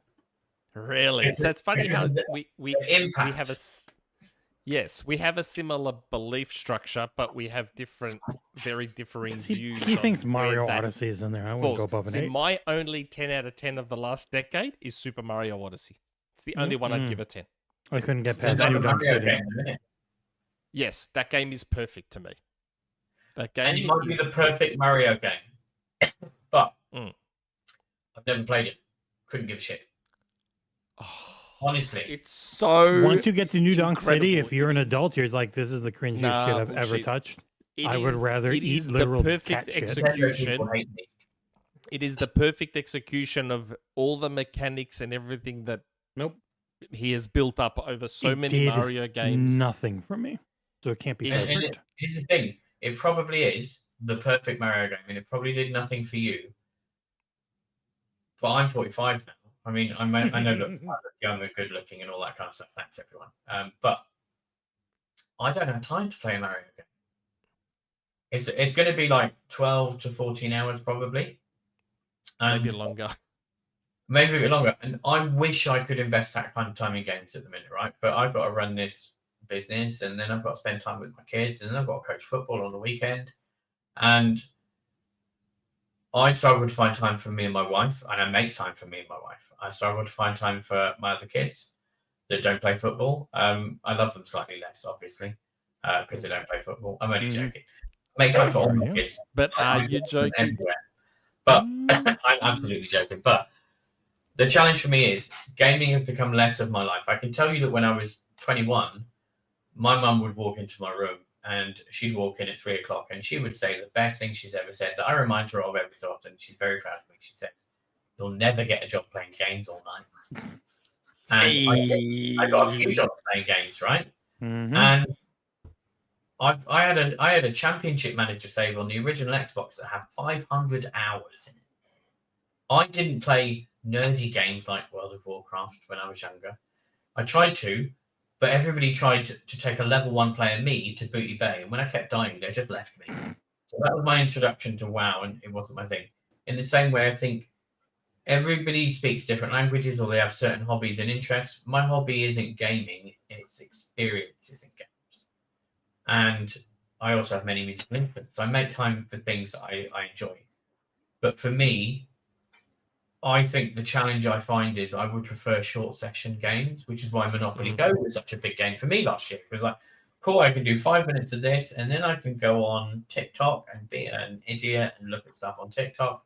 And I don't do that much anymore because I realized that I shouldn't. But short session gaming has become far more important to me as I got older. I can't wait for 2 weeks' time on the 16th of December. Well, I'm telling myself when I start working for the rest of the year, I'm going to sit and play games. What's actually going to happen is I'm just going to sleep for about 2 weeks. It's going to be But I will make time for some stuff.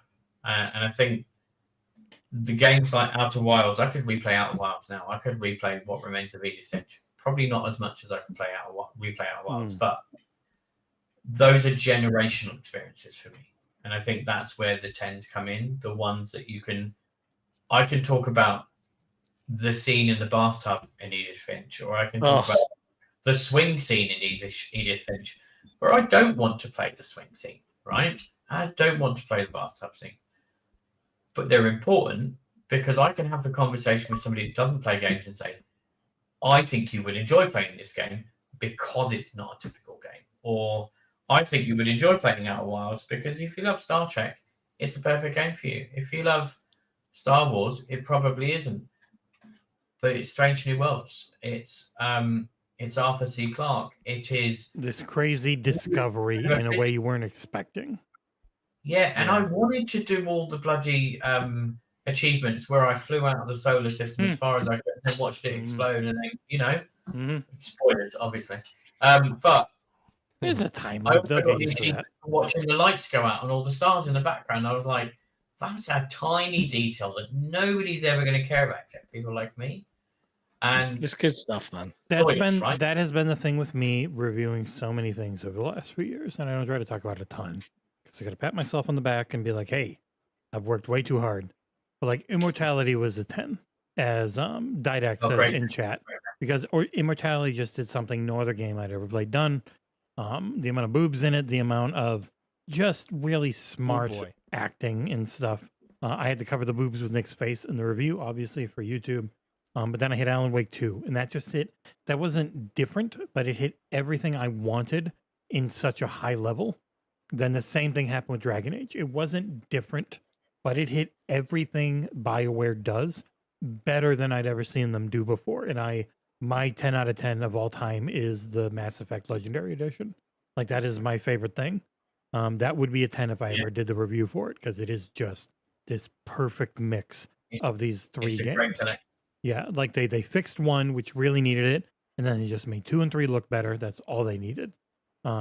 I own that digitally and physically because I didn't want to lose it in And then, or something. like Yeah, Balatro. right. Balatro's the best deck building roguelike I've ever played. If it's gonna be a 10, it's gotta be at the pinnacle. It's gotta be at the top of its genre for me. And I have done enough where I've played that. I'm like, Nick, who plays the same fucking games every week. And then it's like, oh, nothing should be a 10 except for this Alan Wake game I skipped every cutscene in. At which point I'm like, I don't care what you say. I don't care at all. Now, less than nothing. In the interest of time, because We have 3 super chats all from Jordan. I know Gareth is a good sport, but he is in the UK, and I'm annoyed it's 1:30. So, like, no, I'm just making sure I don't want to keep you up any longer than you have to. If you need to go, feel free to just. No, I'm tell us. good. I'm good. You're good. Okay. Told you, contractually obliged. So 3 super chats from Jordan. Starting with Jordan, I'm also playing. I'm also playing indie. If you, Yep. I said that. I know. If you need someone else who has played for a podcast or anything, let me know. Review will hit the Outer Haven on December 5th. Thanks, Jordan. Take a look. Steam has too many sales that make me want to buy everything, even games I never intend to play. I do that too. I just buy games on sale that I may not. I ever just play, bought but they're Metro cheap, so you just buy them. Exodus. I bought the whole Metro trilogy. I do kind of want to stream it after playing Stalker. Steam is very good at getting people to buy games they will never play. Yes. My Steam library is full of shit that I will never play, but it does have the game I play more than anything else, which is not an Xbox game, which is crazy. And I had the pleasure of working on it. So I launched Civilization 6. And Civ 7 coming out in February. Crazy. Yeah, I've already told the PR person that I am the number one person for feature ideas, and I'm the number one person for giving free code to because she used to work with me, and I'm very much like her sibling.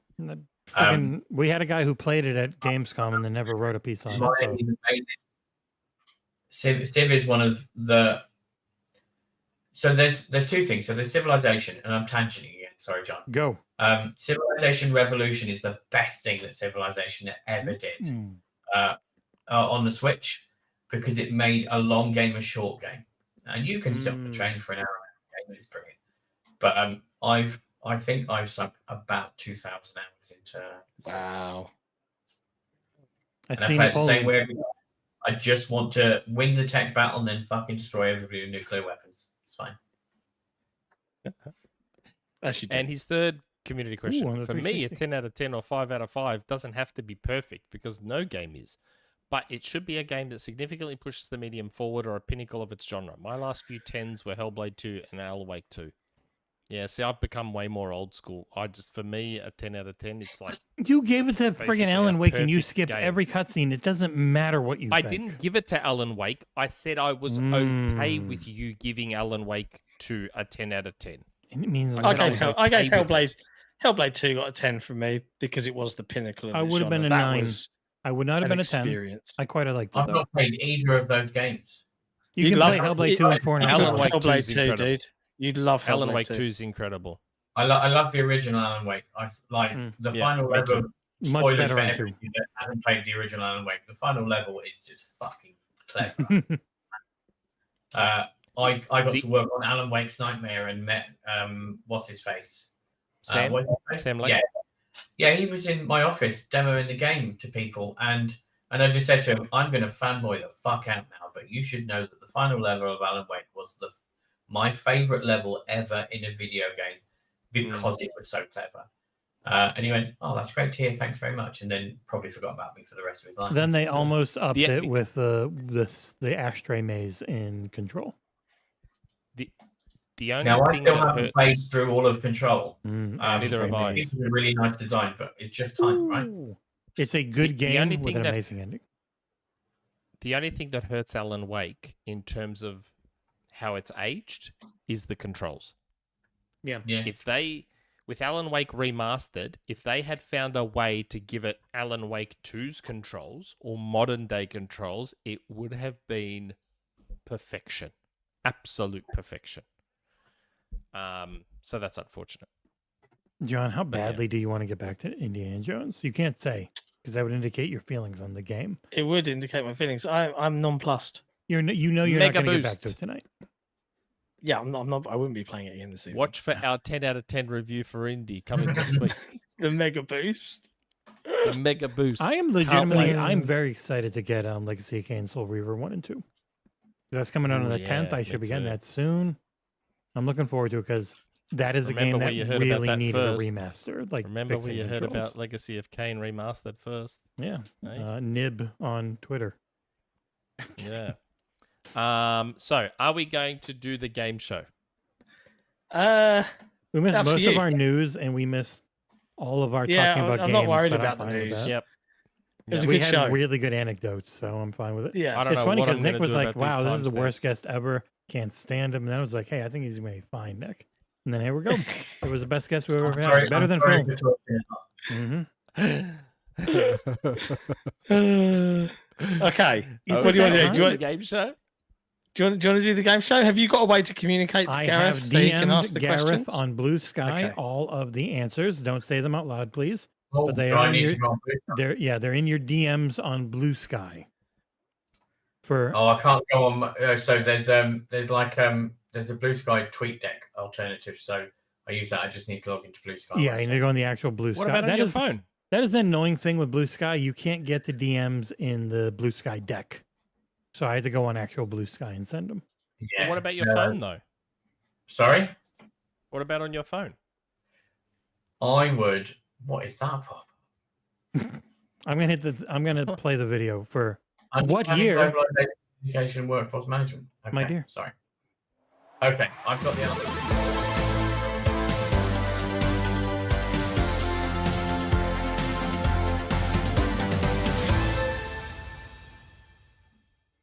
It's time for What We're Year, back. my dear, where Nick and I face off and act as champions for our wonderful Patreon community, where two members are picked at random, and Nick and I will do battle guessing the year of release for whatever video game genre theme Jesse has come up with this week.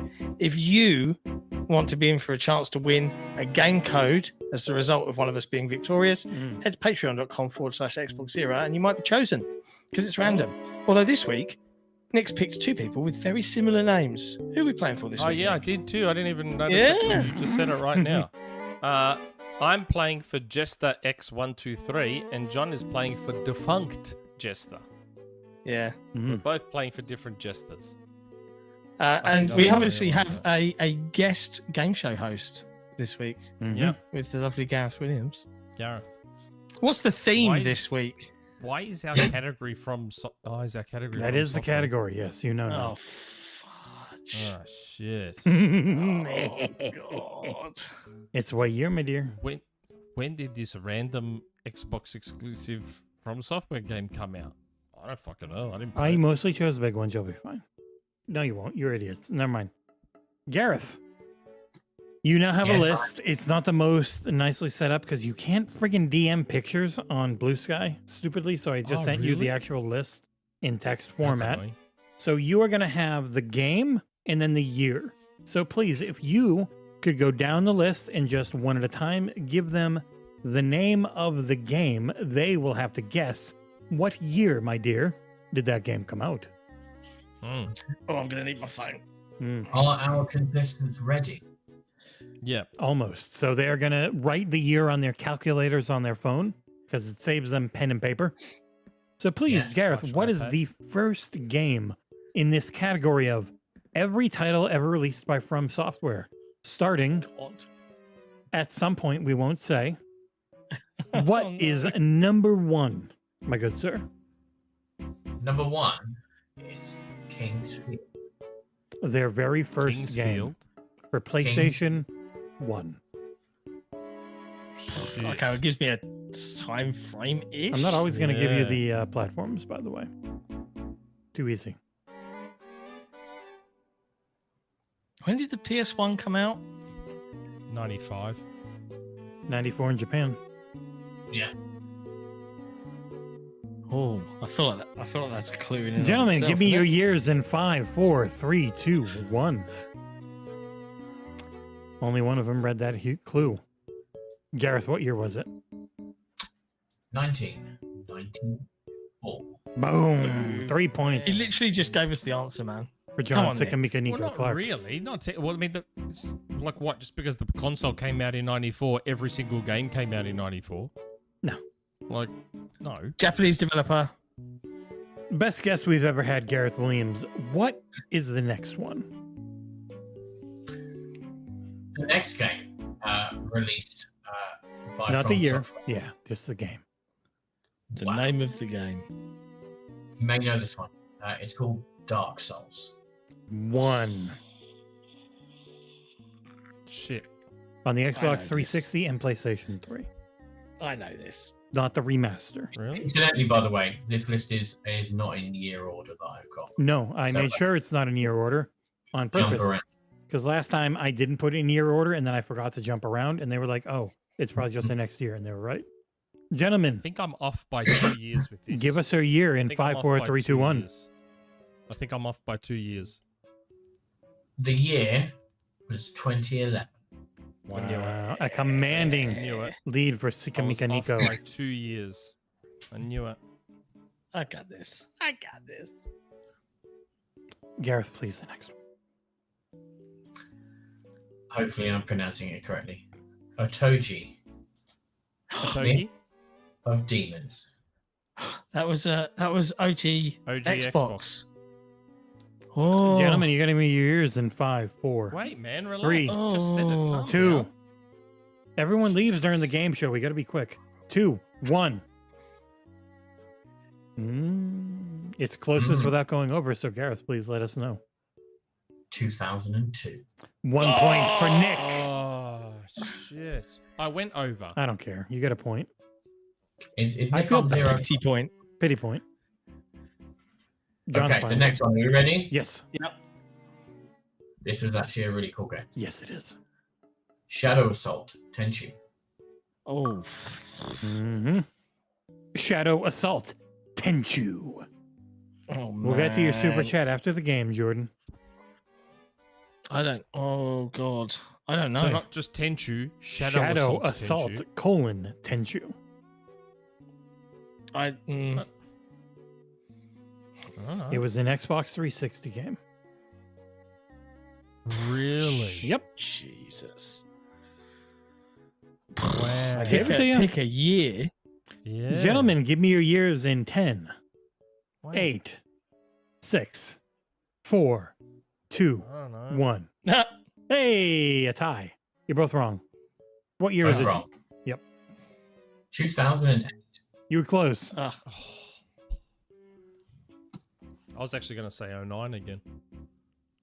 Gareth, my favorite person on the internet. What year was or what game is the next one? Not year. Next on my list is let me just double check something. They've missed a U out of the title of this game because I'm British. Go for it. Armored Core 5. Not 6, which I reviewed, but 5.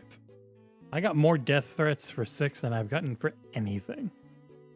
From Software fans are twats. Gentlemen, give us your years in 5, 4, 3, 2, 1. Ooh, one person nailed it. Jordan, who nailed it? 2012. Oh, John again. it was the last one before Xbox One. Yep. The next one is everyone's supposed favorite, even though it's one of the I've never gotten it because I hate the blood vial grind. What's the next one? Or Gareth, Jesus, reading the super chat. Bloodborne. Bloodborne. God. What You- year it should did be the read- greatest read it one they've ever by done? Things, right? In a world. That voice. That's how Bloodborne should be said. In a world. Let's show it, John. 2015, 2014. The answer is 2015. Oh, Nick's coming back. 9 That to one 4. I actually did legitimately know. Yeah. All right. The next one, pretty tricky. Mr. Williams, sir, what is it? Dark Souls 3. You skipped one, but I'll do it anyways, and then we'll go back to the other one. Oh, Dark yeah, Souls I did. 3. Sorry. What is Dark Souls 3, which I just started streaming because it's one of my favorite games ever. And yeah, fuck the vial system. Bloodborne's awesome other than that. Gentlemen, give me your years in 5, 4. Wait. Oh my God. We got to be quick. People are leaving. 3, 2, 1.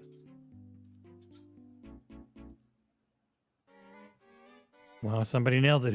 Who nailed it, Gareth? I believe John did with 2016. Correct. 2019 is a different thing from them. We'll get to it later. So what? They went from 2011. I think they had an with A Dark team and It a Souls was B literally a to year later from 2016. Bloodborne to... Yeah, it's crazy. A year between Bloodborne and Dark Souls 3. They were fucking nuts at that time, man. Gareth, let's go back one to this one. Yeah, sorry about that. That's fine. Armored Core. The original PS1 game. No numbers, no Latin, just Armored Yep. Core. No pretense. Nothing. No enjoyable gameplay. Just Armored Core. Gentlemen, give me your years in 5, 4, 3, 2, 1. 95 and 95. You're both wrong. What was it? 1997. 97. And I was gonna fucking say 97 too. God, that pisses me off. Gareth, what is the next one on this very stupid list? I don't think either of you are going to heard of this one. I think John. Chrome Hounds. I know Chrome Hounds. I love It's an Chrome OG Hounds. Xbox. Chrome Hounds It's the OG best. Xbox. I'm going to be totally Oh honest. shit! Never heard When of did that it release though? I missed it entirely. Chrome Hounds was so good, but I can't remember. Oh. Taking a Gentlemen, guess. you've I got no fucking 5, 4, 3, 2, 1. Because Nick just showed it.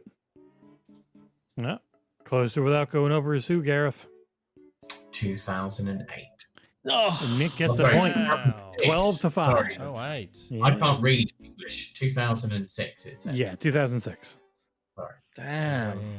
I mean, the next one, it's their You- best you- game. If you get this wrong, I'll be surprised. You ready? Hmm. Elden Ring. Whoa! Elden What do you mean? I probably will Ring. get this wrong. Give me your years in 5, 4, 3, 2, I don't know. 1. I probably will get this wrong. John is Wow. right. 2022. Yep. I don't remember when Elden Ring came out. Do you have the world's largest tablet, by the way? Is it just a scale? It's an iPad Air. It's an So iPad Air. I need one of those tablets. He's all Apple, It's an iPad everything. Please, the next one, which I think is one John really likes, if I remember, or maybe it was Chrome Hounds. What's the next one? Chrome Hounds I love, but Metal Wolf Chaos. That sounds like a very Japanese name. Oh. That was where you play as the president of the United States, I believe. Isn't Metal Wolf Chaos OG Xbox? Yeah, I feel like it is. yes. Gentlemen, so are we doing the original or the remake? the original. I didn't do any remakes or anything. Oh, I don't know then. OG Xbox. Gentlemen, give me your years in 5, 4, 3, 2, 1. Contact. 3. Ooh, a nailed. Who nailed it? Gareth. 2004. Yeah, Nice. Nick's still in the running because we've got 4 more, and if he gets all 4 of them, he'll win. Ready? I'll be lucky if I get one. The next one is the one that got me more death threats than anyone on our site's history. Armored Core 6. Correct. Armored Core. I liked the game. I did not love it. I think it had some fatal flaws that made me not truly enjoy it fully. But I liked it, and it didn't matter because it wasn't a 9 or a 10. So, gentlemen, give me your years. Like it? I give it a 6.5. 2023, they're both right. They both get 3 points. 18 to 11. We got 3 more. The next one being my third favorite game ever from them. How do we pronounce this? Because I'll be honest. I didn't give a Never shit. emphasize the syllables. So you would say Sekiro. There we go then. We'll go with that one. Sekiro. What year did Game of the Year at the Game Awards Sekiro release? Gentlemen, give me your years in 5, 4, 3, 1. There you go. Wow, both nailed it again. That is going to be a win for John. So the last 2 are academic, with one of them being an old school Xbox Kinect classic, what game would that be, Gareth? I'm going to tell you the game and then I'm going to ask you a question. Steel Battalion, heavy armor. Oh, fuck. Did From make that? They did. Did From make that? Yep. I always really, really wanted to play that. I know. Never got a chance to. Xbox 360 Kinect Classic. Give me your... Wait, it's not the OG. It's the 360. No, the 360 one. Yeah, 360 fuck. Kinect Okay, Classic, shit. as I said. Yeah. Give me your year in 5, 4, 3, 2, 1. Wow, Both gone for 2012. Both wow, they right. both nail it. That's when Nick gets mad because he lucky I nailed it. clarified there because I thought it was the OG Steel Battalion with the. Yeah. Okay. All right, Gareth said he had a story about the controller. go for it, Gareth. I know. I just have a friend called Paul who bought the controller, and I think he used it like once, maybe twice. Oof. Sounds about Anyway, right. I mean, there were probably some people that got hours and hours and hours and hours and days of use, but I don't understand why anybody would buy that controller. It was ridiculous. It is Very people who cool want as to. fuck. It's cosplay, but in video game Yeah. form. But then I've never been invited to a fancy dress party, so I've never cosplayed. We got I hate one fancy more. dress. John has won like almost every game this year. He is just shit directly in Nick's mouth every week. But don't I cheat to win? No, John does. Apparently. What is the Yeah, final this is my one? job, mate. A game you wouldn't immediately assume is from software who have a surprisingly diverse library. Ninja Blade. Oh, I played this. This was a Yeah, I knew QTE that was. fest. I was about to say. Oh, he's not saying Ninja Blade, but yeah, we all knew Ninja Blade. This was this from. game should be read as if it's a Mortal Kombat kill move. Ninja Blade. Right? That's how it should be read, right? Mm. It's like a Ninja Blade. QTE filled. It was. Yeah. I had the pleasure of working on 2 Mortal Kombats. Mm. One of the other ones that they made. I've heard Mortal And then- Kombat 1's not gone that great, and they canceled all the DLC. Well, I feel it used I to be a feel like I'm- big performer, but it's a I'm single. off by a year, game, I isn't it? reckon, with Ninja Blade. All right, 06 and 09. Who got it right? Because one person did, Gareth. John got it Yeah, right. he 2000. fucking Yeah, okay. annihilated Nick. Holy shit, 27 to 17. My God. It's like you stood over his mouth, squatted down, and just let go. How did it feel to be incredibly shit in life? Yeah, Nick. It's been a weird year. I have my looks to make up for it, so that's okay. Yeah. There, he's got me there. Yeah. He's got me there. That's what you always go back to, and it's annoying because it's true. Yeah. Look at this Yeah. shit, man. All right. We're going to wrap things up with the 30,000 super chats from Jordan Andow, and then we'll dive yeah. into community questions and let Gareth go to bed and me go to bed. I'm not going to bed on stuff to do. You're going to go play Indiana Jones, too. Jordan, I said to my missus, I was like, I'll do the show. And then We made a and then lot of money and I'll- tonight, so it's fine. It's like, and you'll come up to bed? I'll be like, no, I'll play Indiana Jones till 3 in the morning. Jordan Ender, is this a timestamps? A Jordan Superchats episode again, Nick? Yes. Also, next week on this show, I'll give away 1 code for Indiana Jones Premium Edition on Steam. Don't give it a neck. Patreon and YouTube members only, so sign up for a chance. Nice. Very generous. Yes, thanks for that, Jordan. I wish it was an Xbox code, but that's okay. There are more. Jordan Ender, what year was Shenmue 2? And for a bonus point, what platform was it exclusive to in North America? No, OG Xbox. Yeah. in North America. Shenmue 2 was OG Xbox, and I owned that. It was a great game. Unlike 3. And what year? Was it 02 or 03? I feel like it was Shenmue 03. 2. I think it was 2003. Yeah, I reckon it was 3 as well. I think. But that's I mean, I the played it on Superchats. Dreamcast. That's No. There's more if memory serves. No, I've read them all out. Are you sure? Yes. Yeah, no, he Read had them like all 7 before, and he had those 2 during Okay. the game. All right. Okay. Read them all out. Okay. So lastly, we're obviously, as mentioned several times on the show, supported by a wonderful Patreon community who don't mind us going off on wild tangents regularly. And as a thank you and a perk for being a Patreon member, they get to ask community questions every week, either in the Discord, which is available. Anyone can join it. even if you're not a Patreon member, discord.gg/XboxEra. If you are a Patreon member, you get access to the Cool Kids Lounge. Same for our forums, forum.xboxera.com. I give away they too can much. ask community questions. And they've done so with great further. So we starting on great the aplomb. Google Forums good or the word. forum? Yeah, the wherever Nick form. wants to I'm start. going the form first. Okay, loading it up. 'Cause I'm warm I for accidentally our form. closed it. So yeah, if you're not into using the forums, we do have a Google form now that you can hop into and ask a few questions here and there. Okay.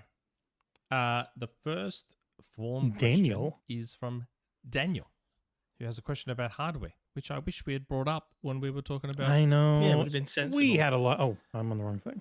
Get out of there. Okay. Friggin' what year, my dear? Come back. Display capture. Bam. Hello, Daniel.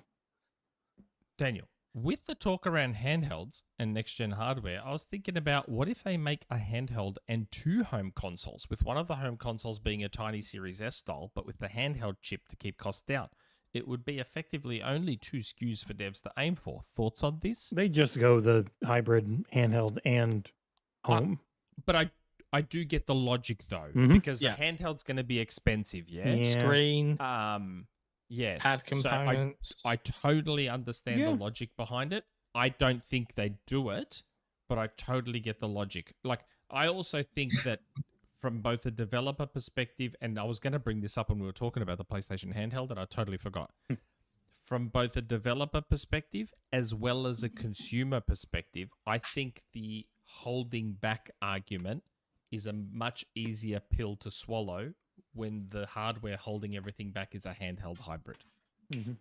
I think more people would be more willing to swallow that pill. Yeah, I mean, you Yeah. you look at the handhelds, and the weakest one is the Steam Deck, but people just like it Yes. because it feels the most like a console. So if you've got an Yes. actual console that can also play PC games, people are going to be a lot better about it. Yeah. So the PlayStation handheld that we were talking to earlier, I think, like, you know, I've seen a lot of people go, oh, let's see how the fanboys are about the generation being held back when they make a PlayStation handheld. But my response to that is that people will have less of a problem with a PlayStation holding back the gen if it's a handheld that's doing it. So there's an additional thing to mention. I think is important here, right? Can I take 1 minute to answer? You can take Please. as many as you want. Keep Take John 10. up. I don't The mind. underestimation of profiling in games is a big deal. If you look at a game can run on multiple pieces of hardware, and you can run different profiles to allow it to do so, right? Porting games is difficult between different engines or different hardware, right? But the profiling of games is not difficult. So for any dev to say, you have to make sacrifices for Series S versus Series X, yeah, you have to make sacrifices in a menu most of the time. You don't have to, unless you've got bespoke code. I mean, I'm not a developer. Somebody might just turn around and say, you're talking bollocks, Gareth. But I've seen it. I can tell you that there was a game that was an Xbox Series X launch game, and the dev kit arrived in the office about 4 months before launch. The game that had only been coded on PC was running on the Xbox at 300 frames a second within a day. And then we added all the extras in that you could, and then, it still ran at 120 frames a second. Profiling is easy. So changing a profile between handheld, as long as a handheld can run Unreal Engine 5, let's say, for the next 5 years, isn't going to be an issue. Yeah. Mm. I don't disagree. And people will be used to, especially if they can get to 40. If it can do if it can do 45, like the Steam Deck's best profile for running shit is set it to 90 hertz on the display, and then have the game run at 45, and it feels amazing. It feels like 60, even though it's not. And if you can do 40 into 120 or anything like that, you make the math work. There are ways to make not 60. So the human eye can't tell Yeah. the difference that much of those Yeah. kind of It feels right? it feels like 60, even though it is not 60. Yeah. Yep. I Nice. agree with me. Next Okay. question. Thanks, Daniel. The next Mhm. or last form question from SJ is also a handheld question. Mhm. Hello, fellas. I've been thinking lately, are handhelds going to become one of the core pillars of gaming? Yes. Man, I hope so. Is it something that if you're a major company like Xbox or PlayStation, you need to have your own handheld? Yes. Yes, please, hopefully. While I know that Nintendo has always been about handhelds, we went from companies like Sony giving up on the Vita to now everybody making their own. I won't deny it, I fell victim to the FOMO and just got a ROG Ally X today. It won't ever replace console gaming for me, but I already know I'm going to get a lot of use out of it. Bonus question for Nick. Have you decided on getting a handheld? Ally. I know you were asking for opinions on either the Steam Deck or ROG Ally. Whatever you choose, this doesn't mean that you can start stealing codes from the Patreon members. You'll finally be able to play Steam games. Look, You'd want an Ally. I think I'd want an Ally because then I can put all the stores on it. Like You my can get all Epic- your stores on there except for Xbox. You can get Epic and you can get the other one, like GOG, onto a GOG. Steam Deck. I think it's a little bit further than you want to go. They just work Yeah. on an Ally, though. Yes. Like my Epic and GOG libraries are considerable. The Epic ones Um, are fucking... If you have been getting everything from Epic Amazing. for the last 3 or 4 years, they are Oh, ridiculously good. Right? Epic has given away some unbelievable games. Unbelievable games. It's paid significant sums to do so as well, Yes. Yes. without me saying too Um, much. I not only do I've said this before, but Gareth doesn't know, so I'm going to tell the story to Gareth. I don't give a shit. Go ahead. So I've been attaching the games with religiously on my Epic account for the last however many years, but I've also been logging into my daughters and sons' accounts and attaching them because they've got Epic accounts because they play Fortnite. Yeah. So I'm like, well, I may as well attach the games for them because I'm 95% certain my son is going to grow up to become a PC gamer. So when he does, he's just got this library of like 500 incredible games just waiting for him for when he does. I've been just religiously logging in and attaching the games. And I think that's really important because, you know, when we were growing up, it's about that you had Moore's Law, right? And it's like, oh my God, have you seen the graphics on that? That's got more than 16 colors on screen. Then it was like, Christ, have you seen this game, Cool Spot, on the Mega Drive? It's beautiful. Have you seen Aladdin on the Mega Drive? It does stuff that you couldn't, like, and it would go on, right? But kids now don't care about graphics. They don't. They care about experience. And if that had happened 20 years ago, we'd be in a different place entirely, right? I still care about graphics. I'm like, wow. You know, that really does look like they promised it would be when Final Fantasy cutscenes were like, this is an engine. You know what I always think of? If you ever had a Sega Saturn and you saw the 3D baseball game that was on the back of that, and they never released that game, but that game looked amazing. I was like, if someday games could look like that, and then they finally did by like the 360 era. I was like, Varuna's Forces on the Atari Jaguar was also a game that never got released. It had something called Z buffering. Does anybody know what Z buffering is?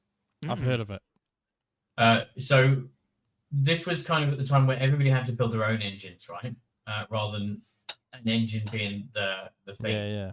Z buffering is where you could have, or it still kind of is called Z buffering. I think it's where you have a texture that has a further difference texture, and then as you get in, the texture increases in detail, right? Oh, I refer to that as LOD, level of detail.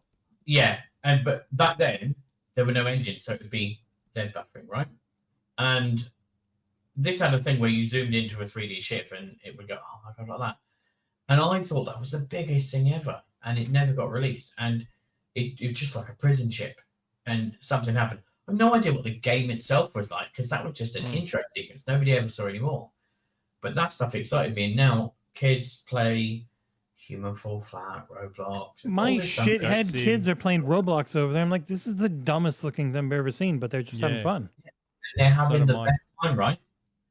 So, yeah, times change, right? And I think if you have that huge catalog, which is an amazing thing that you've done, by the way, for each of your kids, do you love either of them more than the other one? No, he hates them all and wishes they didn't exist. Yeah. But he thought about it I'm for not a kidding. second. I But they've got, like last week, I added BioShock Remastered. I worked on BioShock. I've never played the remaster. It's good. I added the Tomb Raider stuff. I think I probably worked on that one.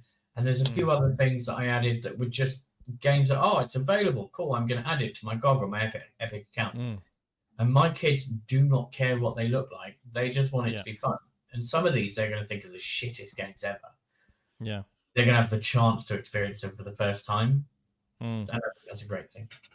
Yeah, I do it all the time. If I see a random Xbox game go for free, like, you know how Crackdown 1 and 2 are permanently free on 360/Xbox? Like two human logged into their accounts, attached Crackdown 1 and 2. 10 out of 10, by the way. Everybody got it for the access to the Halo 2 beta. Crackdown 1 is a 10 out of 10 game. Ooh, okay. People may disagree with you there. Even as someone who absolutely adores the shit out of Crackdown, I wouldn't give it a 10 out of 10. I would give it a 10 out of 10 just for the agility orbs and their placement. If you made it Mario that you're playing as, Nick would give it a 10. Yeah, if it was Mario as the central character, it would be a 10. Easily, Mario right? music, Mario sprite, Nick's in there, 10 out of 10. I love Crackdown. Absolutely adore it. I once recreated a Crackdown agility orb map from the internet and literally created the Crackdown map and placed the dots on the map to put in a PDF for print for a magazine. That took me 3 days to do, and I was so proud of it.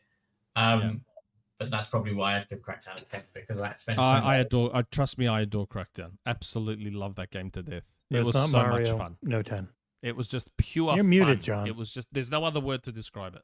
Question: Are we still answering SJ's question about whether you're going to get a ROG alloy or not at all? Are you going to get a ROG alloy? We started to, but we were talking about attaching all the games. Look, what I was going to say earlier was I've reached out to ROG Australia on Twitter in the hopes of getting one for free from them. I hope like $1,500 Australian. I hope they are better than ROG US or ROG Europe, because I could never get in touch with Ally. Asus I probably anything. won't hear from them. I couldn't. But Asus is the one company outside of Sony I have never heard back from, despite repeated attempts. I got invited to their event in Germany, like their big event, and you didn't go. And I didn't go because I ended up. Well, we were working the booth until 8, and then wanted to hang out with the boys. But I'm going to tell them I went and be like, "Hey, it's really cool to have met you guys. Really appreciate it. Thanks for everything. Who should my contact for Australia be? Maybe I'll try that for you, Nick."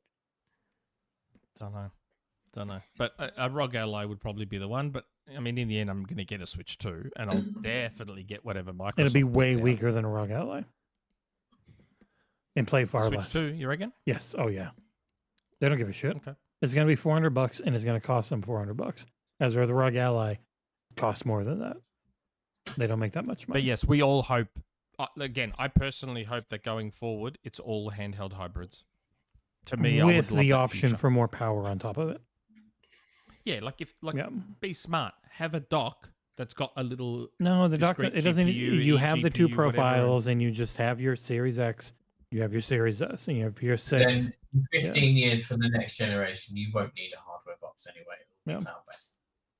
Which is, I mean, I don't like the idea of that. I like the idea of a box because it's the central point in the living room. But I don't think we'll need the hardware in 10 years' time. Well, it'll be on fire. Look, I'd be fine with the cloud thing if I knew, if there was some kind of assurance, which there can't be, but if there was some kind of assurance that experience was going to be pretty much guaranteed almost near native, I'd be fine with that. Because I've played Fortnite on a Samsung TV via the Xbox app, and it actually sometimes felt quite good. There were times. Yeah. But it was an inconsistent experience, and that's my issue.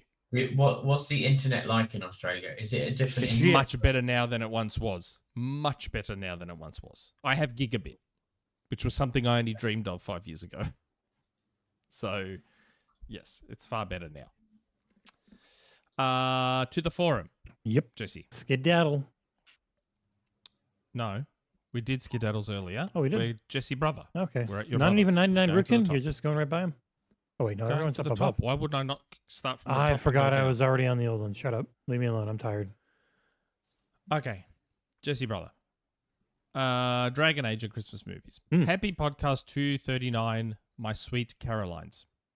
Jess, I just completed my first playthrough of the awesome Dragon Age of Valgard. I'm thinking of going full sword and board warrior with my next character, as well as upping the difficulty setting.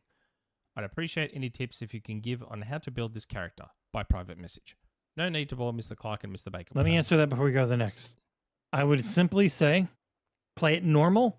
Eventually, you might get some gear that lets you do damage based on cooldowns instead of using rage, and also gear that makes you do more damage the more rage you have, at which point you become unbelievably powerful. So try and get that. All right then. Speaking of those blokes, what is the best Christmas themed movie in your opinions? And please don't say Die Hard. Decent movie, but Christmas has such a loose relation to it. If you want to go there though, have any of you seen Kiss Kiss Bang Bang? Oh, what a movie. Better movie, and also with a kind of a Christmas theme, and it stars Nick's hero, RDJ. Hell yeah, that was his comeback movie, Kiss Kiss Bang Bang. My favorite, most recent one would be Krampus. It was surprisingly good. Yeah, it's a good movie. Which one's Krampus again? The slash horror Christmas yeah, movie. like horror slasher movie with the guy from Severance. Yeah, Severance, and he was Uncle Ben in fucking Madam Web, I think. God, that movie. We should do Madam Web. I would like to give the honorifics to the best on-screen Father Christmas I've seen in a long, long time, which would be Kurt Russell in the first Christmas I've heard a lot of good things Chronicles. about that. The first one, not the second one so much. Yeah, the second one was kind of naff, but the first one felt to me like a current generational real Christmas movie like they used to make when I was a kid. What was it called again?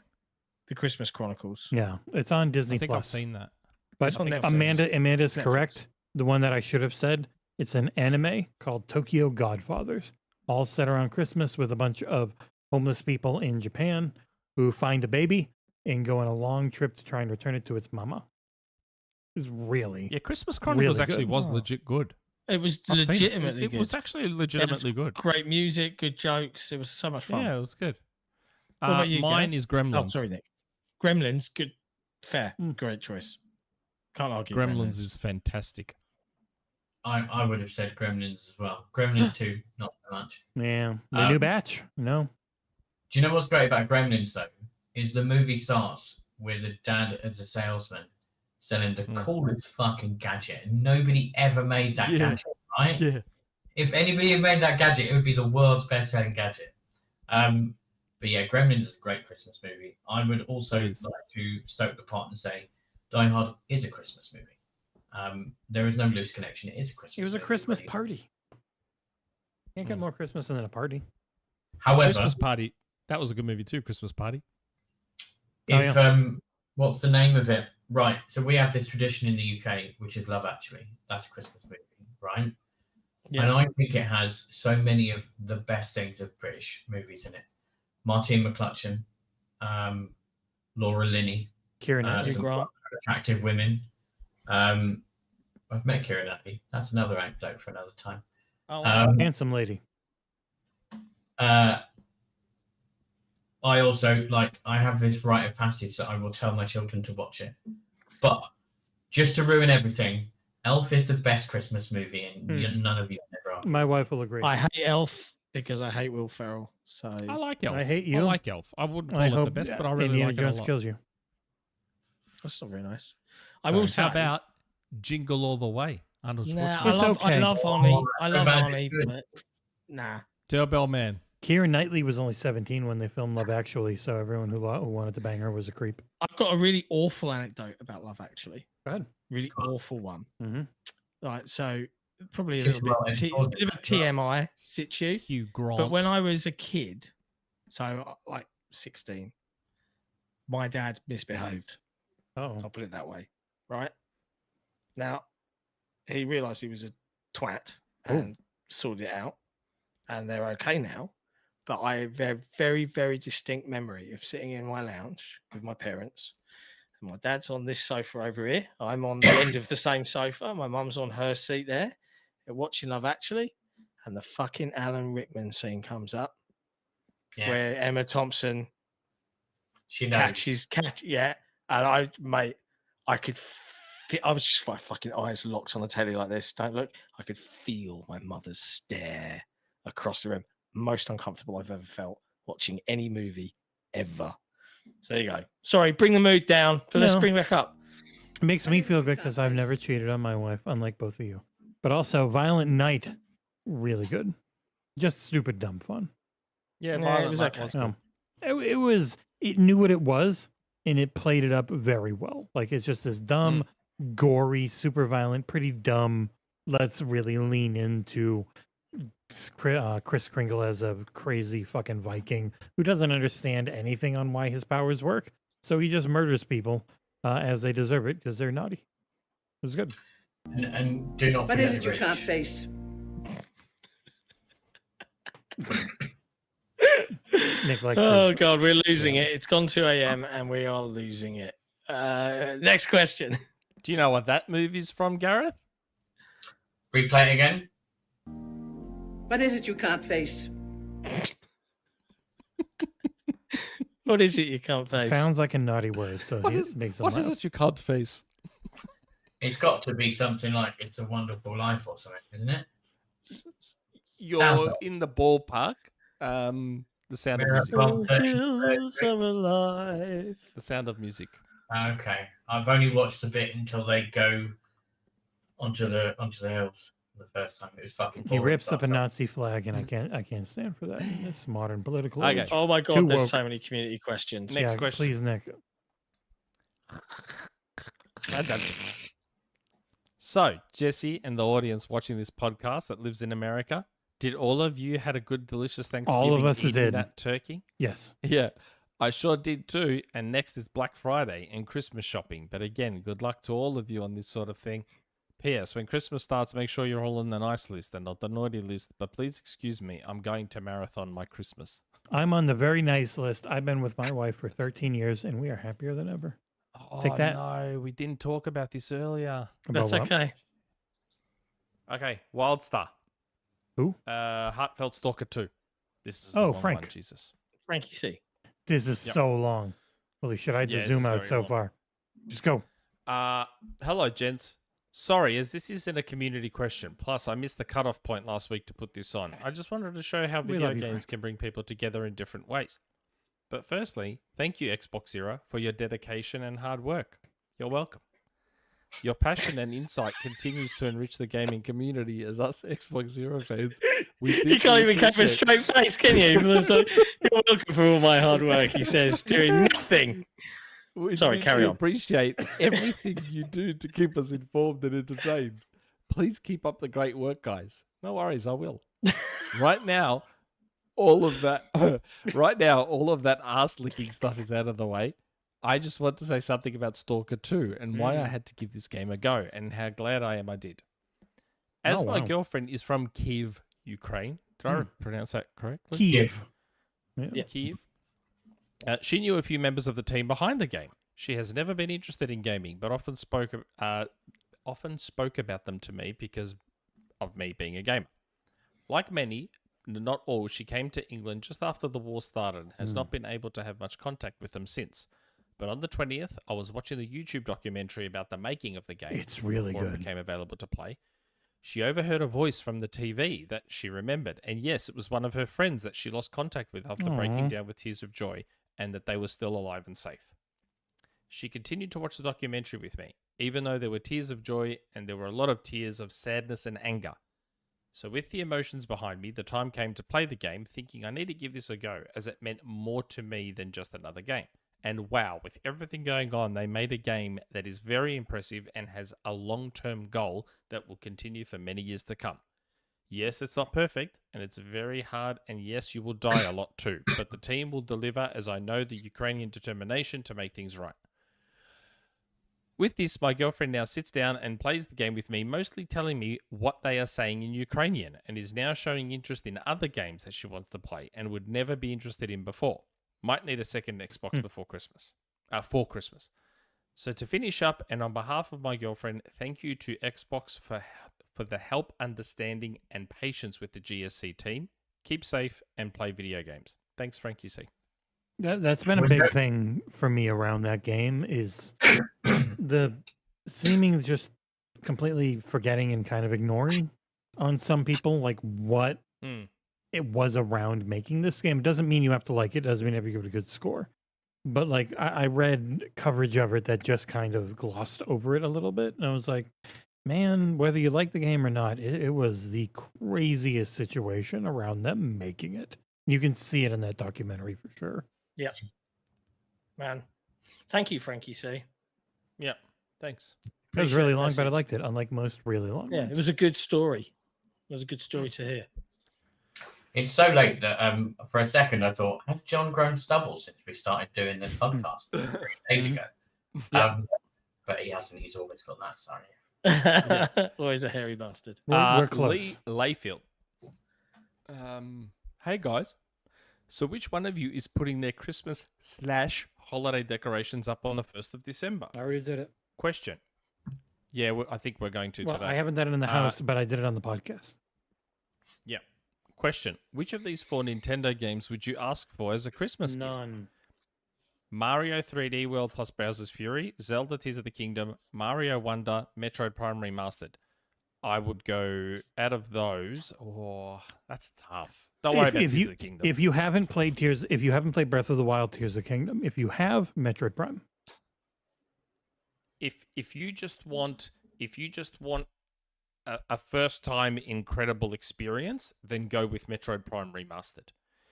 If all right. you want a bit more replayability, if you want something that's going to last, Tears of the Kingdom could theoretically last you forever. But Mario Wonder is good for replayability as well, because you can repeat the levels, do them better. Yeah, Mario Wonder is amazing. Mario Wonder has weird difficulty spikes, where some levels are just brain dead Yes. easy, and then it just goes fucking crazy hard. Yeah, insanely hard. Yeah, Mario Wonder is great. I love it. It is very good. 100% of that game. Agreed. Too. Question for Gareth. How did you decide your company name? It has a nice ring to it and some great art on especially the homepage. Yeah.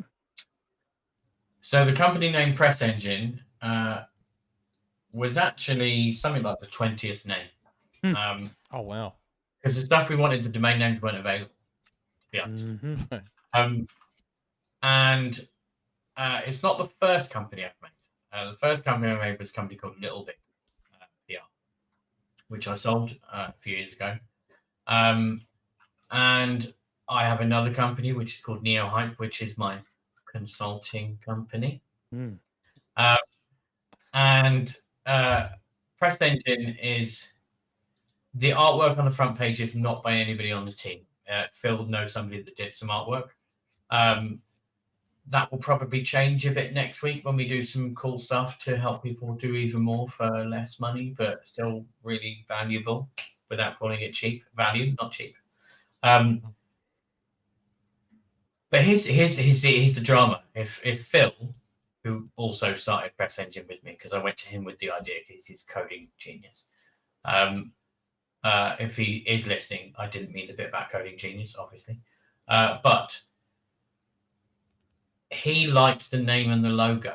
And I think we're going to have to change the name and the logo at some point.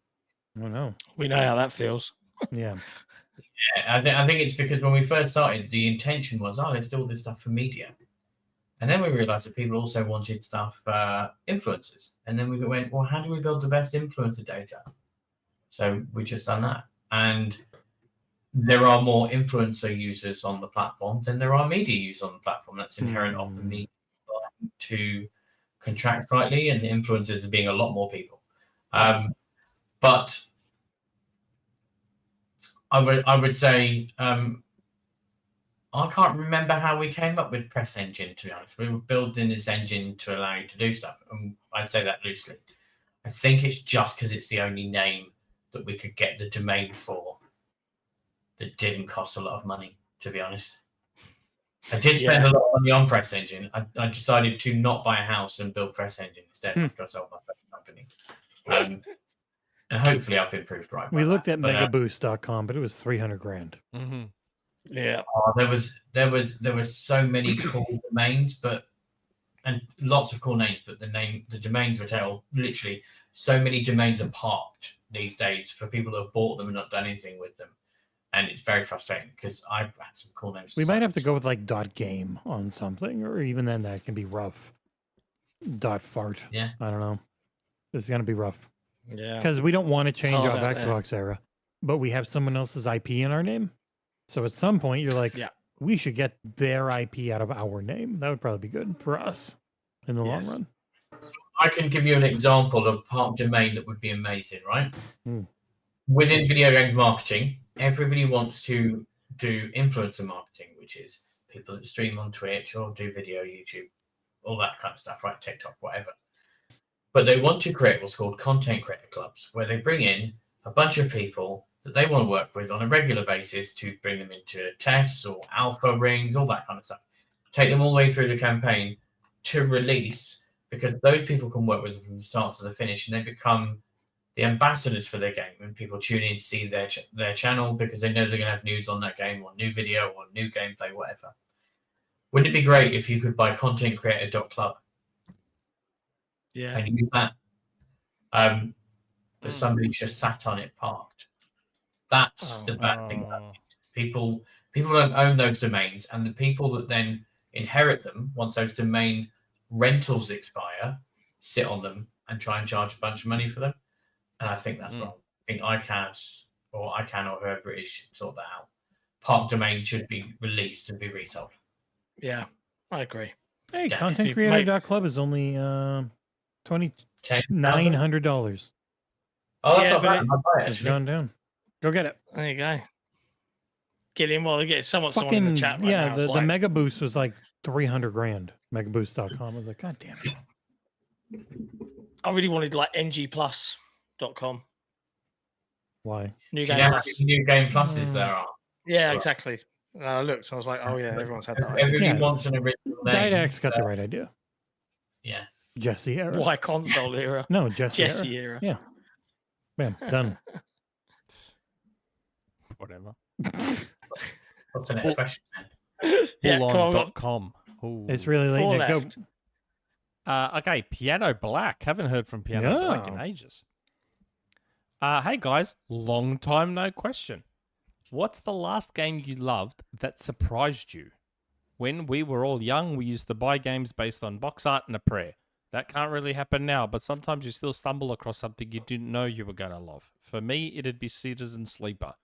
I didn't really have any idea what kind of game this was going to be, and only tried it because I liked the sound of the title and saw a good store rating. But wow, did it pull me in with a very affecting sci-fi narrative.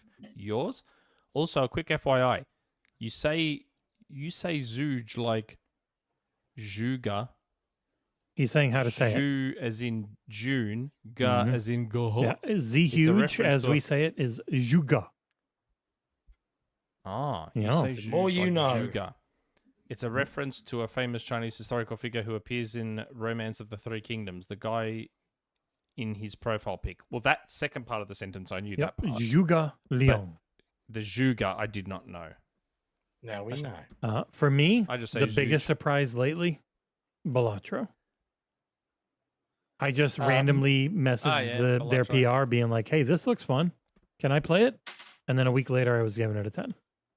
Yeah. It's the best I think rogue the building deck like I've ever played. most recent, like genuine, like surprise for me was Tiny Glade, which is a very chill build. It hits your It's my creative, your forge vibes. mentality very hard. Yeah, I loved it. I thought it was very nifty and really cheap. What about and you, Nick? Impressive. Like probably, maybe. Well, I mean, this Balatro. That you didn't skip. They actually played. The Arkanoid that I just bought on There Switch. you go. He's loving the I was like, Arkanoid. man, What about you, Gareth? This is really good. This Arkanoid game. I'm like, holy shit. Good game design. I'm gonna go on something that I kind of worked on a little bit. Allow it. My press engine, Falconeer Chronicles. Thomas makes whatever he wants. He doesn't make something to fit in a genre. The Falconeer was a game that should not have sold, and realistically, it didn't set the world on fire in terms of sales. But Thomas built a world, and then the Falconeer Chronicles he built. Bulwark. You're referring to Bulwark? Yeah. Yeah. So Bulwark, the Falconeer Chronicles. Sorry. He built a city builder that isn't really a city builder, and takes the grind away from it and just allows you to just create stuff. And I told Leo from Wired that I tend to buy games. I used to do work for Wired, but I buy all their games that are not shit. Only joking, Leo. I buy all their games because I want to support them. They're an indie developer that I like. And I bought Bulwark on launch day instead of getting a free key because I want to support them. And then I played it, and I found that when I started playing it about 8:30 in the evening, I was still playing at 1 in the morning, and that doesn't happen unless I'm really enjoying it. Yeah. And I thought I'd been playing it for like an hour and a half, and I had not. We've had I Thomas love on that this side show of the like game. 3 times, and we really pushed Falconeer. Like we did a stream with Thomas. I think John did a stream with Thomas on. We reviewed it. We reviewed Bulwark from Peter Svikabrut Jasper. It actually did. It did well. The Bullet Falconeer Chronicles. I can't remember actual sales figures and stuff like that. But 14 billion. 14 billion. See, here's the thing. I think Microsoft missed a trick by not doing a Game Pass deal with that. Because they did for the Falconeer, and it was kind of known as the Xbox Bird game, right? And it was a launch game. And I think they should have done that again with Thomas for Bullock because it's so unique. Yeah. But I'm not in control of their Game Pass team. Yeah, we should email Phil angrily. Yeah. We'll tell him. We'll give him what's for. Yeah, give him a piece of my mind. I don't know his email, unlike Nick, but I'm going to guess it's phil.spencer@microsoft.com. I've got Phil's email. Yeah. It's not. It's not that. But hey, let's not. I'm kidding. give him that Please don't email actually say live it. on the He has podcast. nothing I'm to do just with it. throwing that out there. Or do. I don't know. I can't tell you what to do. Also, Adults. Phil has somebody that reads his emails and prioritizes them for him to read and then sends them through to his actual email address. And they will come to your house Hey, and kung fu kick you in the that's- face if you annoy him. that's true, then that makes me feel real good with how quick I get replies. Oh boy. Doesn't make Xbox my PR priority. feel good. Phil will reply to you if you're like an Xbox community member. He will go out of his way to do it. There are business emails he has to read. There are partner emails that he has to read. And I don't know Phil well at all. In fact, I've never met him. He's one of the people I have. He loves him. But everybody that I speak to cannot speak more highly of Phil, whether they are community members or whether they are publishers that have done a game that sold 5 million units in a year or 100 million units. He makes time for people. Yeah. For an evil would businessman, disagree. he seems nice. You told me off for not introducing my missus at SGF. You were very sick, and thankfully you didn't give him COVID and kill him. Yeah, that's true. Next But he is a question. dick. It's super late. Do you know we had him on for episode 100? Did you have him on for episode 100? We did. Yeah. We did. That was like we started the project in 2019. We were like, we will have Phil Spencer on the show, and it happened. Episode 100. Thanks to me. And I'm going to eventually, go back and watch episode 100 now, just Don't- for shits and giggles. don't watch It's just- episode 200 because we didn't have him. Thanks to John. Yeah. Yeah, thanks, John. Yep. Might never have him again. everyone. Who knows? I know. Man, I was not happy. I'm not about I'd done so much work to organize that. Yep. Yeah, all that. work. I don't see next Starfield question. on PlayStation, motherfucker. Is Next this question. the penultimate? No, question? there's like fucking. There's multiple more. There's a couple. Oh no, there's only a couple more. Yeah, a couple more. Go. Guide Act 3. Hi peeps. Quick question. What is the best holiday themed event in a game that you remember? I love Gizmas with the snow boom shots. Great fun. Christmas and Overwatch. My next question. Themed event in a game. I can't remember. I any. love the Marvel seasons of Fortnite, and I love the Greek mythology season in Fortnite. The Polar Express movie license game because the Polar Express is actually good, and Is it though? It's you just play the terrifying, movie. but good. And I yes, can't think of a Christmas single Nights, Christmas themed event that I Christmas was like, Nights yeah. on Saturn. That was good. Yeah. You got like a little Santa hat on him if you played with the Those Dreamcast amazing set to Fortnite Christmas. seasons. They're so good at doing that too, Fortnite. They're so good at it. My favorite theme season was when they did the South Pacific as part of World War II and Battlefield 5. Played the shit out of that. Very good. I was right. There is only one question left. Yep. Yeah. Kadokawa. 99 Ruken. Last question. Happy after Thanksgiving. First off, I know what I said last week about buyouts. My question, how funny would it be if Microsoft swoops in and buys all of Kadokawa because Sony won't? I'm just asking how funny it would be, not if Microsoft will buy them. P.S. If Sony does end up buying them before the podcast, just skip it. So the thing I've learned about Kadokawa is they own a lot of other stuff. They own a lot of other book companies and other little companies that Sony does not want, which is the holdup. Like they own a ton of stuff Sony has no interest in. So that's why it's like, who knows? Sony wants if the it'll ever anime. happen. Sony wants the anime media entertainment stuff. That is what Sony wants. I'm sure PlayStation would love having From, don't get me wrong. Yeah. But Sony, greater Sony, wants the anime and media stuff. That is what they want. A lot. To have their monopoly on anime. Yes. They don't have anything close to a monopoly in the East. They have a monopoly on streaming in the West, and it would give them even more of that. Yes. So And it is would funny. be People funny? are like, "Hey, Of course. the Japanese people who have to approve this wouldn't care." It's like, well, yeah, also the FTC and the CMA and the EU have to approve it. They all have to approve it. That's what Microsoft went through. Everyone has to and they approve it. probably wouldn't, and that's the problem. Yeah, it'd be really rough to get through the West. Because you know the Activision Xbox deal. I heard of it. Do you think the FTC just sat there and went, "We're not happy with this"? Do you think some people maybe complained to them? Well, Sony did We quite had a gamers prolifically. lawsuit. Yes. And it wasn't just one or the other. There was multiple people, right? So the moment PlayStation acquires a further monopoly of anime product, as an example, there's going to be a few independents that will immediately write to the FTC and go, "I'm not happy with this," or write to you.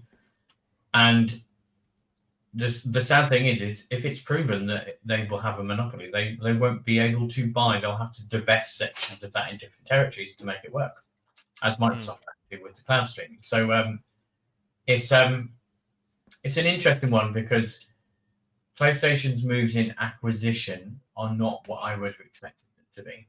Like when they invested in Epic, I was like, yeah, expected. They want a little bit of control over the Unreal Engine and its development to make sure they got parity, because Xbox had a lot of first thought from Epic because they were making Gears of War for them, right? But then they also bought into Bungie, and it became live service. Okay, so you want part of the Destiny franchise, etc., etc. Kadokawa is definitely not a games purchase for them because they just buy From Software. Yes. They could just go in and buy that, right? Yeah. So it's interesting if you look at Sony's income and profitability. Almost all of it comes from PlayStation at this point. Their television business is not where it was 20 years ago because there's so much competition from so many other things. But the PlayStation is kind of funding a lot of Sony's other stuff. And that's probably why I agree that Kadokawa is important for the other stuff. Yep. No disagreements here. But it would be funny if Microsoft swooped in. I just don't think that Yeah, will it would be happen. hilarious, but yeah, it's never going to happen. I think you find that, and I mean, I'm getting a very long podcast, sorry. I think you find that Microsoft won't swoop in and buy anything Japanese. Because on the ground, the Japanese and anybody in Southeast Asia, you have to earn what you win, right? Which is why Microsoft probably, I think it'd be great if Microsoft bought Sega, as an example. Microsoft could afford to buy Nintendo if it really wanted to. It could buy anybody out there, right? And they did have the conversations, but I don't think Phil Spencer is stupid enough to think he can buy his way into the Japanese market, however big or small it is, depending on how you look at it.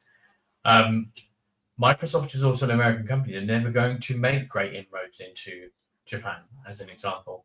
But what they can do is have great partners. And I think they get better at having great partners in Japan. Yeah, that's what their Xbox Japan is focused on, trying to get partners. Is not trying to get their own assets and their own IPs. It's just like, hey, we'll pay you money to just come here with parity. If you want to put your shit out on us, cool beans. You don't have to worry about exclusivity. We know how sick you are of working with that with Sony. You just get your shit on here. We're going to give you a bunch of money. And they're doing a good deal with what's his face? What is his name? Oh, Kojima-san, right? I'm going to name drop now. I've had the pleasure of working directly with Suda51, Mizuguchi-san, who did Res. I did Res Infinite. When he said goodbye, he gave me a hug. I was like, wow, this is the best day ever. Wow. And then he went on to do Tetris, the online version of Tetris. Tetris Connected. Yeah, brilliant, right? There are people in Japan like that and Kojima that Microsoft should be working with. And none of us know what the hell Kojima's actually making, right? And I don't think, because here's the thing, Sony didn't know what he was making when he made the delivery game for them. What is it called again? Death Stranding. Death Stranding, yeah. Delivery simulator, basically, right? I can tell you for a fact PlayStation didn't know if it was going to be good 12 months before release. Somebody at PlayStation said as much to me. Now, that might be one person, right? But he turned around and delivered a game that people still talk about. Yeah. And that's where Xbox needs to get better in Japan, is working with people who deliver those experiences that people continue to talk about. It isn't necessarily about sales for them, because it never is going to be, because they're a Western company. It has to be about experience, and that's where I think they'll make the difference. Yeah, with them going so hard with Atlas, I think has been very smart. It's like Metaphor, everywhere Metaphor was, it always had an Xbox sign next to it. And he was like, yeah, I'm still going to buy it wherever I want to, but it's associated with them. Right? Yeah, it never used to be. They never had anything. And Persona was this amazing franchise that sold 8 million copies in 30 years. And then in the last 4 or 5, it's sold 2 or 3 times that, because it started going everywhere. So I'm so glad you just said what you said about Death Stranding. It might have something to do with the thumbnail of our show this week. I'm just, because there was a story I had been told a long, long time ago around Death Stranding and Kojima and Shu and a lot of stuff going on at PlayStation, and I never wanted to tell the story that I had been told publicly, because it's something that could never really be verified or confirmed or anything, so I just never told the story. But hearing what you just said helps confirm a little bit of the story. It gave Nick an insider. So I'm glad you just said it. I'm glad you just said that, because it helps confirm a little bit of the story. All PlayStation could ever do to me is say, what are you talking about? Of course we had confidence in it. PlayStation don't need to reach out to me and tell me that, because I'm not important enough for them. So there are things that I can talk about that I'm comfortable doing, because it doesn't harm anybody, right? And 1 or 2 people telling me they weren't sure what the fuck this was, we don't know if it's going to do well, right?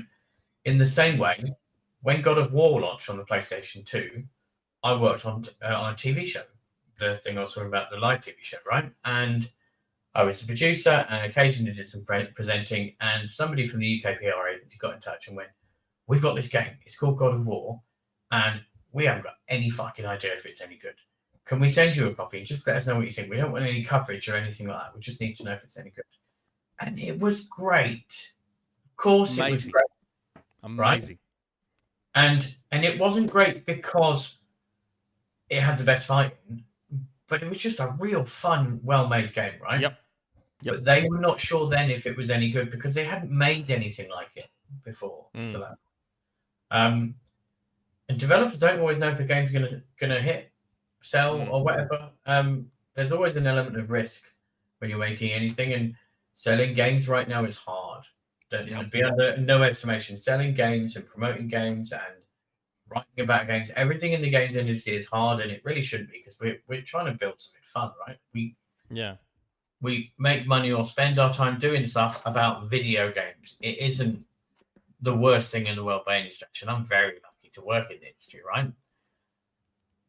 But it's hard, and we shouldn't underestimate the effort that people put in and the risk they take, because sometimes, just like that, nobody knows if it's going to work. I feel so happy for local Thunk, for Balatro. What a journey that guy's been on. I think I It's deserve like- most of the credit. I gave it a 10 right away. I didn't wait for everyone else to do it. I was right on that bandwagon right ahead. So I should be up there with him at the The game. guy of that 2021. signed that game, because I know the guy that signed that game, the publisher. PlayStack. PlayStack. The guy that's head of publishing at PlayStack used to be the editor of CVT magazine.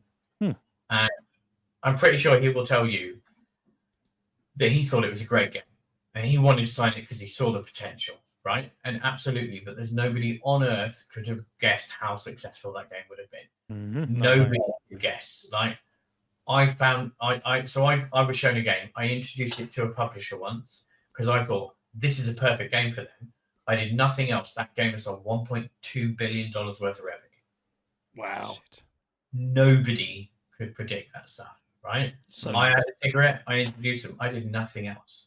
Do I wish that I'd asked for 3 to 5% if I introduced them and they signed it? Yeah, of course I wish I'd. We'd never be having this conversation. But I didn't do anything. They worked on it. They made it a success. And they've reaped the reward. I mean, the guy that owns a studio and the game has been working on the sequel for 6 years and doesn't actually need to rush because he's made $600-700 million. Why would he need to? Yeah, but nobody knows if it's going to be successful. That was a really long answer to that question that nobody asked me. Sorry, everyone. No, that's fine. No, I love God of War 1. It's one of my favorite games of all time. Nick, I like the haven't sex played fighting any of games. them because I didn't want to, because I don't want to spoil the original success for me. I thought it was just outstanding. Play 2 and 3. Play 2 and 3. 3 is insanely God- epic God- for the hardware. It's crazy what they did. God of War 3 is like, even though God of War 1 is on my list of greatest games of all time, God of War 3 is technically the better game. Way better. Like yeah. it's I've seen lots of video from it, and I was like, I really enjoy it. It looks Just outstanding. climbing up the Titans and shit. It's it's crazy, unbelievable. God Yeah. of War 3 is man. unbelievable. Way better than 2018 or Um, Ragnarok. Yes, those OG ones are much better than the newer ones. And I like the newer ones, um, but it is one of my favorites Oh, ever. 2018 was my game of the year in Mm. 2018. I did love that game. But if you said to me, gun to my head, are we going to go back to the old style of God of War or are we going to stick on the current path? Old style, thanks. God of War 3 is unbelievable. You owe it to yourself to play God of War 3. We are, Nick, Yes. it's been 4 That's it. hours We're and finished. 45 We've just got minutes. the 3 super chats. Yeah. Have we done 4 hours and 45 minutes? I'm so sorry. Never invite me back. John, are you still going to play indie? No, I'm not playing it tonight, mate. Yeah, I I'm going to go to figured. bed. Jordan Andow, my community question. When are you guys coming on my podcast? I did Alright. answer him. I said, I'm in between reviews, so invite me. You have until Monday. My time zone screws all that up. Yeah. Jordan Andow again. We only have like 20 subs right now. It's called the Gaming Mix Podcast, and it's from Analog Stick Gaming, the small 2-person outlet that I co-own alongside my work at the Outer Haven. Mhm. Jordan, that's how John and I started. Do John it. and I started the exact same way, mate. Yeah. I remember looking at 20 subs and being like, Yeah, we were like, oh man, we've hit 50 subs. And then you Yeah. randomly We're like, found me on "Rap ass." Resetera, and I said, I'd like to try writing a review. In history, it was made. Yeah, We here we are. had a guest. We had a developer from Xbox within Adam our Eyes first Green. 5 episodes. Episode 5. Adam is- Eyes Green. That show Yep. fucking I could not watch the XboxEra podcast for the first 50 episodes. It was so bad. I don't know how you had any subs. some would say it still is. Yeah. And more. last super chat from Jordan. Last super because chat. Pit Jordan, I want to go to bed. Why is Metal Gear Solid 3 the best? Haha, it's not the best. No. It's the worst Metal Gear 4 Solid. would be the best to play. Your solid games are rubbish. Agreed. You know, they're all rubbish. Yeah. Pretty much. No. So they all have No. the trappings of great games ruined by having too much of his writing getting in the way instead of letting you Yeah, just I have fun love- playing them. If you take out the really like incomprehensible writing, voice acting, Mhm. what you have underneath is you have a bunch of really nicely designed stealth levels, right? If we look at Yes. the stealth level of it, with an interesting camera, Yeah. that does not make a great game. No. See, I love the games. No, you don't. The You actual want to game, skip every the cutscene. games. That's what we're saying. Get rid of all the cutscenes and you had good games, but you can't when you're normal human beings. Yeah, but I'm just saying, like, I really liked Metal Gear Solid 1. I really, really liked Metal Gear Solid 2. Ugh. Metal Gear Solid 3 I did not enjoy, Yeah, so I I'm wasn't- interested to see. Which is the recent one that they moved to the Fox engine to show off what it does, and it 5. looked 5 and Ground Zeroes. and I'm sure it looked nicer, but what else? Sorry, I'm 3, I'm very happy to tell people games that I don't want to play in anyway. I don't like I am Kojima's very writing. interested to see how 3 holds up. I have a feeling I might like 3 now, this new remake of 3. And 4 I loved when it actually let me play and wasn't shoving hours of movies down my throat. Yeah. Fair. Yeah. Had an hour and a half On that long note- movie in that one. John, go ahead. Speaking of really long movies, that is the end of this episode End of of the the show. podcast. I'm not saying it.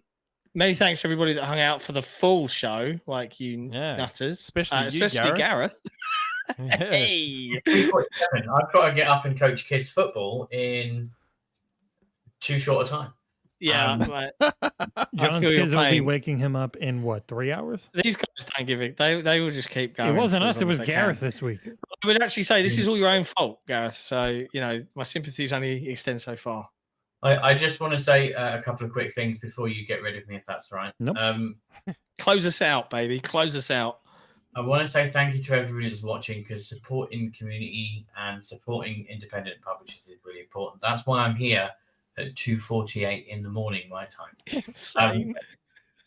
I want to say thank you to you guys for letting me come on and just talk shit, realistically. It's been a pleasure. But stories.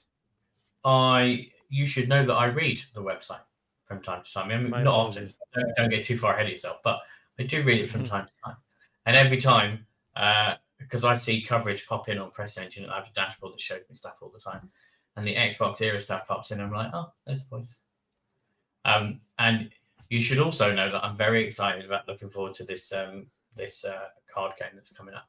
I've kind of to my family to the extent that they think it's going to be shit. And what I'm saying is you have to prove me wrong. So when it does arrive, and I already responded with this is my home address and everything, right? I think within an hour of the email going out, which is unusual for me when it comes to Kickstarter. Usually I'm like, I don't really want it. I've given them 10 quid. I'm happy to do that. It blows my mind how many people don't answer the bloody survey email. Yeah, you're going to have to do lots more emails, I think. It's ridiculous. But I just wish you the best of luck with that, all of you, and anybody that supports Xbox Era, then just go out and get more of them, because it's important to do that. Yeah. Buy 100. We want to sell out as soon as we go to retail. That would be the best thing that could probably happen. Yeah. But we'll be at UK Games Expo in May. We've got a booth And what in Manchester? in Birmingham, NEC. Birmingham. Is that Andy that runs it? I have no idea. It's the biggest board game convention in the UK. So Okay. and we'll be up for awards as well. We're going to be up for the best card game award. That's what we're entering. So We'll we'll see. honestly. I'm so excited to get the game, and if it turns up and the quality shit, I'll just throw it away. Just so you know. I We're very can tell lucky. you, and look, Quality's okay, pretty look, good.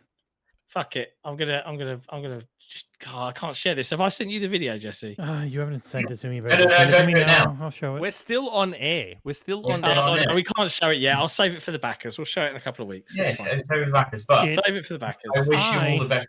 I am a very angry, don't like anything person. I was like, wow, these look really nice. Yeah, it looks amazing. I am heavily biased, though. But we're very hype. Mr. Gareth Williams from Press Engine and all the other Thanks things for that your you've done time. over 20 years in gaming.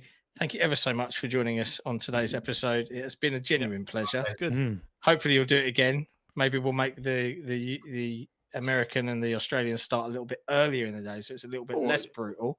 Well, just have you two I not said I talk was so happy much. to go earlier. I said I was happy to go earlier my time. Bunch of whingers, mate. Bunch of whingers. Chat. Be good to yourselves. Play loads of video Thanks, games. everyone. Have fun. And next week, Indiana Jones will be out. Yeah. Ciao for now. Ciao for now.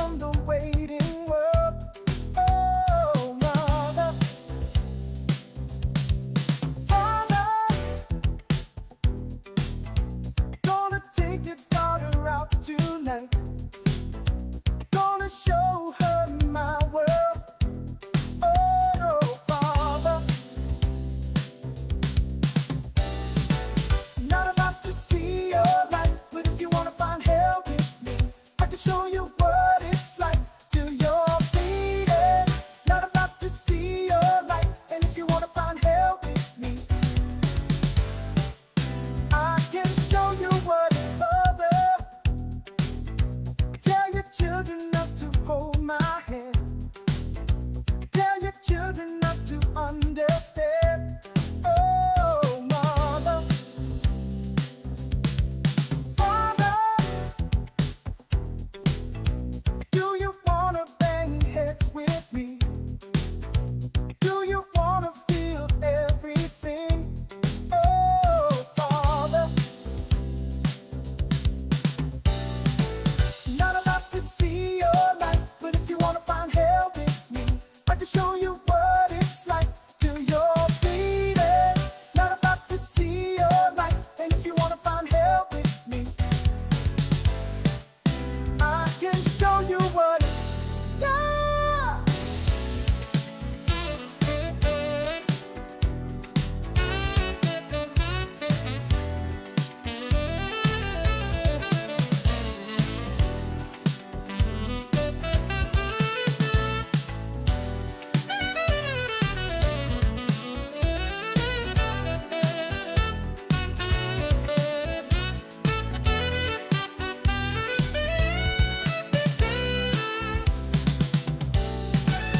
Not about to see your light, but if you wanna find hell with me, I can show you what it's like till you're bleeding. Not about to see your light, and if you wanna find hell with me, I can show you what it's.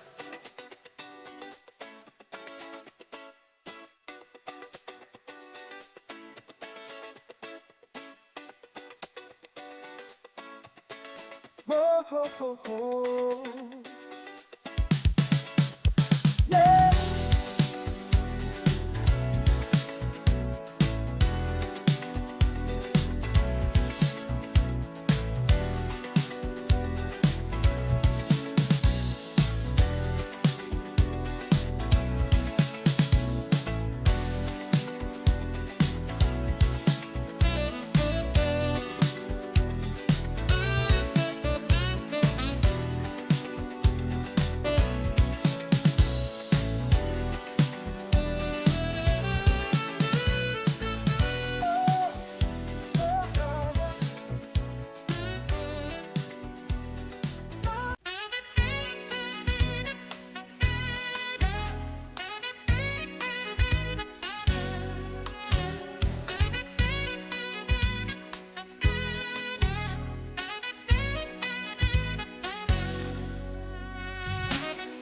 I believe I can see the future, 'cause I repeat the same routine.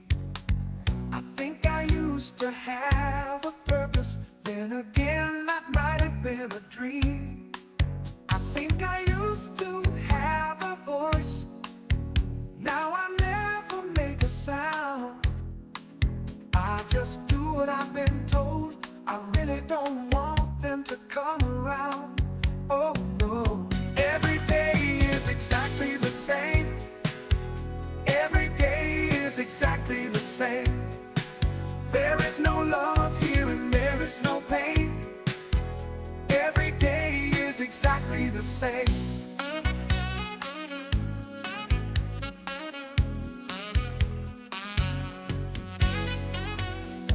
I can feel their eyes are watching, in case I lose myself again. Sometimes I think I'm happy here, sometimes yeah I still pretend. I can't remember how this got started, oh, but I can tell you exactly how it will end. Every day is exactly the same. Every day is exactly the same. There is no love here and there is no pain.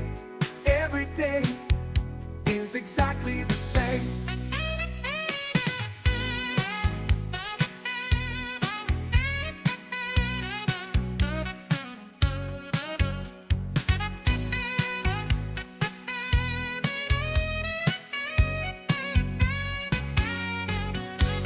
I'm writing on a little piece of paper. I'm hoping someday you might find. Well, I'll hide it behind something they won't look behind. I am still inside. A little bit comes bleeding through.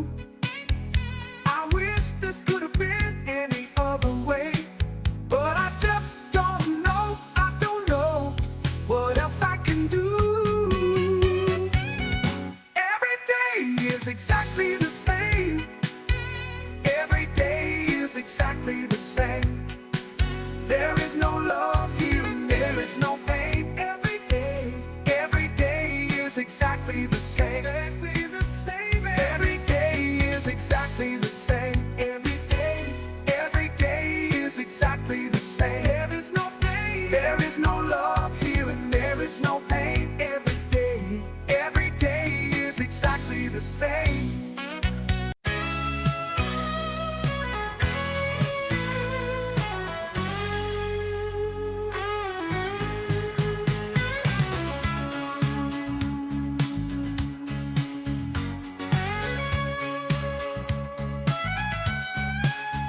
Psychic spies from China try to steal your mind's elation.